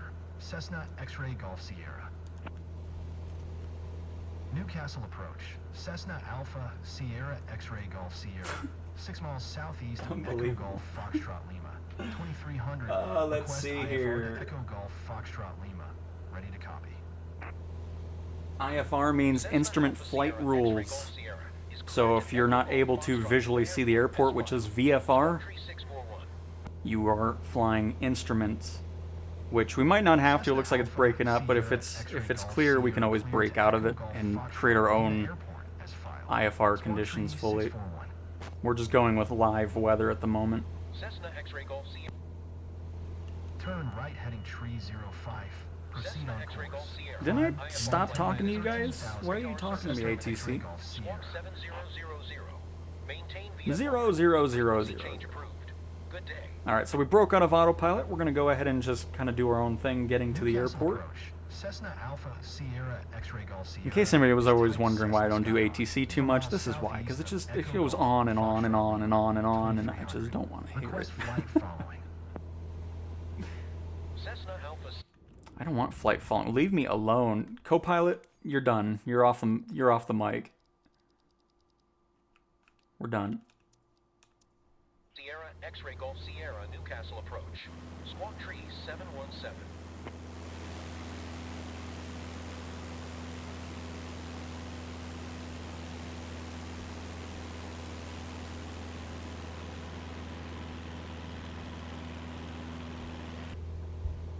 Now, hopefully this runway has lights, or else it's going to be even more fun. Let's go ahead and pull that power back. How can you even see? Our fantastic instrument panels. That's why. Cessna X-Ray Golf Sierra. No, I didn't copy you. Leave me alone. Quit talking to me. I'm going to unplug my radio. Yeah, acknowledge the squawk code. Here, I'll squawk it on up here. Cessna X-Ray Golf Sierra. Now quit talking to me. Cessna X-Ray Golf Oh Sierra. my goodness. Contact 2 miles southeast of Echo Golf Foxtrot Lima, 1900. QNH 1031.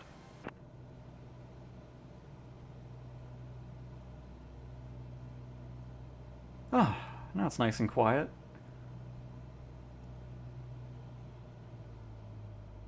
Keep bringing that power back. Cessna X-Ray Golf Sierra. Oh, you've... Oh my god.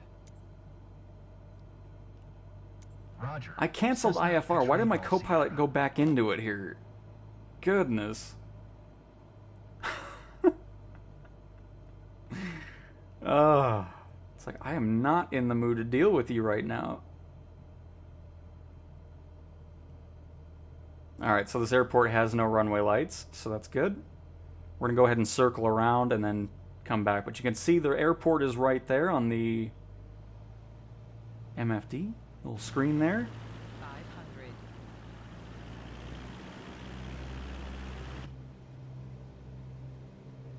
So yeah, we have even a more added bonus of difficulty here. We got the fog, and the runways do not light up at night at this specific airport.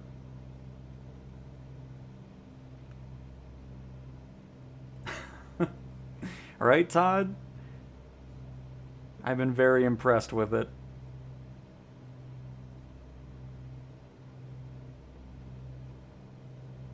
So we'll just kick out a little bit here. Also get this zoomed in. Alright, that should be good.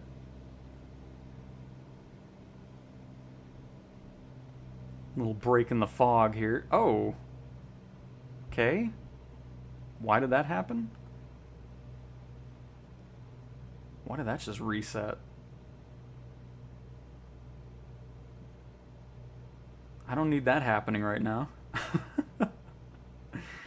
Very good. Let's just add more difficulty to it. Nice. Now we don't even have a digital version of the area runway here. Stall. Stall. Stall.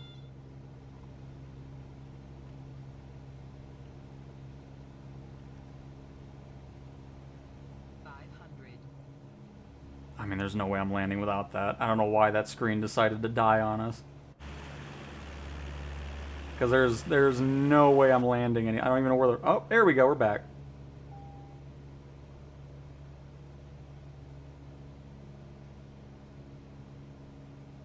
It's funny. It's back to a button again on the G1000 on this 172.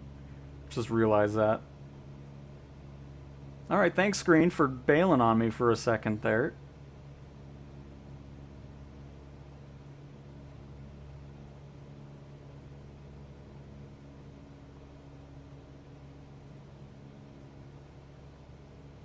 There it is.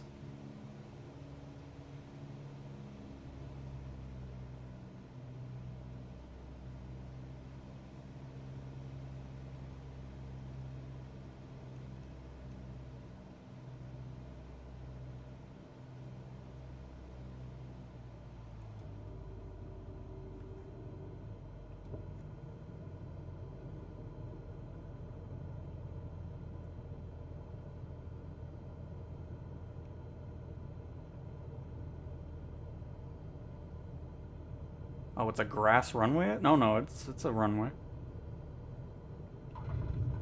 Oh, came in with too much speed there. Bounced it a little bit. What is that? That's a fuel pump. Oh, why is it? What is this place? What kind of nonsense did I just land on? What is this?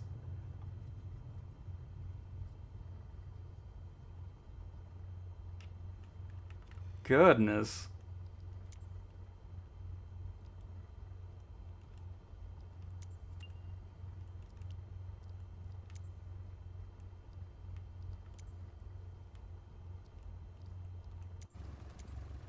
Oh, I didn't mean to do that.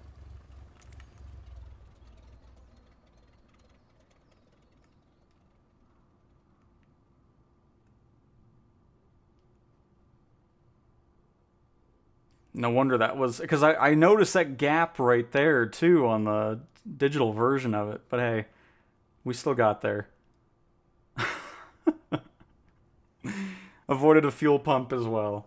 Very good. Unbelievable. But anyways, a little quick rundown of the EFB, how to get that all set up, how to get it into the aircraft avionics system in ATC, and then of course utilizing autopilot with the flight plan you just made.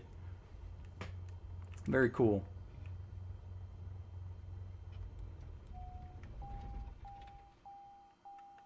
But yep, straight to the parking.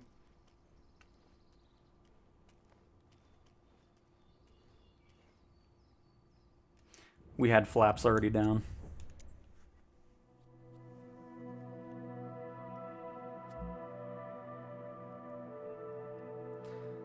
Can fly in North Carolina. What's the do in North Carolina? How long? Oh, we've already been going over 4 hours here. We're probably gonna wrap on up. But here, let's do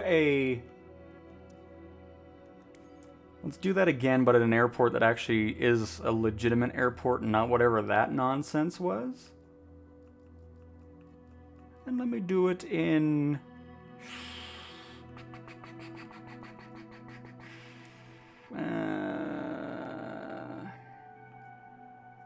let's do a landing challenge. Make it easy.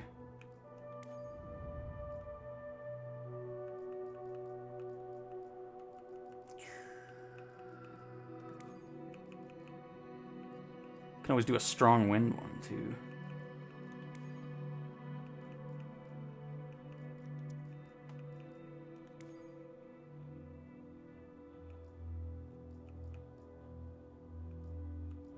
You know what? We'll do it in the Grand Caravan. Let's just do that. A good way to wrap it on up.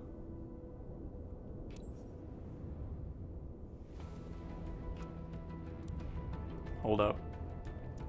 Somebody wants... There should be a TBM one. There we go. We'll do a TBM 930 Strong Wind Challenge in Cork.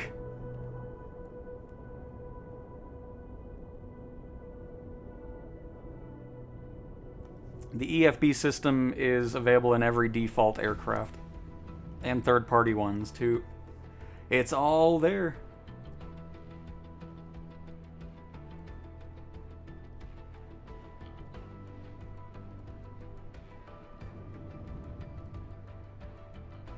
You're welcome, Finn.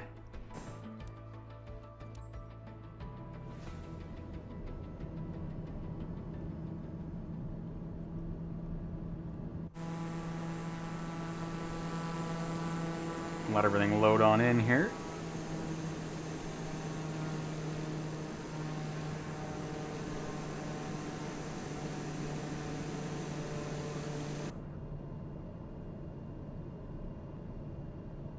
If you want to see the interior here, some nice comfy leather seats.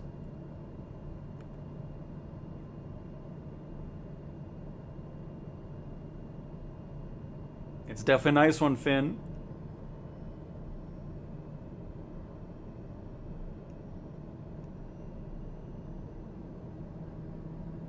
And I'm so glad you enjoyed another stream, Todd. Very much appreciate it. You earned your peanuts on that one, no doubt, Binky.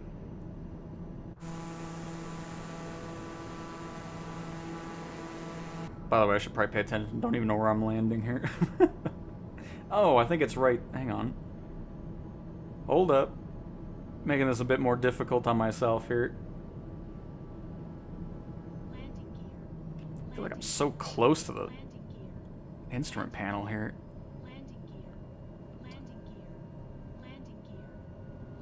It's going down. Goodness. I thought I saw something that looked like...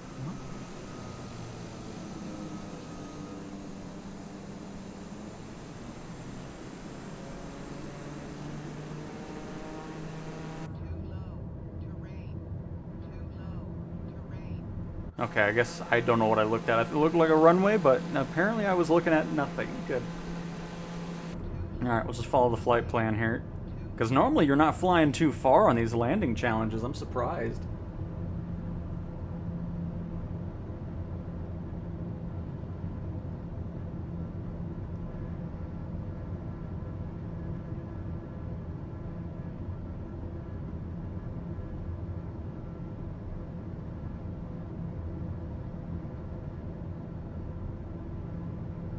For whatever reason, not a very long draw distance here. It's kind of weird. Binky! Oh my goodness. Thank you so much for the 20 pounds. As usual, I'm glad you continue to enjoy the content enough to do that. Thank you so much. It all pretty much goes right back into the channel, so I very much appreciate the support, Binky. Thank you, thank you.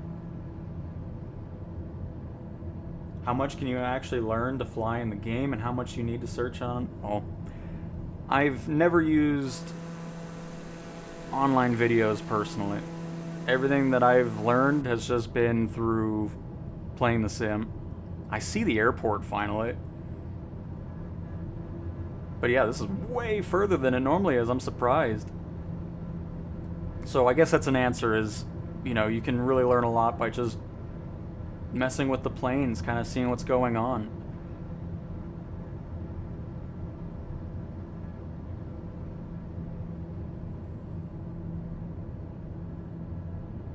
And Paul, yeah, we started 4 hours ago. We did some stuff with airliners. I was showcasing how to do flight plans and use the EFB and everything like that. I mean, we were flying with a bunch of different aircraft in different areas. All the usual stuff. Oh, and Finn, no worries. Just you being here chatting is all I need as well. I mean, it's awesome having everybody come in here chatting. It's awesome. There is no pressure to do super chats or being a member. Just showing up to the streams and chatting is awesome enough.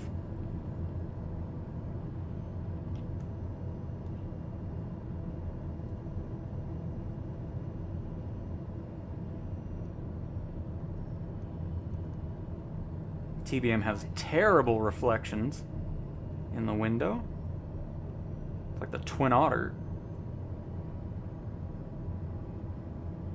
Because you're seeing reflections you shouldn't be seeing.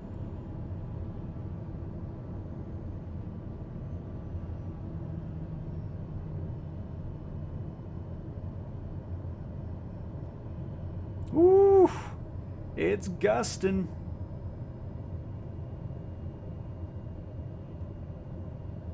Oh, yeah, see, you can see those. I did not mean to go in reverse already, but that works, I guess.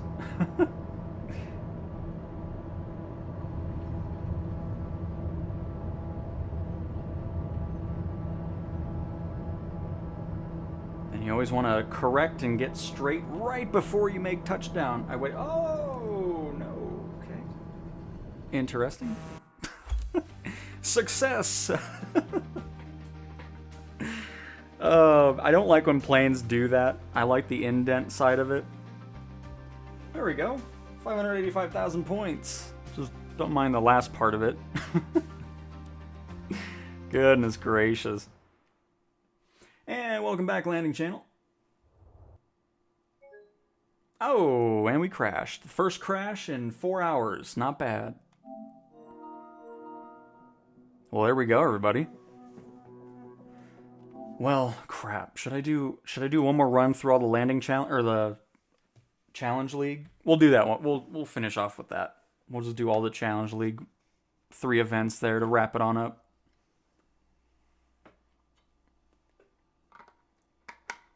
Telling me route included VFR patterns. I'm not sure. I've never seen that at all. I'm not sure. I'll refund it, Binky. It's fine. But I really don't like when planes do that. Developers, if you make a plane for gamepad controls, make it like most of them have the indent, so you have to do R1 and circle to get into reverse. I dislike the planes that just automatically go into it once you get to idle, and it just switches to it automatically. It's just annoying, because most of the time it's not helpful. It makes things more just odd than anything. But thankfully it's a select few of aircraft that are like that, so...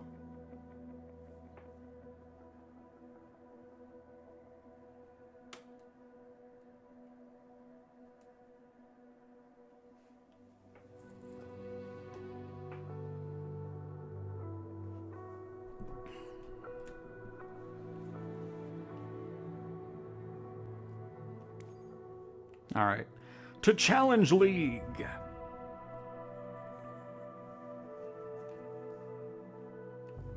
We got first on that. We need to go back to the Blue Ridge Mountains. Get a better route going, because we just did a random one, so it wasn't me trying very hard. Why are we looking at it upside down? I was really confused, like, why is Michigan at the bottom and Florida at the top? I can't wait to get into the A400 for some career missions. Goodness, it's gonna be so nice. We'll probably fly the A400 next time because we haven't flown it yet.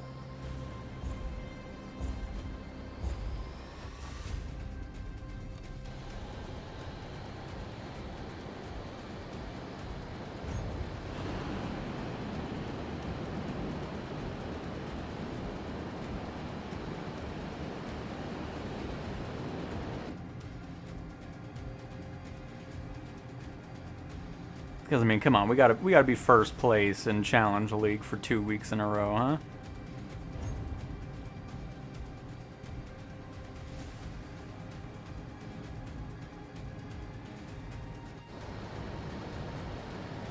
I'm not finding the right route though. We're hanging up in the air too much. We want to say hello to all the birds in their nests at the top of the pine trees. Not really pine trees, but, you know. You know what I mean.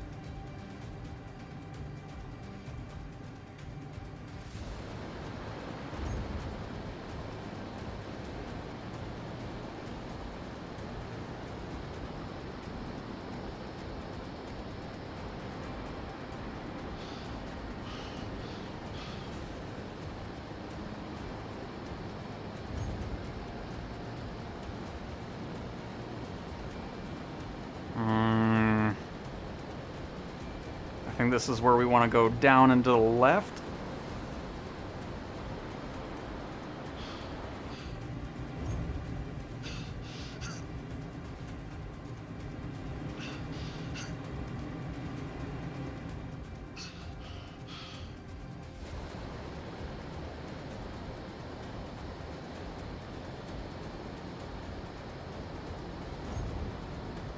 over the right. Got a little ridge right there.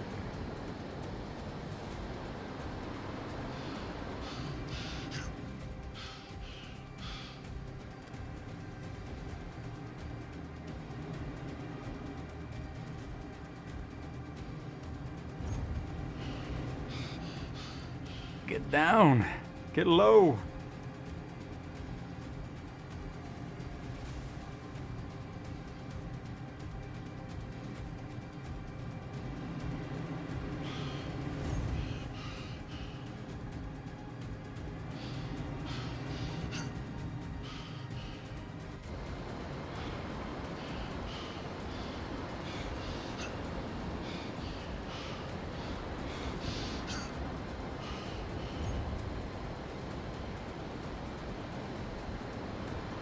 Woo! A little too low there.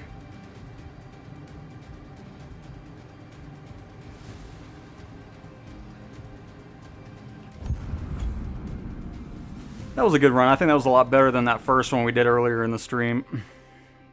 Oh, oh man. Only a couple thousand points away. Yeah, they're great. Oh, I didn't mean to do this again, but I guess... Oops. We're back. Oh no, I'm so upset.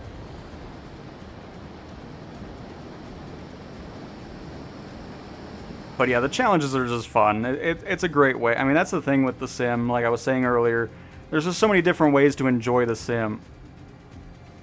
You can go from relaxing, just glider flights, going into career mode, doing world photographer mode, seeing some cool places, going into career mode, doing these challenges, going into free flight, flying with friends and everything. We're not even in afterburner mode. A ghost is passing us.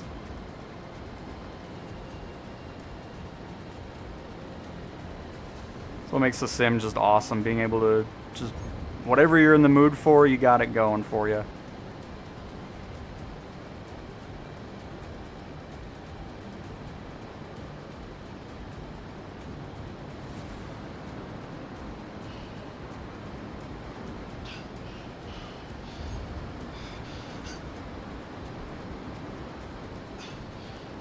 We'll go this way and then do a little loop-to-loop.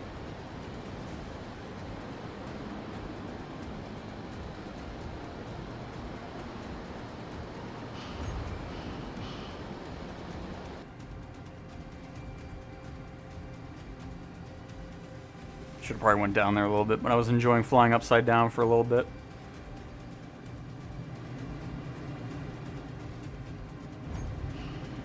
Got a pole. And of course there's different ones. Sometimes you're in the L-39 Albatros, and then the P-51 Mustangs used in these.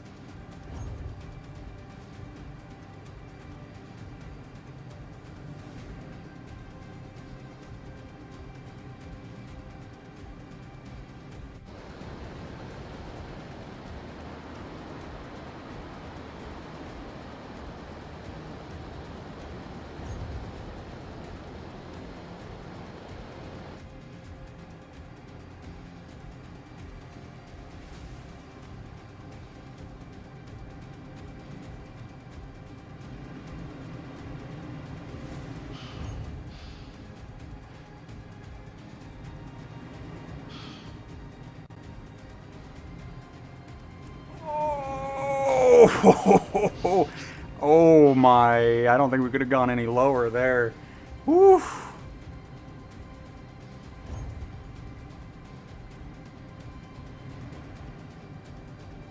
I was waiting for a blank screen to pop up there.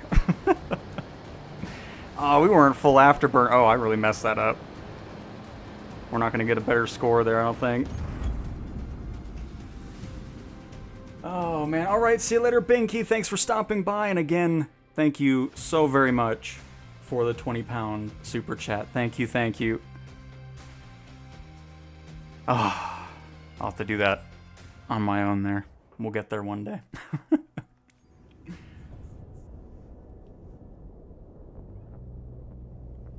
Oh, that's definitely the plan, Todd. That is definitely the plan.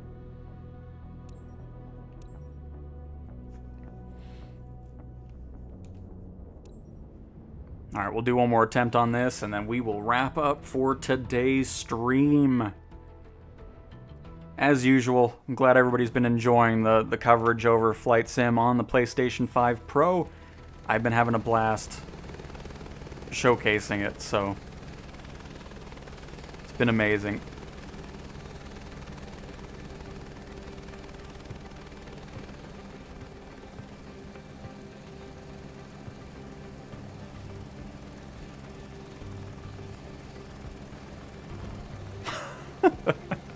That's going to be a terrible score, slammed it in, but alright. That is going to wrap it up for today, folks. Again, we did a lot of cool things. Yeah, 63,000 points. Ooh. Horrible. It's alright, I'm getting hungry, so. But it's such an awesome sim. You guys on PlayStation will be very much loving it. It's going to be a blast, so. As usual, thank you so much for all the support and stopping by for these streams. I'm glad you guys enjoy it. You guys are learning something from it as well. And looking forward to continue doing them. So thank you so very much. Can we do one on Xmas when I get it? Oh, we'll be flying Flight Sim for a long time, so there'll be plenty of opportunities. And Joel... oh, he was just helping out. Okay, perfect.